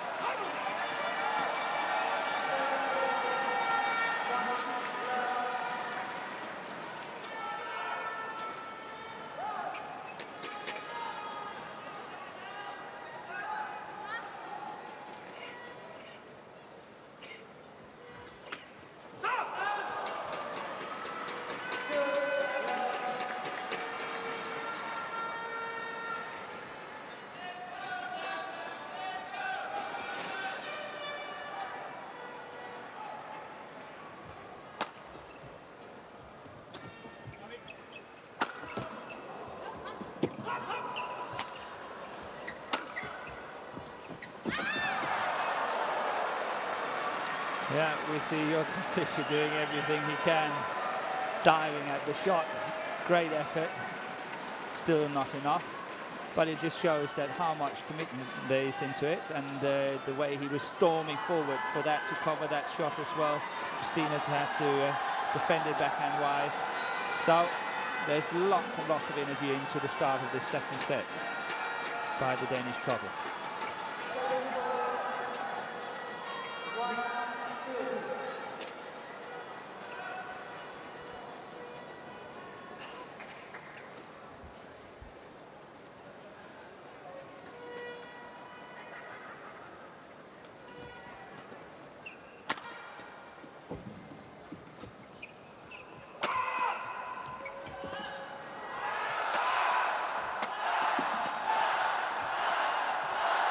Yeah, that's good play. Excellent play. Fischer's really adding some energy to it, working hard, working his way through, attacking all the time, and eventually catching margin at the end.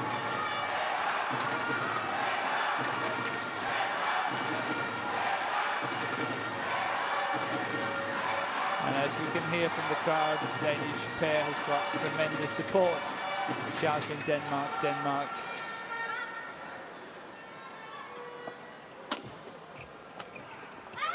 Oh, that's good. Excellent. How she got that across. Yeah, it's remarkable, isn't it?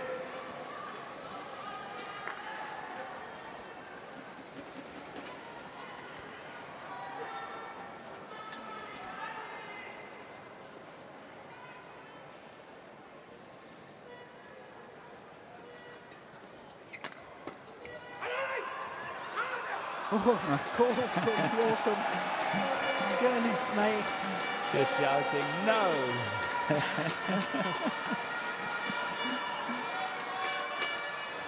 No uncertain terms, it was out.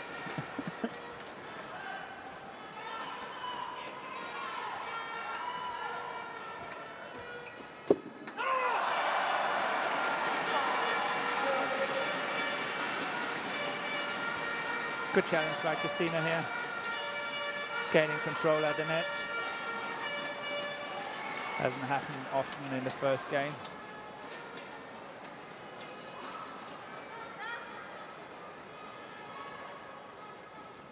It was a good serve. It was. Very clever return from Xi Chen.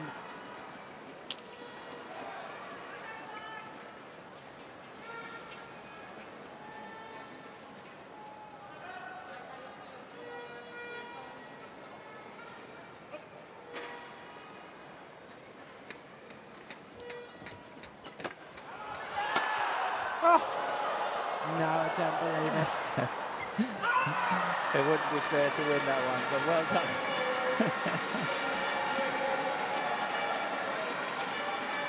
Played two off his knees.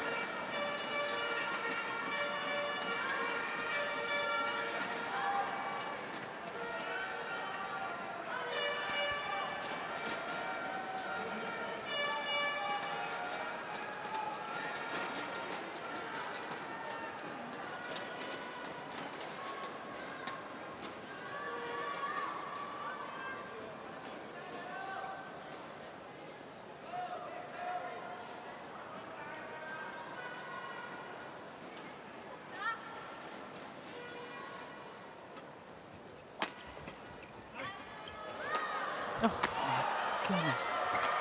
Well, you don't often see that sort of confusion between the two Chinese players. And there's immediately an inquisition. Yeah, he's pointing to himself. Yeah, I should have gone for that. Just look at that. And then Marge into the rescue with solid defence.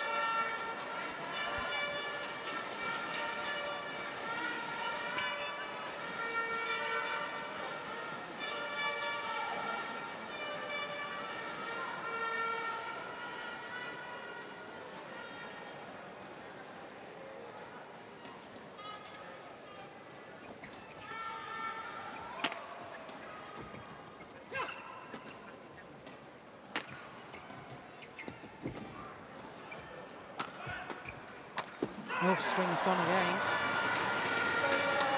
Remember what we talked about the other day when these flat lifts are coming and you go into it and attacking it very hard. So often the strings are breaking. And we talked about the tension of the rackets and all that. But again, one of these clear examples. There must be enough students out there studying sports science and aerodynamics and so on. They must be able to tell us why, when it's a flatter trajectory that's coming, that you're breaking the strings more on that rather than a shuttle that's falling more vertically. Must be a reason for why the strings break more often on that. Yeah.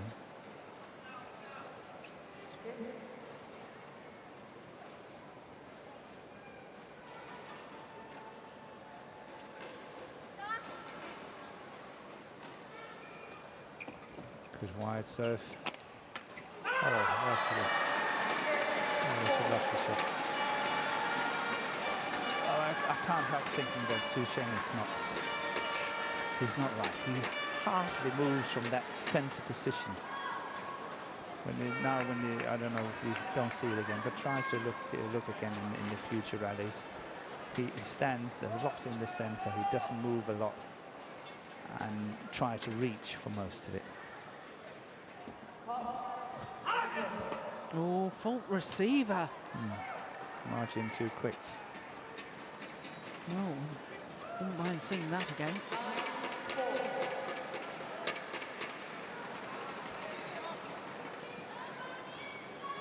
Oh, yes, she did. Good spot by the umpire there. Definitely moved before the serve was struck. Oh, it's landed in. Yeah. What a contrast to the opening game.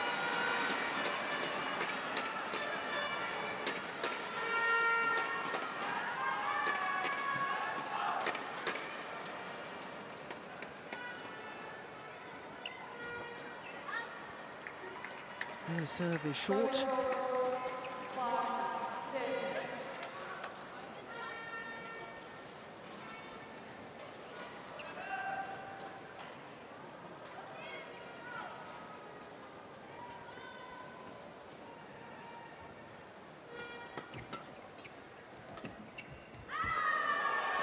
It's lovely.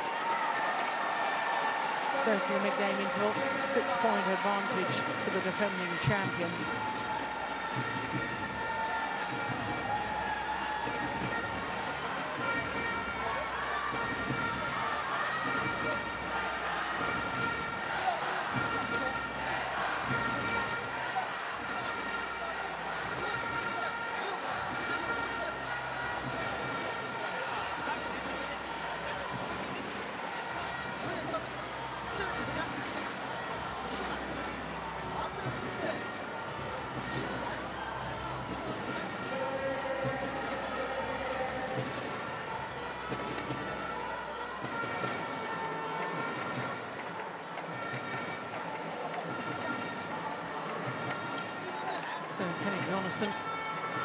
Obviously something about moving, and I suspect it may have been trying to move Xu Chen at the back of the court.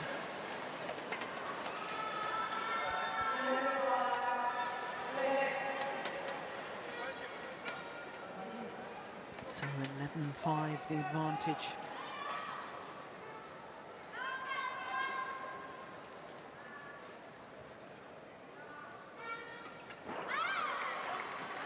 His return serve well for Xu Chen.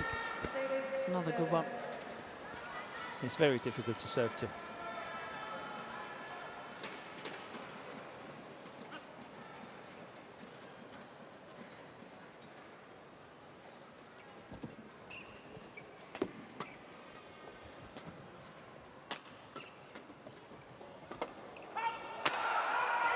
What a smash. Power and precision across the body of Ma Jin.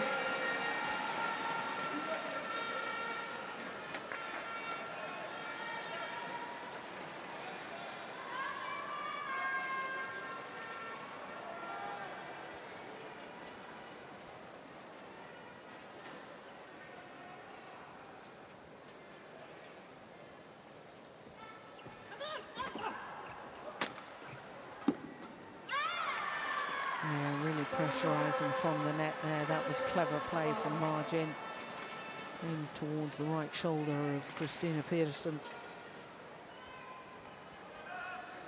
Yeah, I sense the Danish combination really have to watch out now. I think the Chinese have really picked it up after the interval. Playing better, more pressure. That's well left. It's not a lot. I have to say, I did have a little thought go through my mind when the Danes were 10-4 up in the second game, having lost the first. I had a little flashback to the men's doubles, the previous final. Oh, dear me. Because the Chinese pair in the men's doubles were 10-4 up in the second game and failed to convert. I, for one, would love to see a third and deciding game here. Yeah, that would be great. Yeah.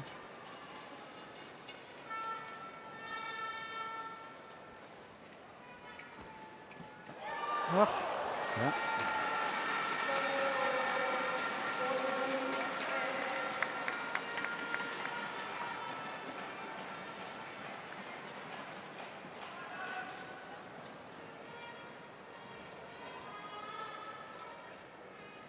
It's out. Drop shot and move forward to the net. Yeah.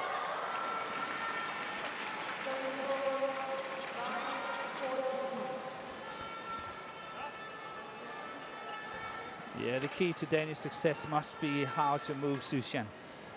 That must be the key.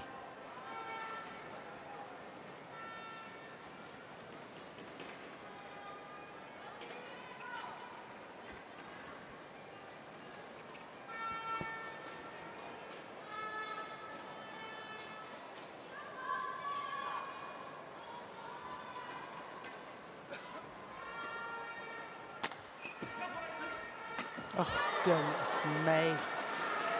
The drive defence there from Xu Chen. Stepped forward, he knew that a block was going to come. And he put it away with venom. Look at that, in he goes. Take that.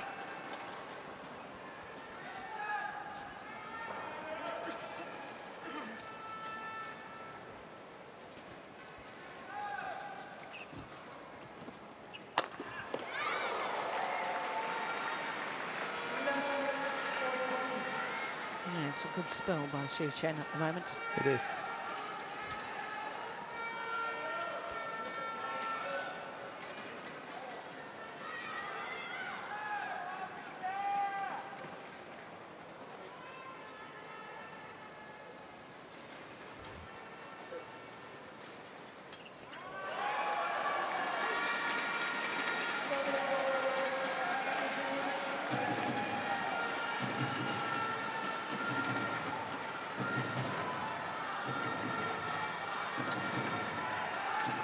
I know the serve is high, but still I think that's we haven't seen that a lot, and Joachim also have to add on some more pressure on his return of serve.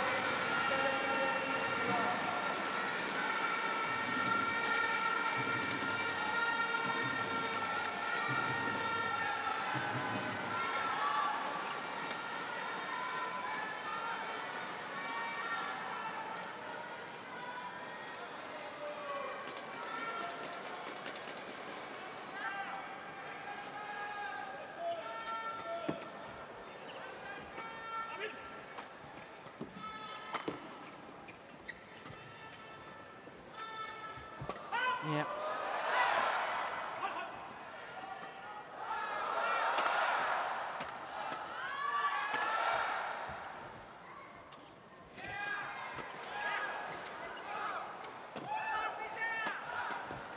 Good rally.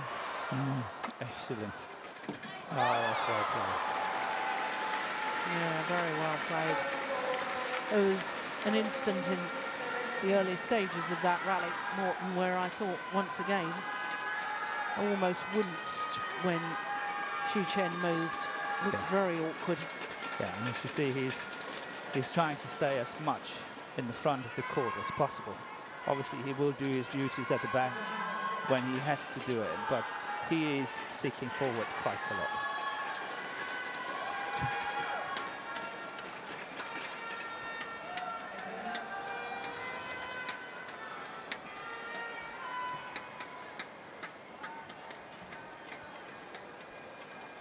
It's also like when you see the two Chinese communicate, you see that Ma Jin kind of understands. It's like, okay, it's okay, come on, we can do it.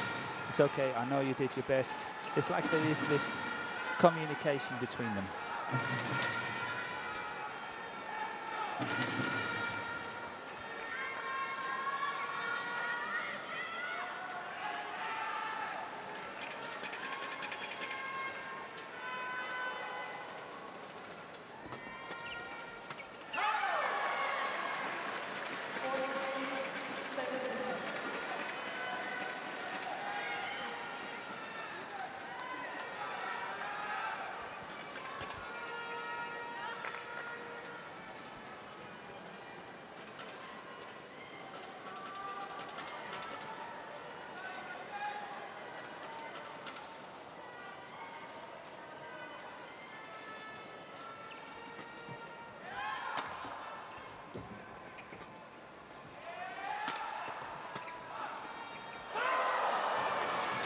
Hit the top of the tape and fell back the Chinese side.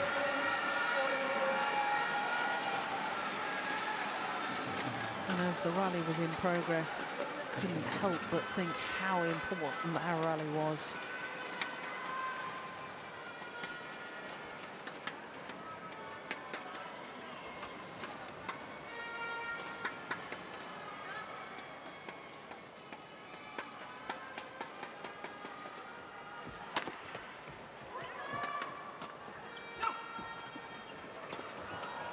Oh yes, well played by the Chinese pair.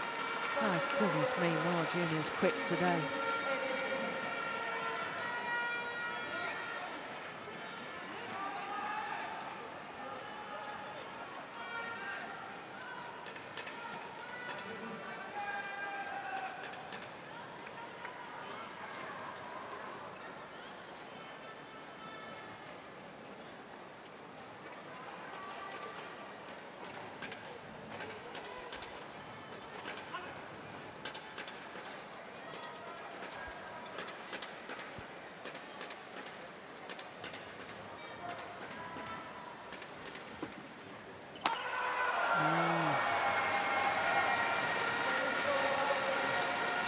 Points needed by the defending champions to secure this second game and send it to a decider.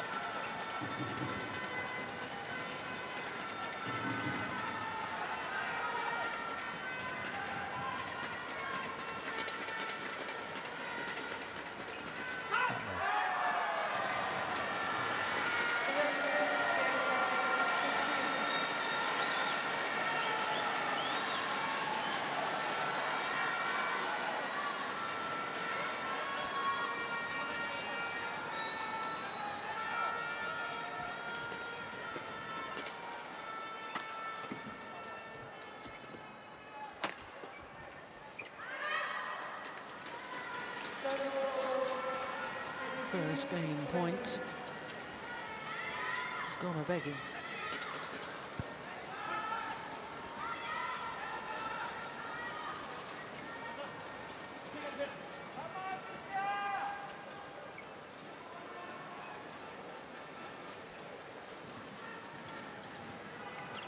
Oh.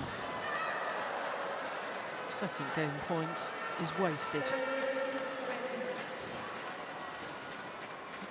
It's a long time since I've seen a shot go that far up the court.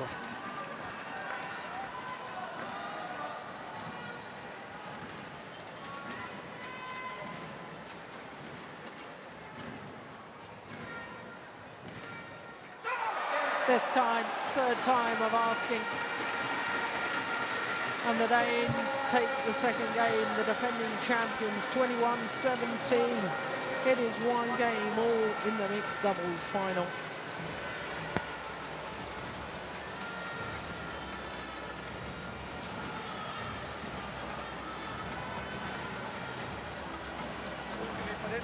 "44 minutes, and in essence we're back to square one. It all comes down to the third and decider." Samlet defensivt herover, der skal vi sidde.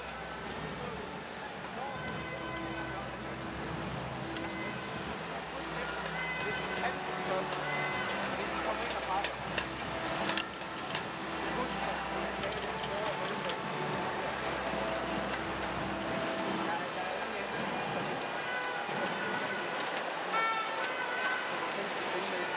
Ja, det er skide godt, du bare bliver stående deroppe og stresser, men ikke tænker på, at du er nede med en sammen, står der nede 4 slag i træk, så er bare holdt den stejle. Og hvis nogle gange... Nogle gange så prøver jeg bare at gå langt tilbage for nok til at lave en forhold. Så husk, at hvis du langer en her i venstrefælde, så slår du nogle rager i medaljen der. Så kommer den kun lige, ja. Den behøver ikke at være sindssygt hård.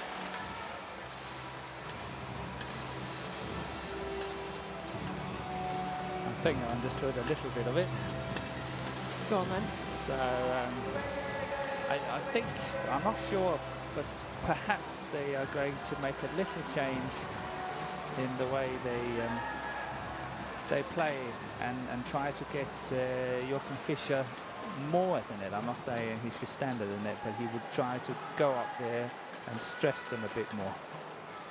And then Christina is playing from the back, and she's quite prepared to work 3, 4, 5 shots from the back and see what happens. But I don't know if that was part of a game plan. There's just some fractions I've heard. Yeah. Yeah, certainly more relaxed and happy now. In defence of their title, Fischer, Nielsen and Pedersen.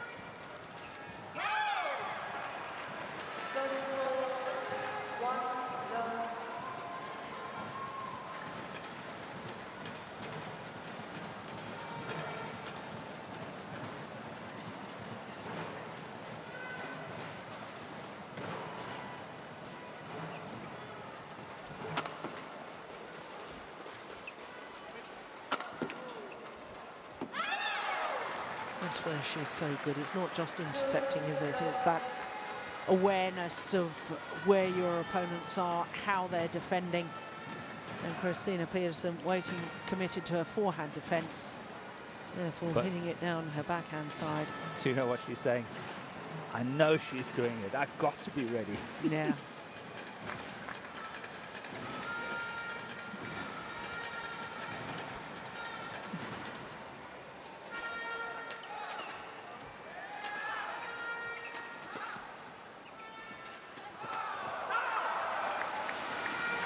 Well, she was certainly ready for the cross-court net shot there, was Pedersen.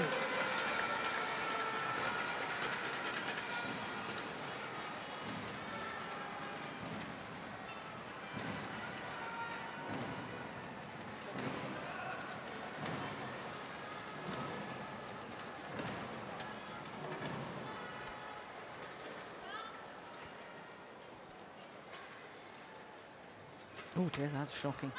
That's a woeful serve. Is there any other way to describe it? Poor guy. I mean, it's terrible when that happens. Yeah. But that was awful.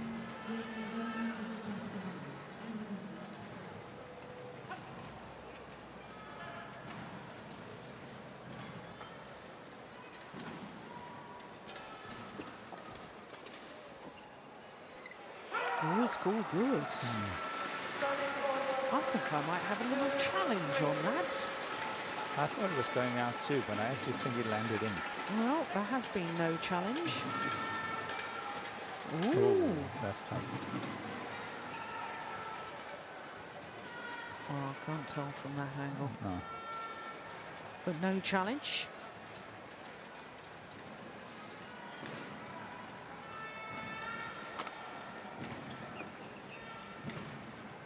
Oh, that's lovely. Yeah, but Christina's pushing that half mid-court shot too far into the court.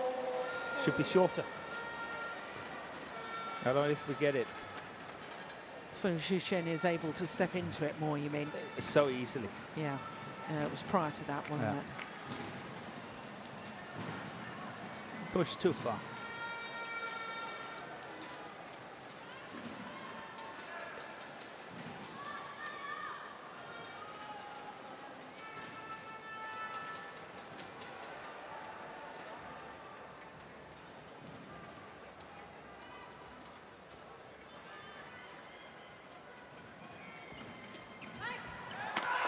Great serve and an even better return.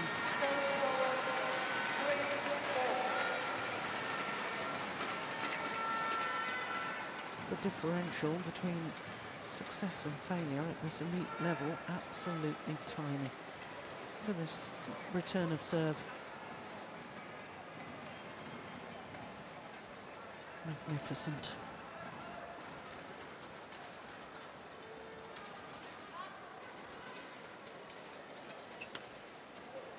So it's, but look at how Xu Chen is just standing there, and Margin had to run all the way around him.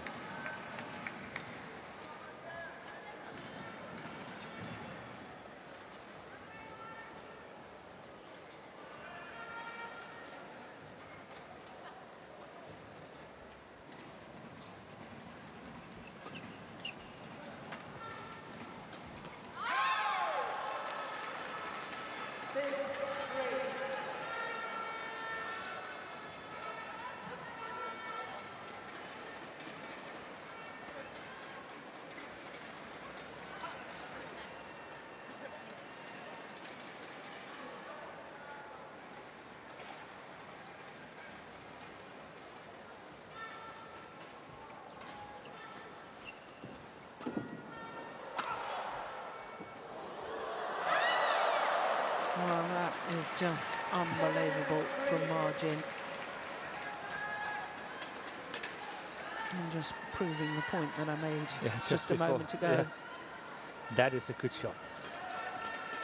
Nice block. Defense. Yeah, and then off, and then it's falling on down on the Danish side. Look at that.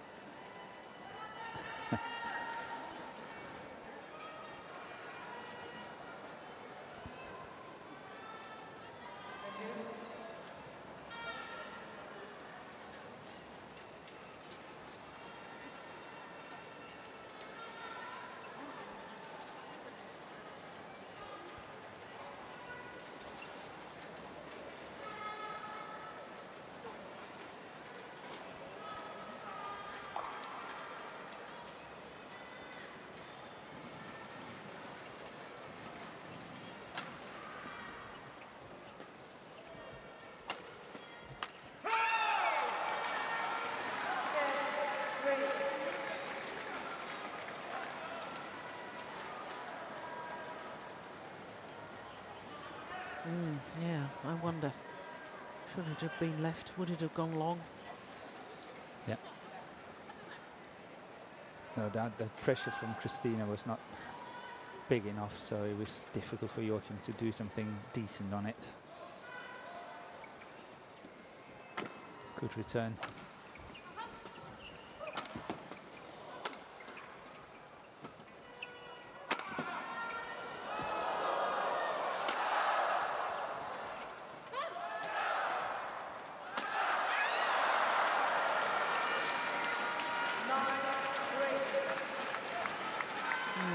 Frustration very, very nearly boiling over from Yorkham Fisher. I think had it been practiced, that racket would have gone to the other end of the hall. Yeah, he usually throws a racket after he wins into the crowd here, and the crowd love it. Ooh, yeah, no, thought better of it. Yeah, Good lad. I'm on TV.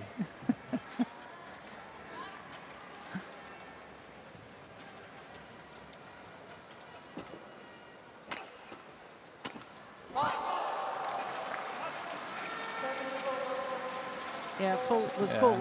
She touched it. Touched it. Good umpiring. It's Margin here who touches it. It's coming here. Yeah. But hard to see on the pictures. That was an important call by the umpire.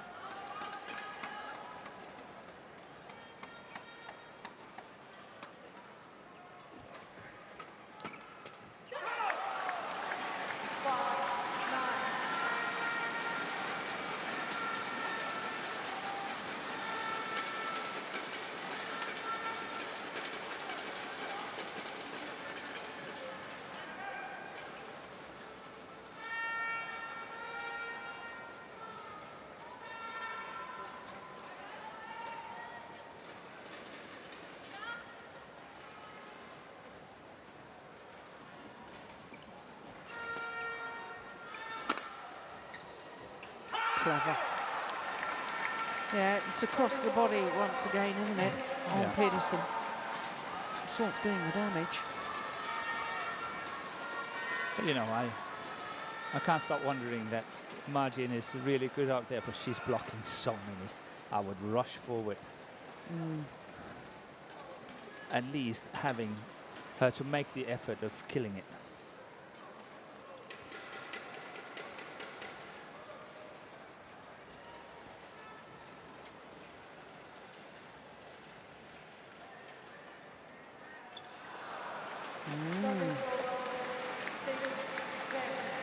Oh, serving's been very good today up until now. Quite important for the Danish, this little spell of points. If they can get one, maybe even two more before the interval. Getting on to the seems to be the better side. The pairs are doing better on the other, in the other ends, and then possibly having a chance of catching up.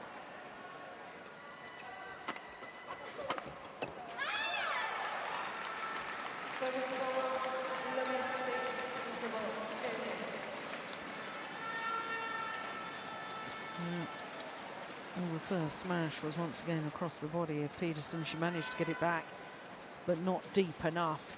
And from there, they were in trouble. So a 5-point advantage for Margin and Xu Chen in this deciding game.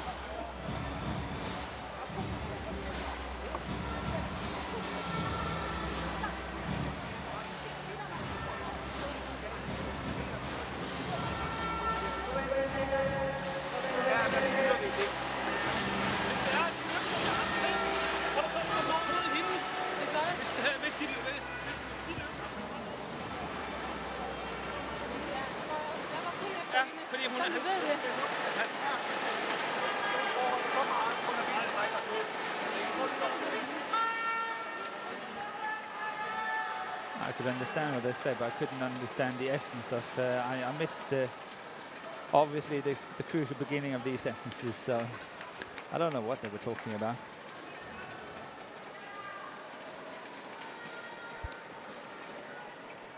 Okay, so what would your advice be, Per? Is Yeah, Jan Jorgensen just sitting behind the Danish physio thing? Yes.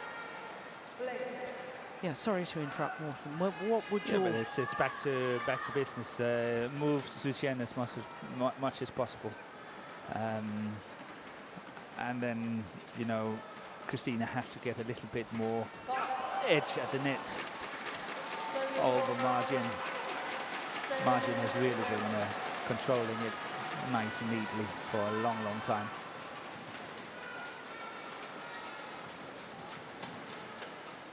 But a good start is crucial.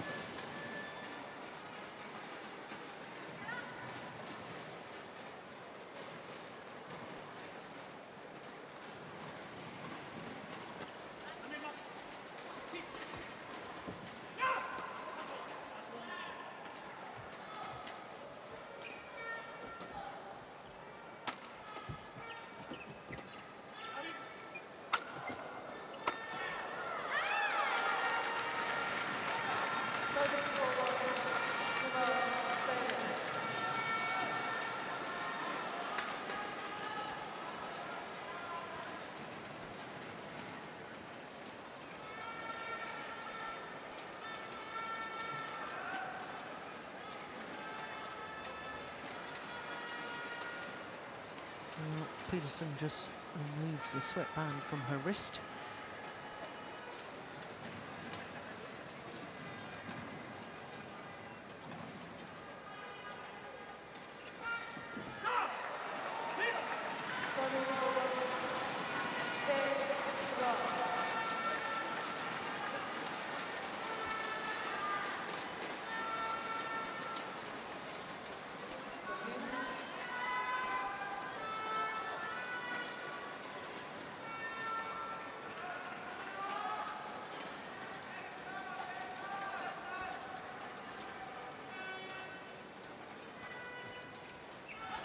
Oh, that's amazing.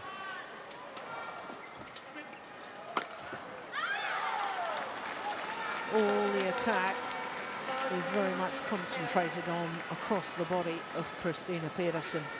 Yeah, she doesn't get one back at the moment. No.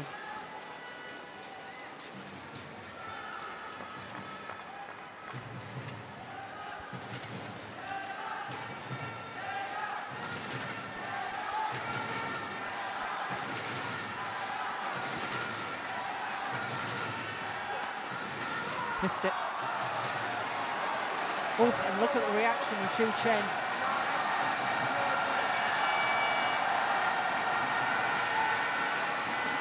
Well,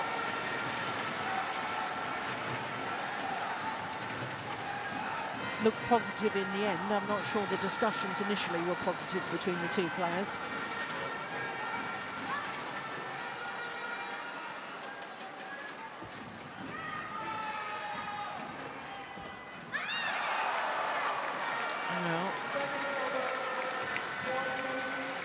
If you get any inkling that your opponents are beating up on each other, the only thing you've got to do is get the shuttle over and in and make them play.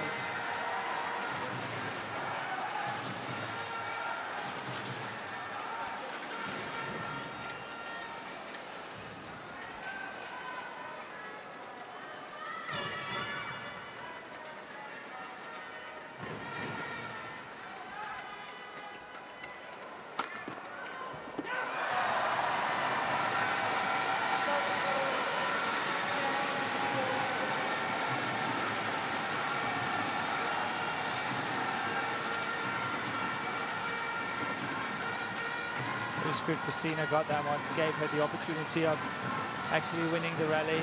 Martin made the mistake, but she guessed it right.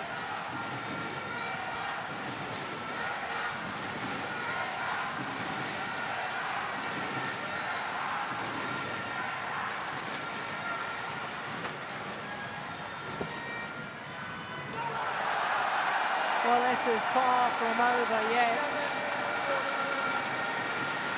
And the fans here in Kuala Lumpur just sense a bit of a revival.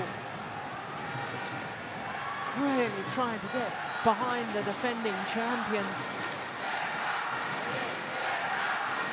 Yeah, they're chanting Denmark again.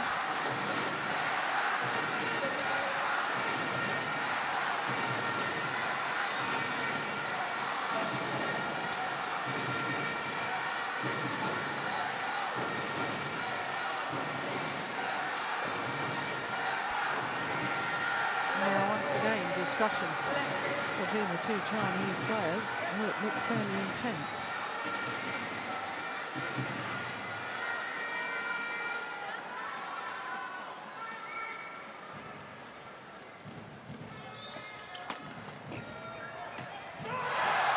Hesitation from Xu Chen. And that hesitation cost him dear.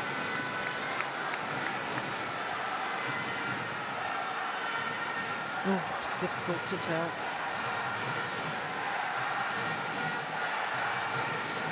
Oh, looking at it from that angle, I think he should have left it.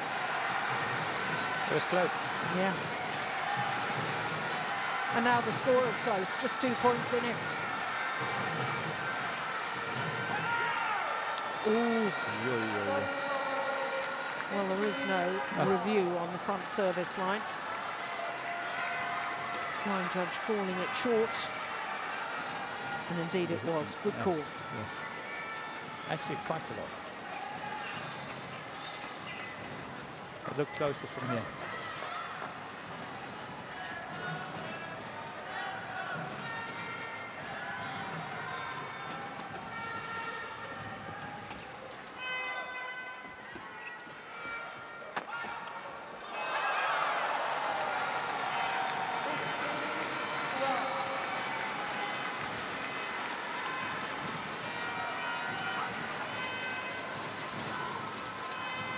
Awfully big swing of the racket on the defence here from Fisher Nielsen. And the bigger the swing, the more difficult it is to time the shot. Yeah, it's one of his favourites. Yeah. To move it to the other side. But the power was too great from Xu Chen.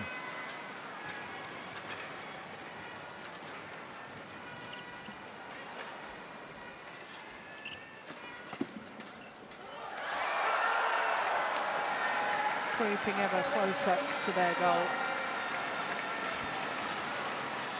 4 points needed by the number 4 seeds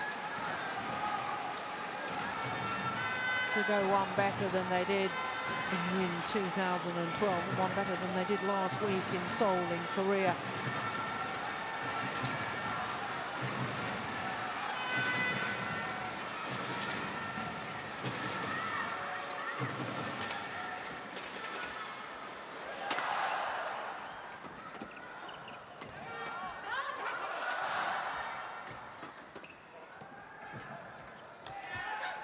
Oh, sensational.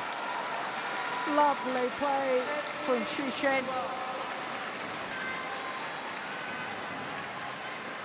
Well, I remember in the World Championship final, he celebrated when he reached 19 points and he ended up losing it. And I said on the commentary, I hope that celebration isn't a little premature. And I'm going to say it again. He's got to keep his concentration. He hasn't won the match yet. And the Danes are great fighters.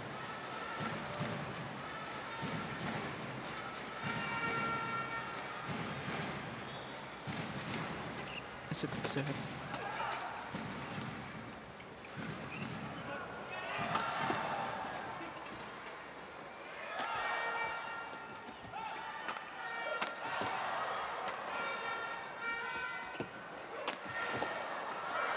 Lovely. Xu Chen went down. So did Fisher Nielsen. I wasn't concerned about Fisher Nielsen. His was just a dive. Oh, no, he just collapsed. I needn't to worry about Xu Chen. I thought his ankle had gone initially. No, I think he's okay.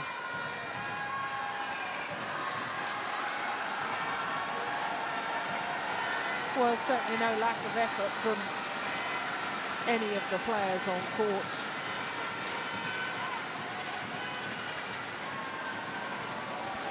.261.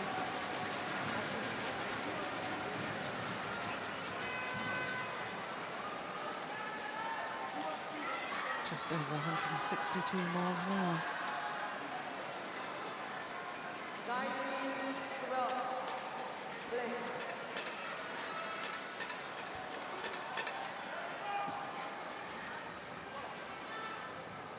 2 points from the title. Good serve.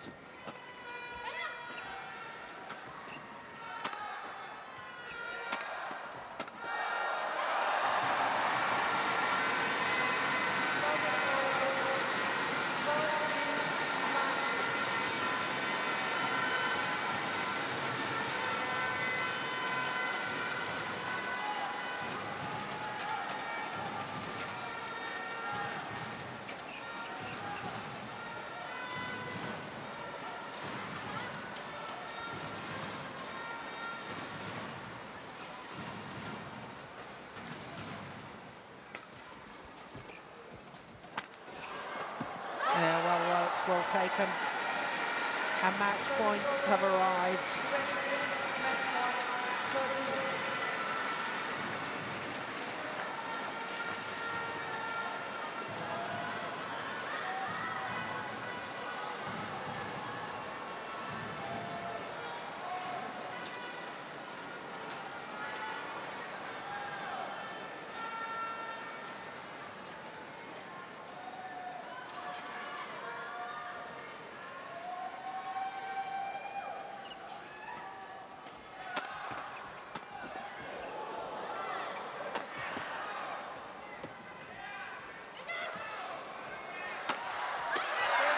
Excellent way to finish off the match from Xu Chen. Beaten finalist 2 years ago. Today, Xu Chen and Ma Jin are the champions. The second title for Ma Jin here at the Malaysia Open to add to the mixed doubles title she won in 2011 with her Hanbin. The defending champions dethroned by the better pair today.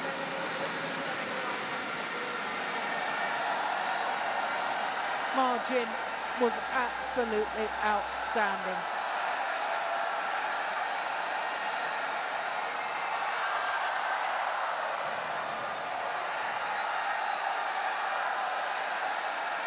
Confirmation of the score: 21-11, 17-21, 21-13 in an hour and 9 minutes.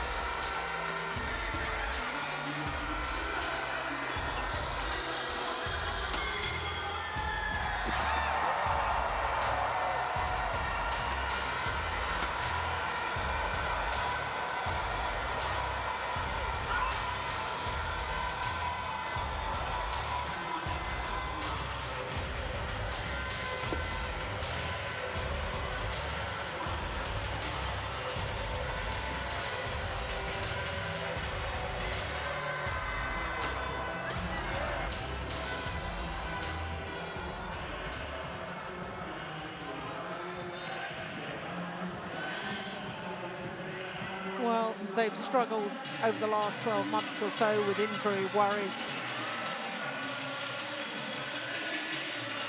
Their first Super Series title.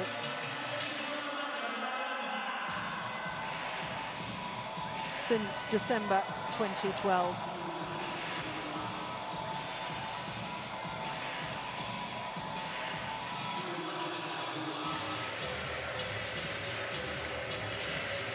Over a year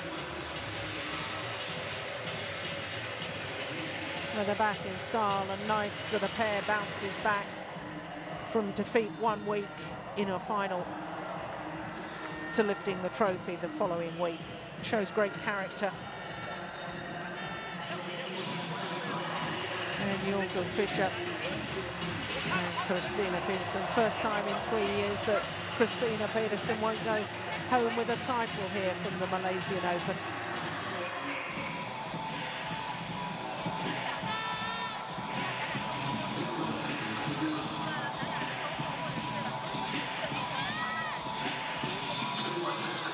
Well, they're still discussing what happened in the match.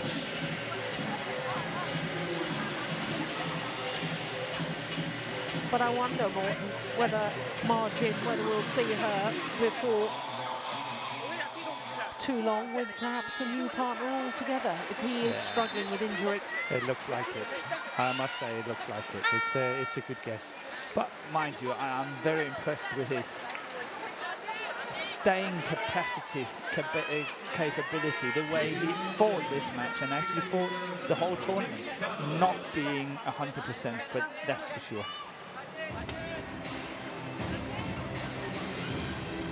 Oh, 12 months ago.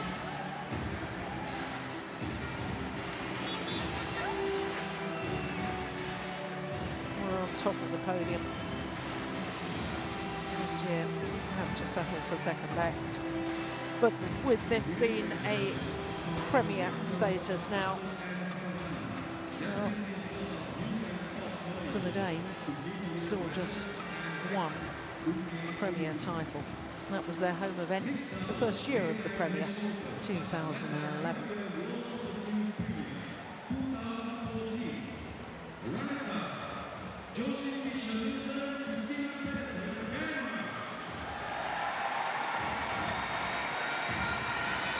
Hugely popular here in Malaysia, Joachim Fischer-Nielsen and Christina Pedersen.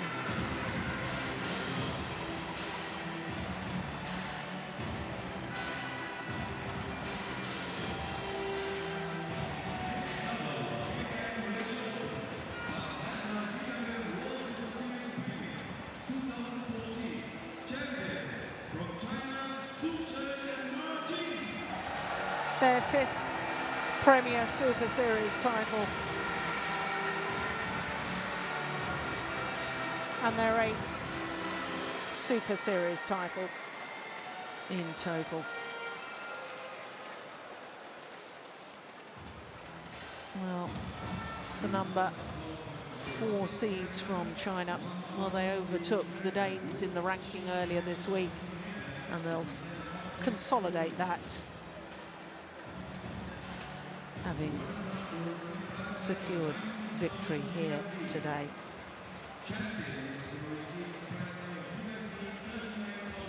And with the world number 2s, the world champions from Indonesia, losing in the semi-final, well, they're on their way back up the world rankings, that's for sure.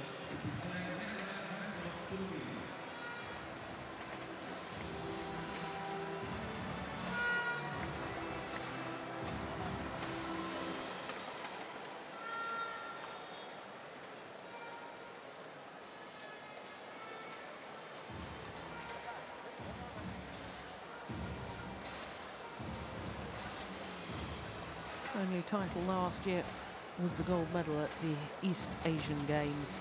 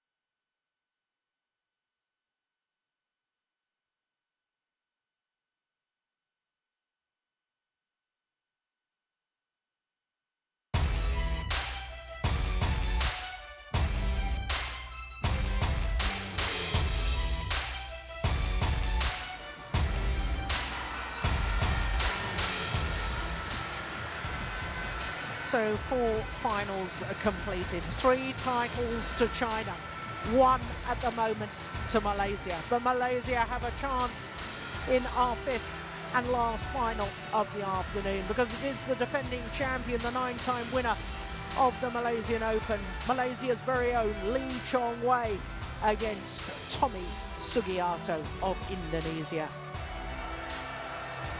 Lee Chong Wei, the world number 1, the number 1 seed, of course, against Sugiarto. Tommy Sugiarto, son of Ichuk Sugiarto, who won the men's singles here at the Malaysian Open exactly 30 years ago. Well, as you can see, from semi-final onwards, there was 4 different nations represented. There'd been 6 different at quarter-final stage, including the Indian player, the man promoted from the qualifying, because Sonny Dwi Kunchoro, the number 8 seed, beaten finalist last year, had to withdraw. And my goodness me, didn't Shrikant Kidambi make the most of his opportunity. He battled his way all the way through to the quarter-final. But here comes a man who rewrites the history books time and time again. Lee Chong Wei already holds the record as having won more Malaysian Open titles, men's singles titles, than any other player in history. Wong Keng Soon from Singapore won the men's singles here 8 times. Lee Chong Wei made the record his own last year when he won it for a 9th time.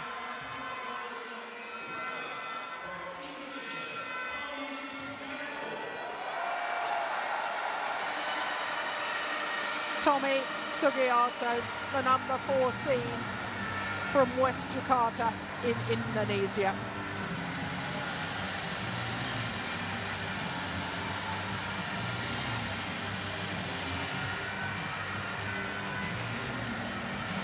Sugiarto today appearing in his 3rd Super Series tournament final, but his first ever Premier Super Series final.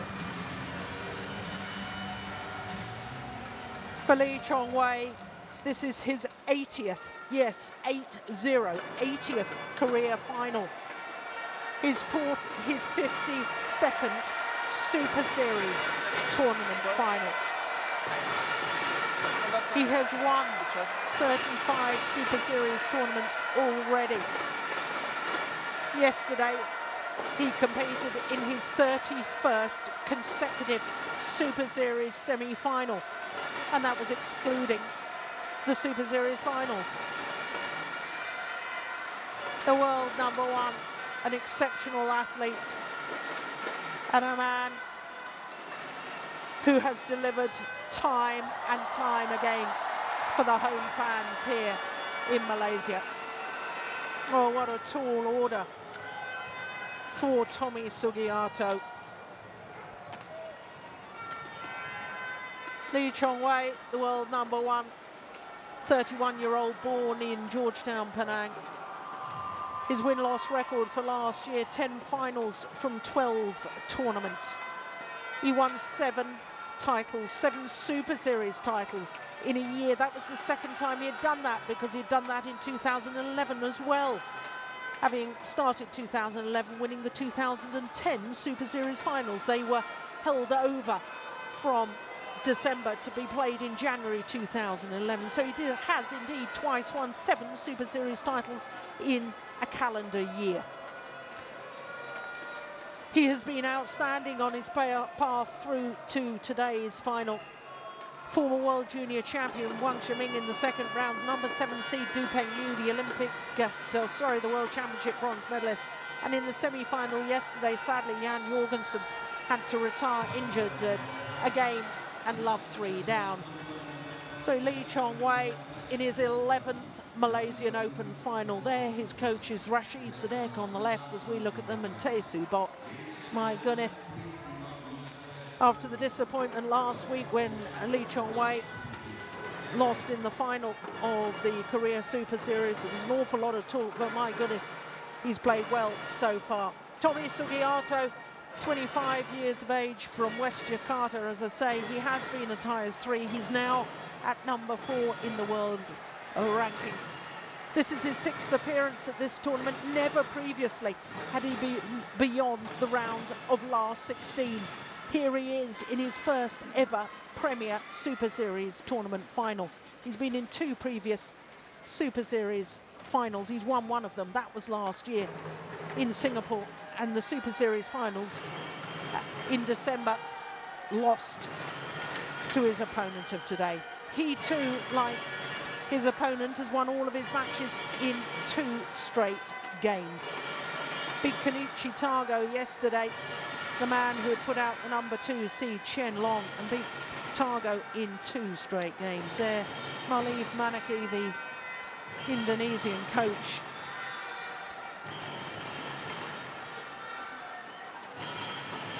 well, if you're an Indonesian fan, that will be an ominous statistic. The last time they met was indeed in the final of those World Super Series finals last month. 10-12, the scoreline. The win, of course, to Lee Chong Wei. So the 9th meeting between these 2 men. Can Sugiarto emulate his father, Ichuk Sugiarto, who won this title, the Malaysian Open, 30 years ago?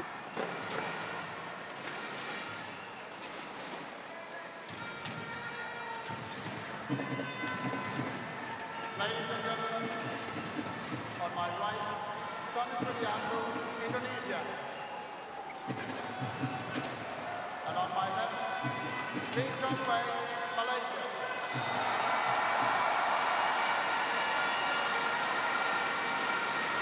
Lee Chong Wei to serve. Double play. The defending champion, the 9-time champion, appearing in his 11th Malaysian Open final. Nearest to us against Tommy Sugiarto of Indonesia.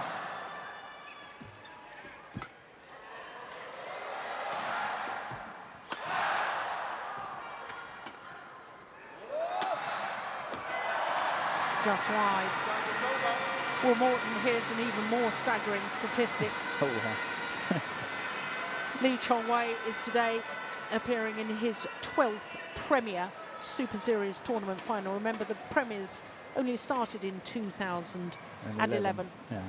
He's only ever played 13 Premier tournaments, and this is his 12th final. That's unbelievable. Unbelievable. He's done so well. Stop.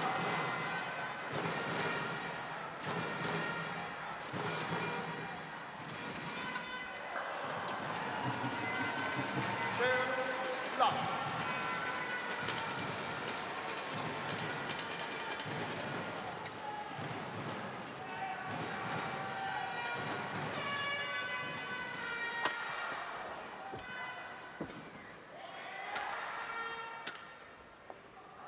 Yeah, that's in. Misjudgment from Lee Chong Wei. Could have played it, chose to leave it. And this is a good start by Sugiarto. My goodness. Sugiarto has achieved so much in the last 12 months from where he was 12 months ago to where he is now. Yeah, as I said yesterday, I think he must be one of the most improved on the circuit. Especially when you consider how difficult it is to get to, let's say, from 15 to 4, 22 to 4, or something like that. Yeah. It's the difficult end to move in.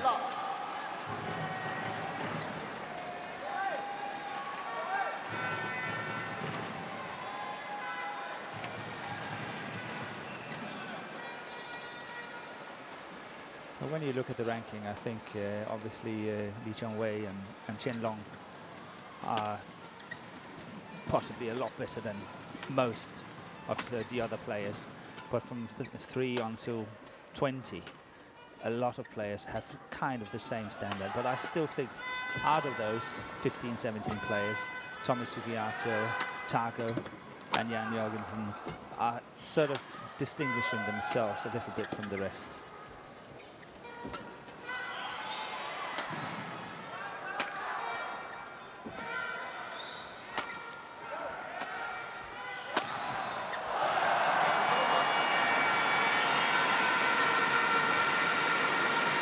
there's no doubt in my book that Sugiarto is doing the right thing, getting the rallies going, and hopefully for him, letting them go for a long time. I think he's a very fit player, and the longer he can keep Lee Chong-wei on court, the better for him. Oh, now there's baby Kingston, Lee Chong-wei's son, born on the 12th of April last year. 5-1.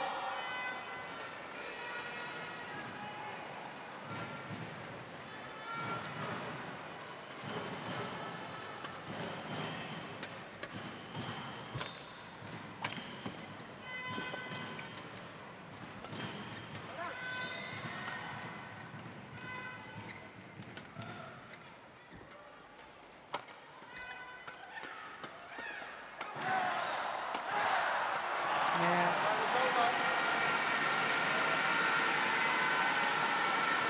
Good defence initially from Tommy Sugiarto.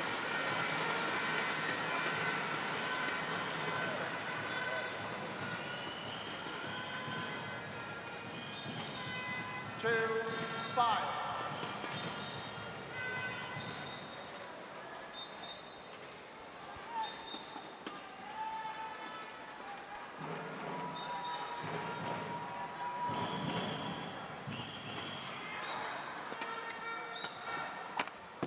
Oh, that's lovely. Service over. Oh, I thought how well yesterday in his semi-final Sugiarto played 6, against Targo, 2.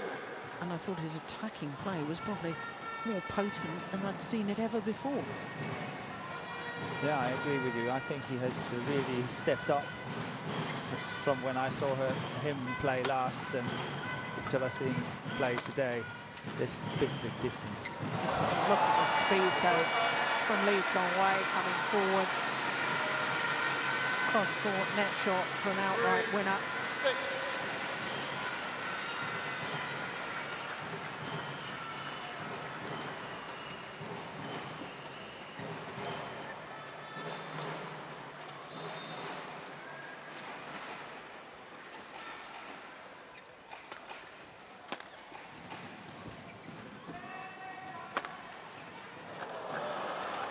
Service over. 7-3.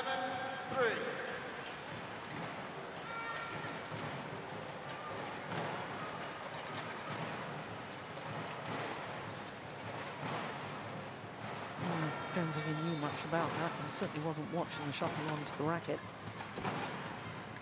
It was a reaction shot.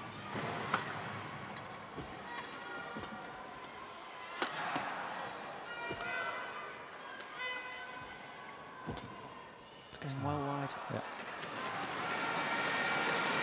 But he is hitting very good length from the Sugiarto, and I think that's why his defence is so good. It's good in the first place, but you know it's got to be exceptionally good when you play Lee Chong-wei. And I think one of the reasons, one of the secrets behind it is the fact that he's playing with very, very good length.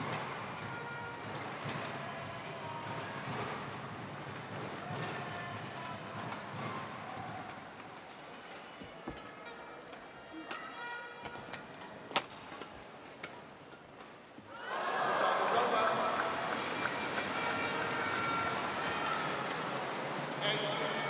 8-4.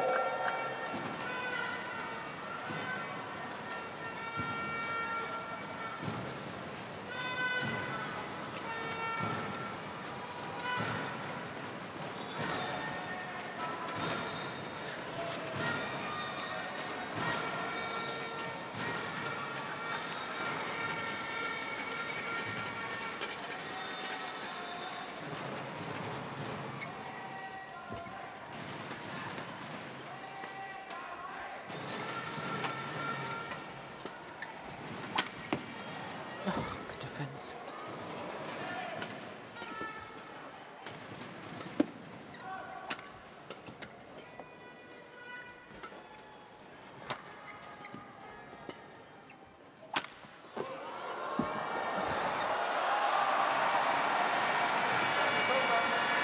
Well, the dive to retrieve the shots, he seemed to stay down for an age. Waiting to see if it was going over. Yeah, it's gone over. Quick, better get up again. He would get it easily, the next one, even if it was in. He would get it.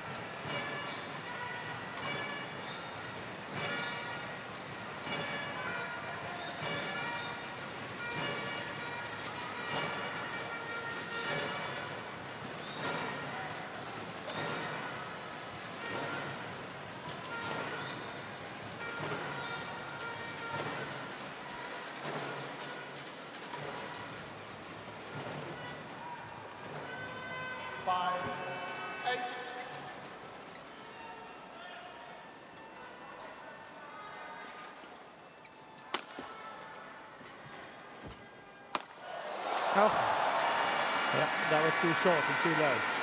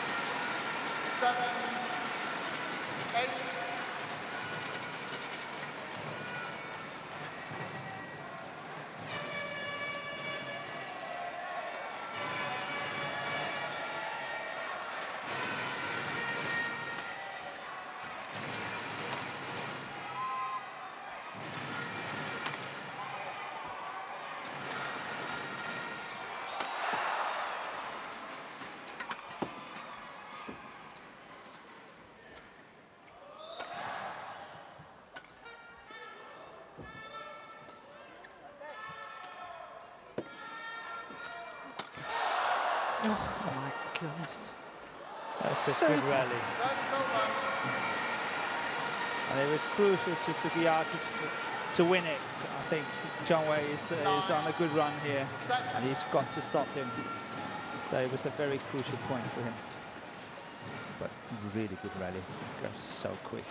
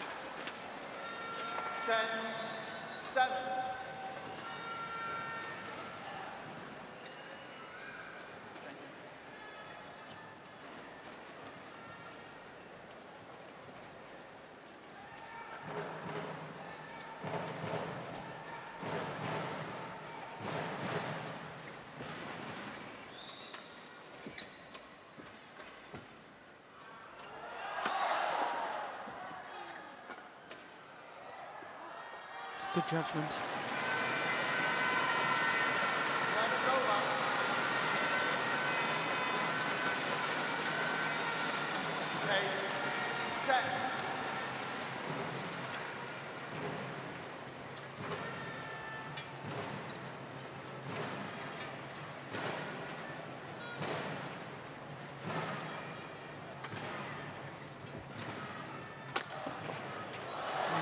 Lovely movement to hit the smash straight down the line. Yeah, Sugiyata has to watch out for that backhand corner of Zhang Wei's. That one there, he's got to watch out for it. He's very fast around the head.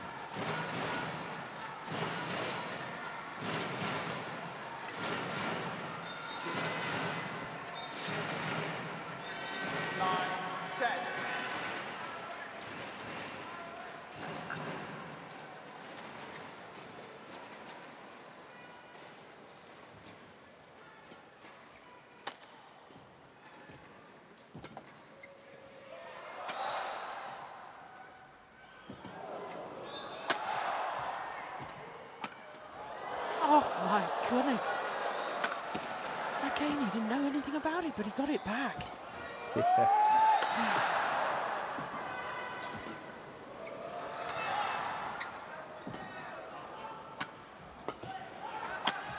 Oh, that's good.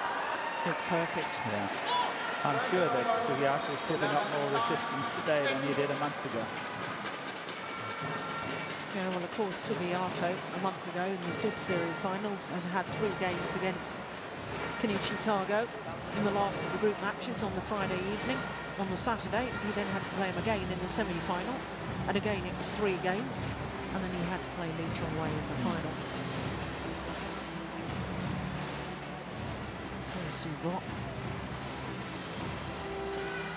Have I ever seen anyone multi-feet? He is so good, you have no idea. Well, when you see it in coaching, multi-feeting. Really? He is exceptional. When I was a coach here, performance director here in Malaysia in the late 90s, he was one of my coaches. He was outstanding. 11-9.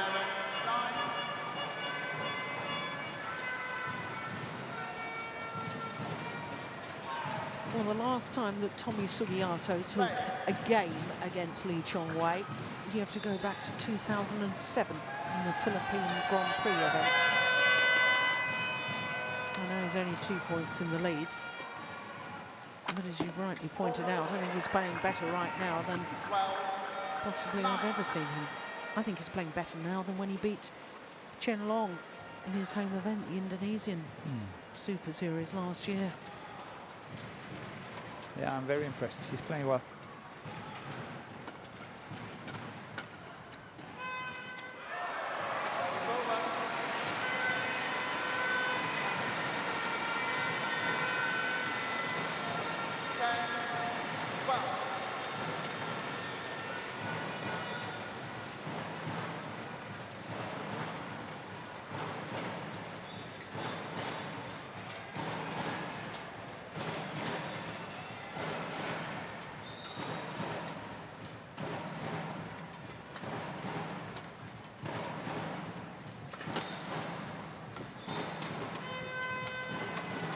Going wide.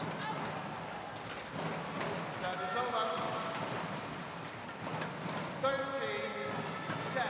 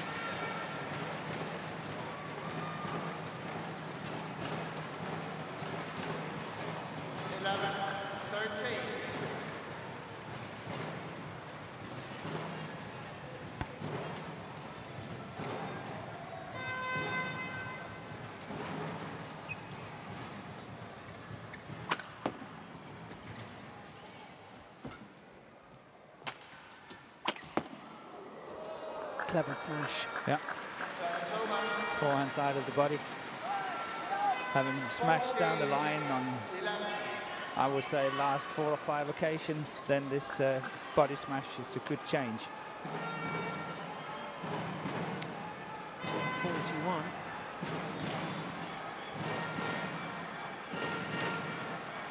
Still 149 miles per hour.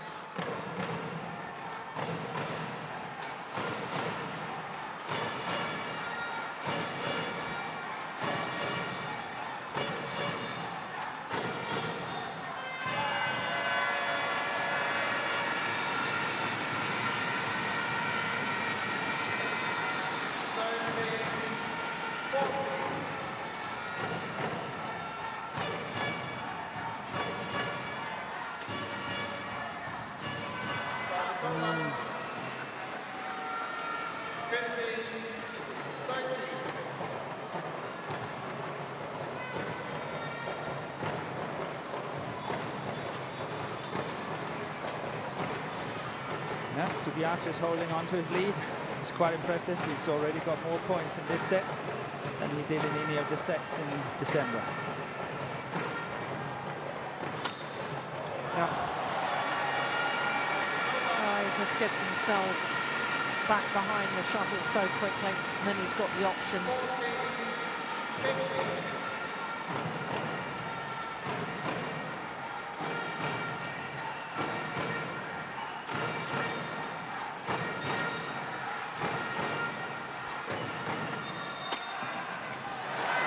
His back level, Liu Chongwei.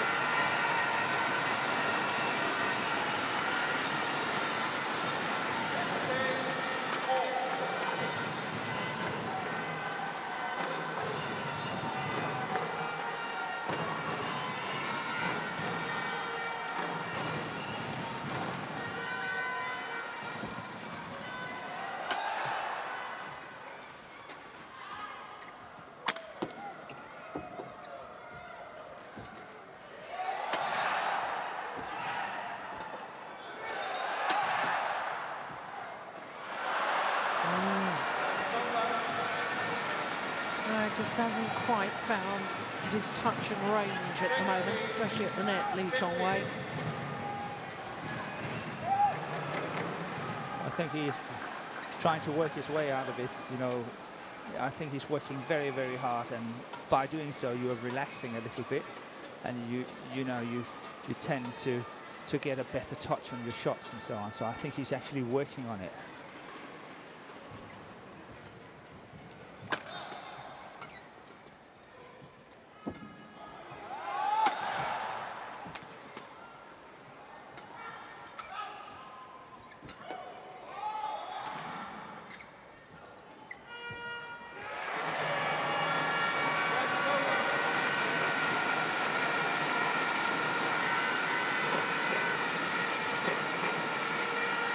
It's a very, very high quality match we're watching here.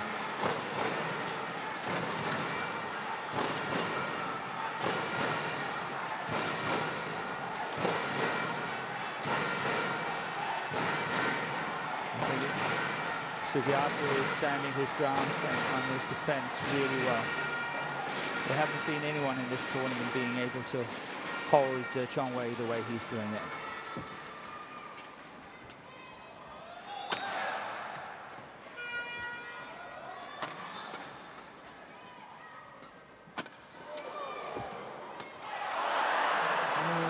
There's a missed opportunity.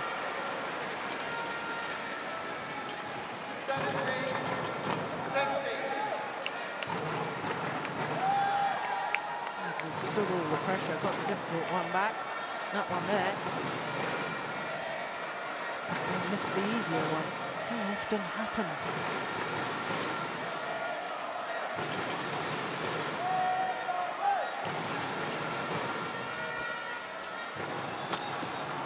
Oh, goodness, that's wild. 18, 16.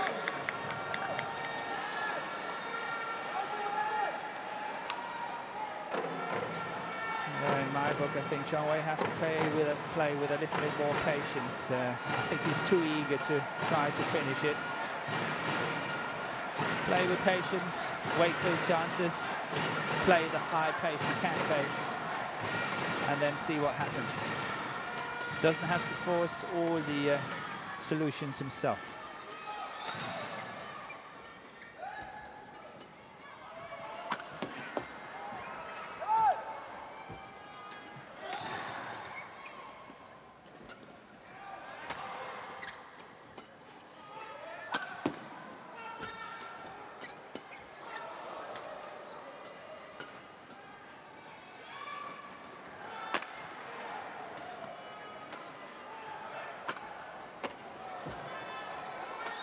Good rally.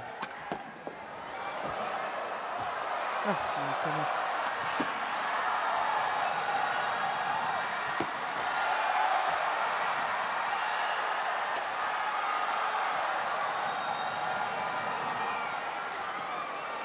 I wonder who that hurts the most.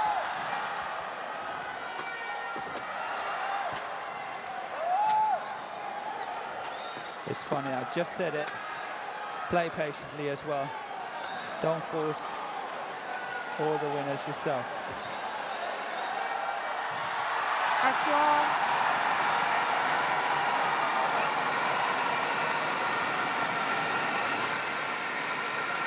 Well, what a grueling, punishing rally.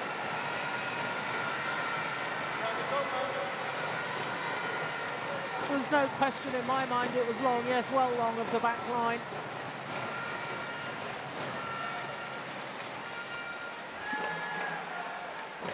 You challenge it just to get more time to rest. Well, the umpire very sensibly allowing both men to towel down while the court is mopped of the perspiration. 25 minutes already for this opening game. I think this long rally really hurts Sugiata. I really think that hurts him. Yeah, very much taking his time, the umpire, trying to get him back onto court. Umpire Christian Johannesson from Denmark. 17-18.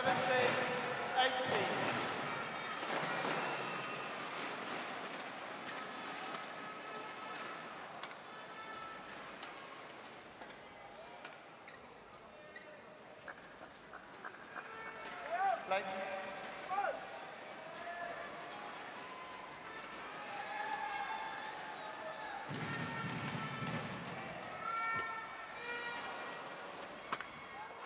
Yeah, I think you're right, mistimed the jump there, didn't get the elevation that he usually gets, and dragged the shuttle down into the net.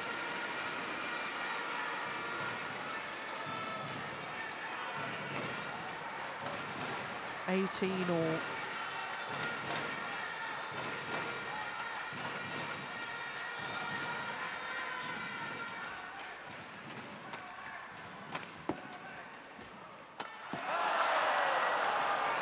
Service over. 19-18.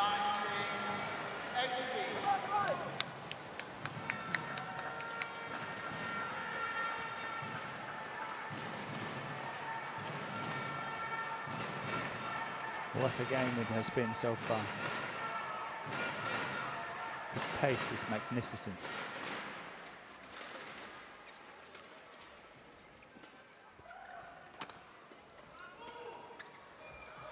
It's wide. It's 19 all.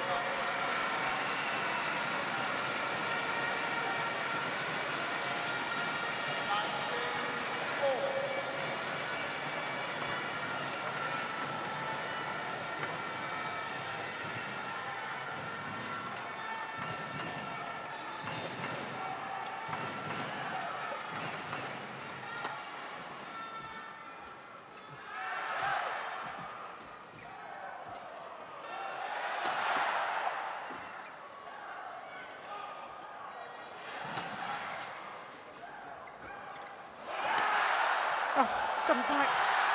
Oh, it bounced, surely. It bounced. It did. It did. I couldn't hear the umpire. No, but that's because of the noise in the hall. Oh, Yeah. Tommy Sugiato is claiming he got it back. Never. Watch this. This one hits the floor first. Yes. Yeah. That's a little bit naughty of 20, Tommy Sugiato to game claim he had got it back. 19.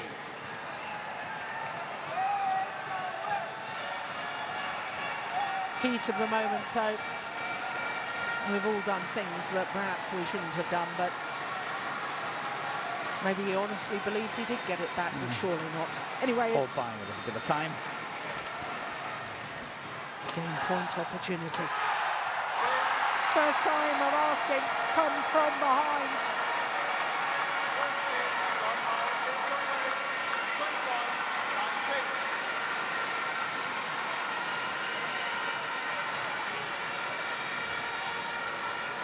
The final rally gets behind the round the head shot once again.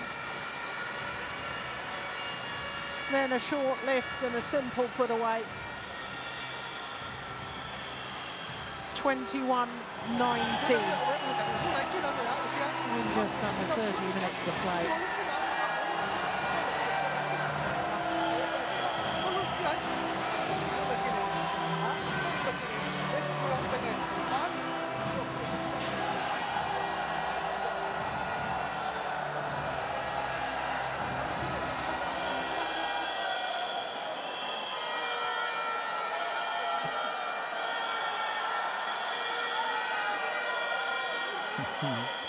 I agree with Malif.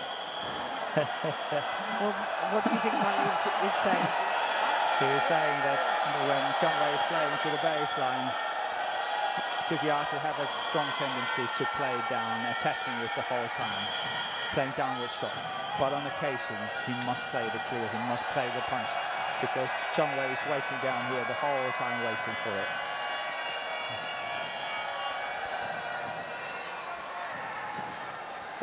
Well, if Indonesia are to have the winner of the men's singles title here in Malaysia for the first time in 14 years, Sugiyato is going to come from behind to do it.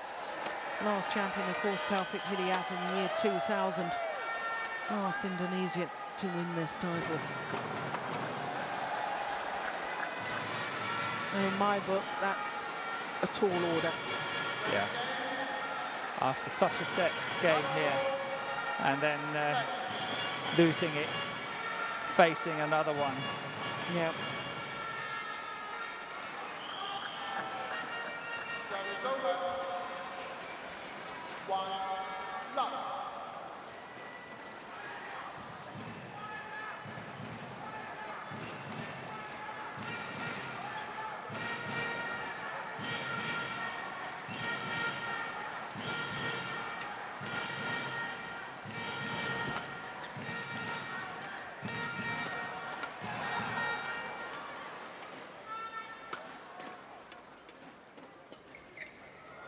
Gone wide.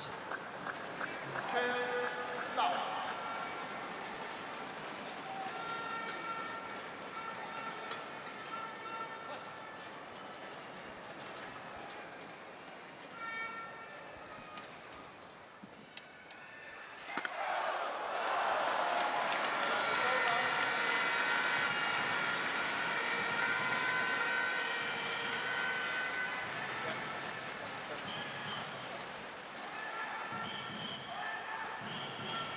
One, two.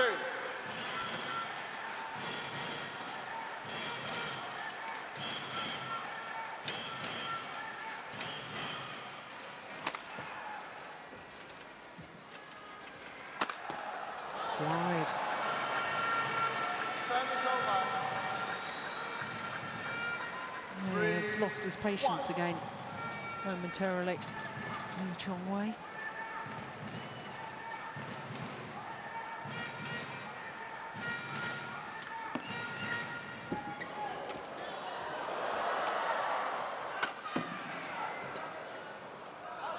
Oh, extraordinary.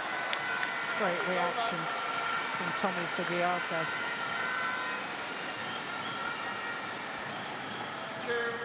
It's not only that he got it back, but he managed to push it quite far back from the court.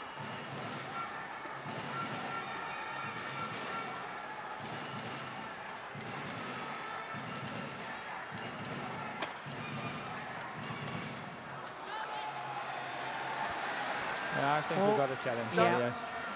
And it's a very close one. Interesting to see what's going to happen.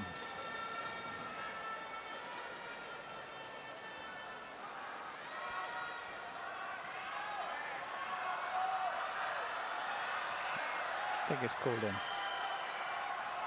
Yeah. Challenge accepted. The deputy referee, just having reviewed the instant review system, makes the decision. Service over.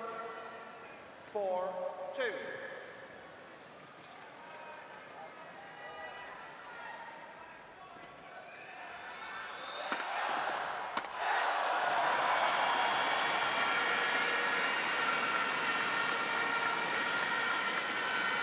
Service over.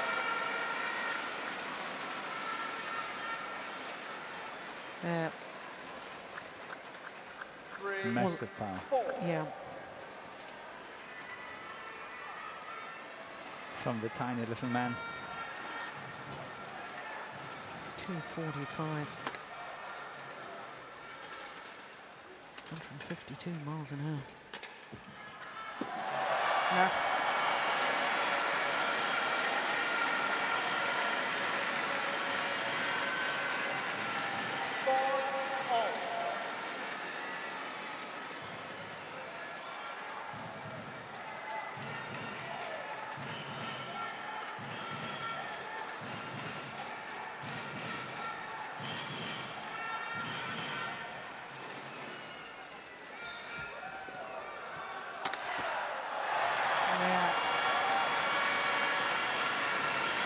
Seems to have found his rhythm now.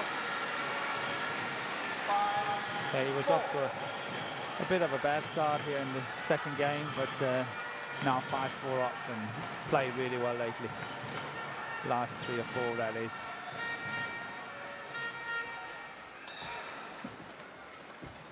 Oh, false is called. Oh my goodness, mate. It's amazing he gets up to it. It's amazing. Well, hopefully we'll see that again. 6-4.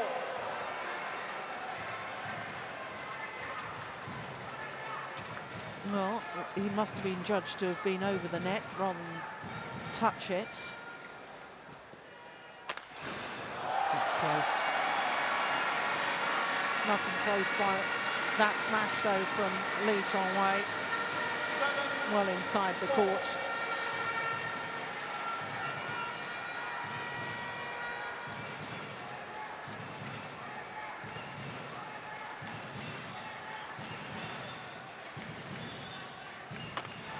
It's on a roll. 6 straight points.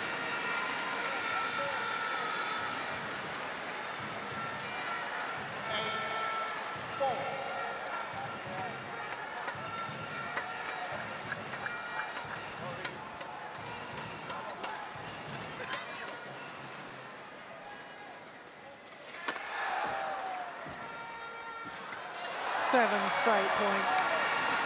Yeah, the train is rolling. Sugiyato really find it difficult to find an answer now.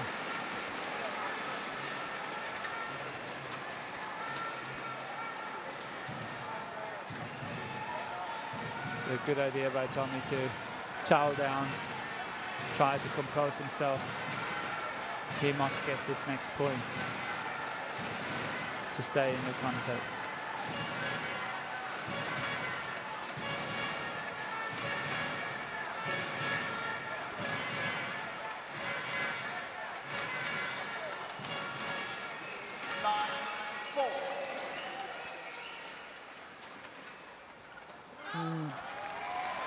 He doesn't even get the return in, let alone get the point. No. 8 straight points now to Lee Chong-wei.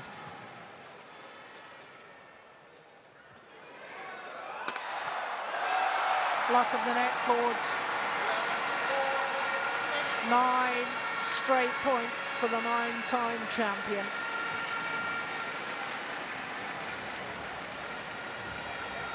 Two, 4 down he was.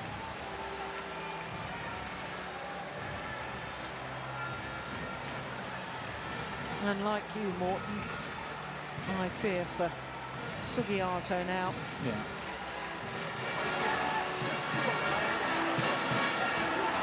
It will be very difficult for him to withstand the pressure. Obviously, more and more confident Lee Chong-wei, opening up more and more, daring to play more and more. It's a tall order now.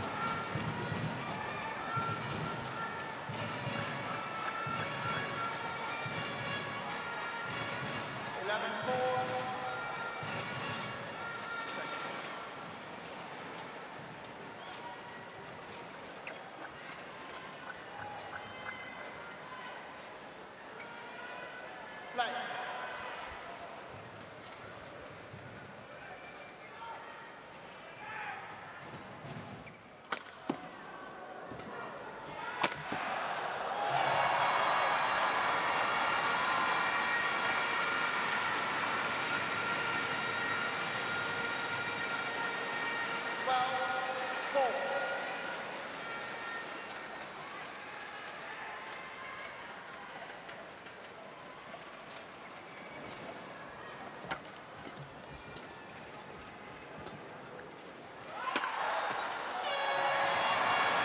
Extraordinary. 11 straight points. And I think it was the challenge that went against Lee Chong-wei.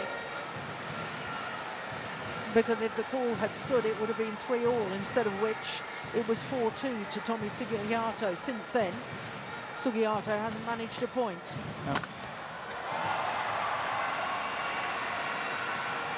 Now it's going fast now. Yeah. Really, really fast.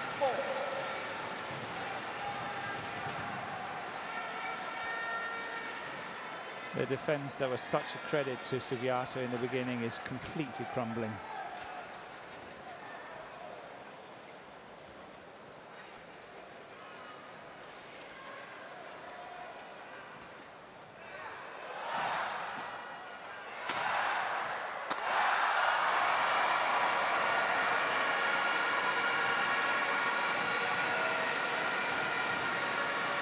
Well, I've always known and always admired Lee Chong-wei's ability to suddenly just up his intensity, up his pace, and almost appear to win points at will. But this is absolutely extraordinary. 13 straight points against the world number 4.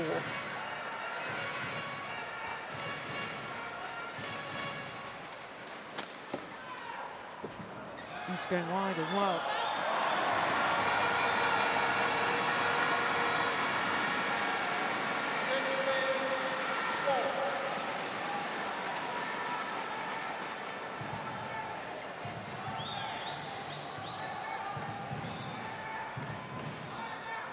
Now it's gone wide. The man is human.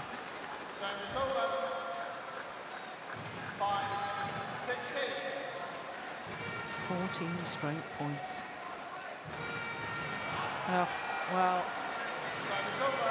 Yeah. Tommy Sugiyato. 17-5. The match is over. Yeah. No longer the belief.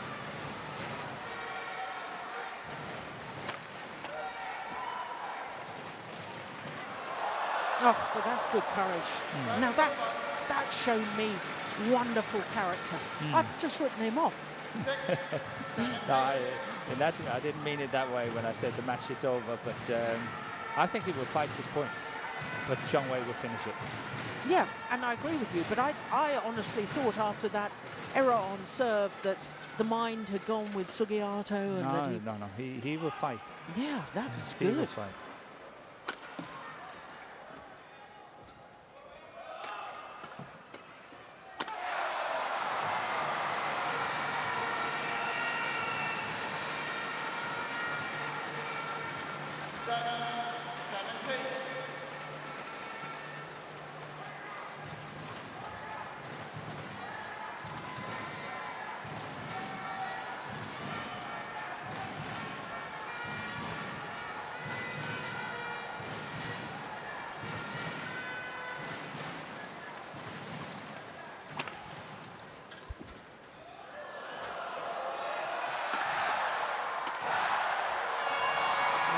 Great attacking play.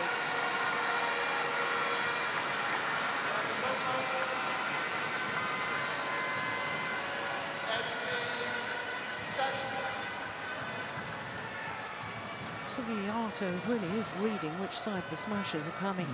He's reading it very well indeed. He just simply can't cope with it. No.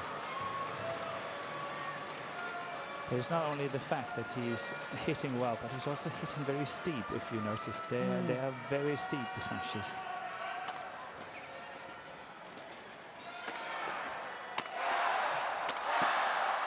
Slant. Service over.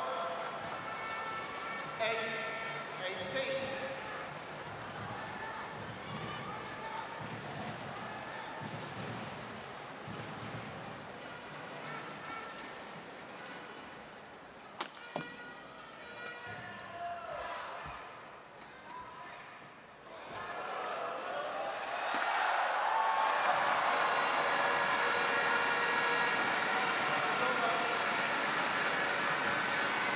Two points away from a 7th consecutive title and a 10th title in total for Lee Chong-wei here at his home event, the Malaysian Open.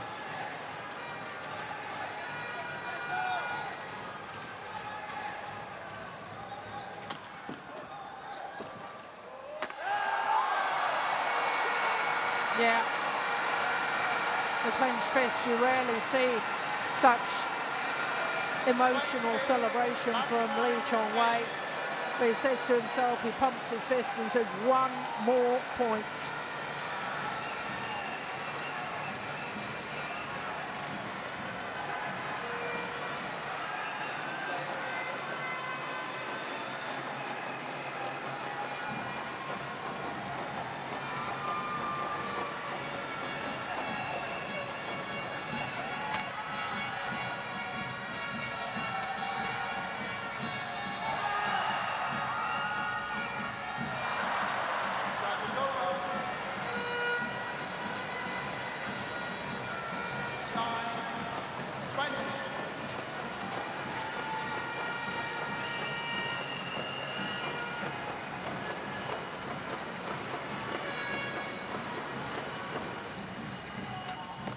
That's going wide, and Lee Chong-wei wins a 10th Malaysian Open title, a 7th consecutive,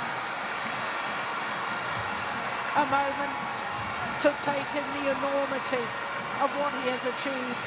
11 finals here at his home event. Once again, he is champion. And he's won the title without dropping a game. In his 12th Premier Super Series tournament final, in just his 13th Premier event. Lee Chong-wei, who was so disappointed at losing the final last week in Seoul in South Korea to Chen Long,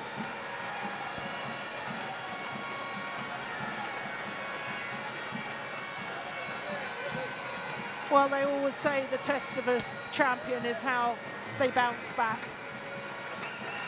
And Lee Chong-wei has bounced back in style. No one's ever doubted his quality.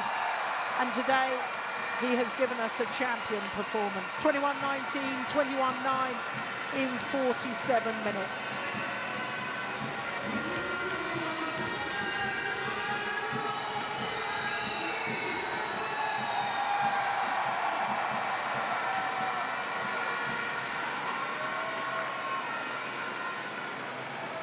Well, the fans have supported him all the way through. There's baby Kingston. I'm not sure he quite understands yet what Daddy has achieved. But he seems pretty happy nonetheless. What a lovely, lovely moment.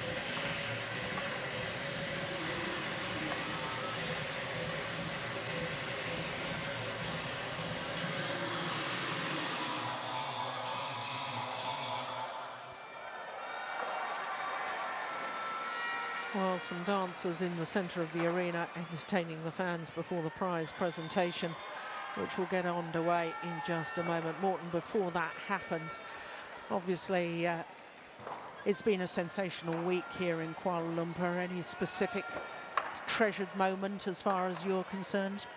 Best match or best moment? No, not really. I think it's been great, all of it. I actually really have enjoyed it. Well, I have. I think it's been absolutely sensational. It really has. And all credit to the Malaysian Open, who have stepped up to the plate, having become a premier Super Series event.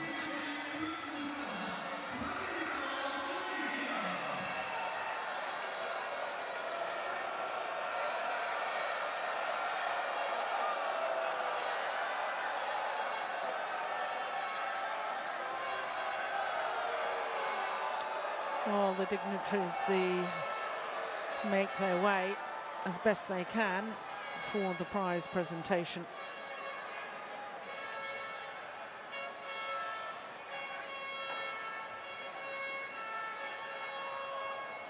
I think for me, probably my outstanding moment, the emergence of a new men's doubles partnership on the world stage.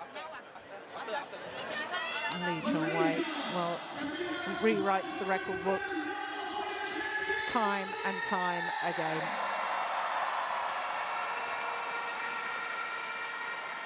His 36th Super Series title.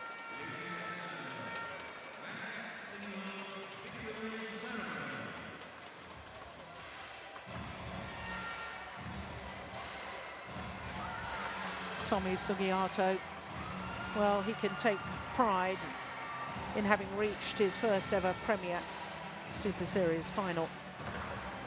And what a first set it was. He was magnificent in the first set. In fact, I thought that there could be an upset at one stage, but the great Lee Chong-wei found the answers at the right time.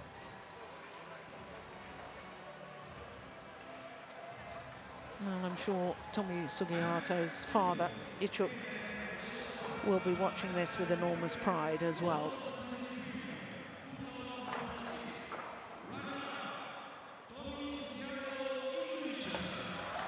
Tommy Sugiarto, the number 4 seed, fought bravely, especially in the opening game. Well, after a first round defeat a week ago in Seoul, he too has bounced back. But Lee Chong-wei stands on top of a Super Series tournament podium for a 36th time. A 10th time that he's won the Malaysian Open.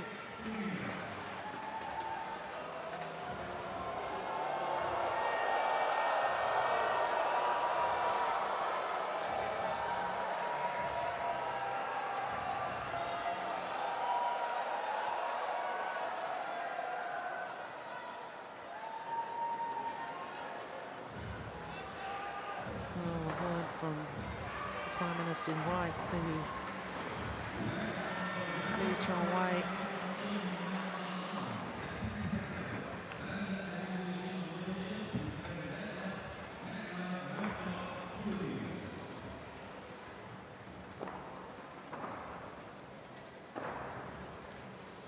Lee Chong-wei, who topped the prize money list for 2013, is already on top of the prize money list for 2014. Having been runner-up last week and winner here this week at the Malaysian Open.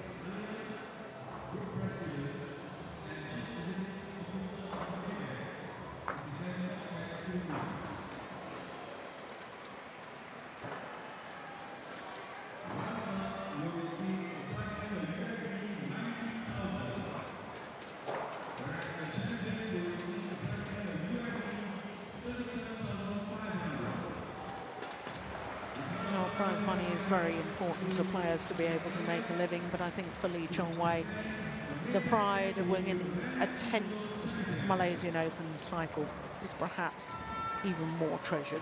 Yeah, it weighs a bit more. champion once again.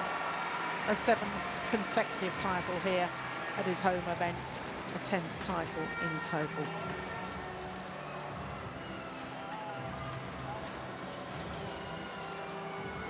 Well, as all the dignitaries and the 2 finalists from the men's singles all pose for the photographers, we can reflect back on our 5 finals this afternoon. All started with women's singles, and the Olympic champion Li Shuirui, the #1 seed, defeated her compatriot Wang Shixian, the #2 seed, the Asian Games gold medalist. Only final where the #1 and 2 seeds contested the final. The victory in 2 straight games, 21-16, 21-17. Then it was women's doubles, and Bao Yixin and Tang Xinhua. My goodness me, what a start to their partnership. This, their 7th consecutive title. Won last week in Seoul in South Korea. Have won this week. They only played 5 tournaments last year. They won all 5 last year and all 2 tournaments this year. They are a pair of the present and most definitely for the future as well. Then came men's doubles and 2 unseeded combinations, both appearing in their first ever Premier Super Series final. And it was Goh Vi Shen and Lim Kim Hwa of Malaysia who thrilled the fans here in Putra Stadium in Kuala Lumpur. 2 straight games coming from behind in the second to win 21-19, 21-18. Then it was mixed doubles, and it was the Olympic silver medalists against the Olympic bronze medalists. The Olympic bronze medalists from Denmark had won the title a year ago. For Chu Chen and Ma Jin, they were beaten finalists 2 years ago. This year, they went one better. They won, defeating last year's champions in 3 games, 1 hour and 9 minutes, 21-13 in the decider. And then, as we've just witnessed in the men's singles, Lee Chong-wei, the world #1, defeated Tommy Sugiyato, the world #4. For Lee Chong-wei, a 10th title at his home event, appearing in his 11th final here. What a tournament it's been, what a record for Lee Chong-wei. 14 straight points from 2-4 down in the second game. And from that moment on, there was only going to be one winner. Well, there you have confirmation of all 5 finals. And of course, 3 titles to China, but 2 titles to the hosts, Malaysia, in the form of the men's doubles and the men's singles. It really has been a terrific week here in Kuala Lumpur. Of course, the Super Series moves on, and the next event will be the All England Championships in March. I very much hope you'll be able to join us for the next of the Super Series. But in the meantime, from Morton Frost, myself, Jill Clark, and all the team in Kuala Lumpur, bye for now.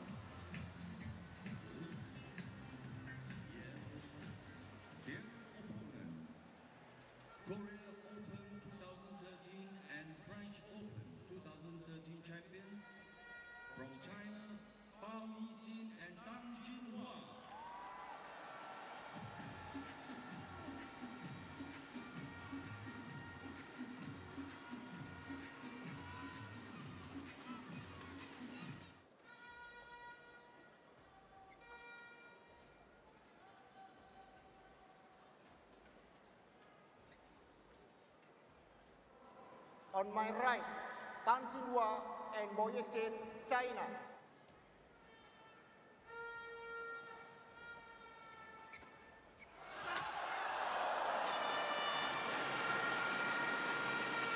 Service over. Service over.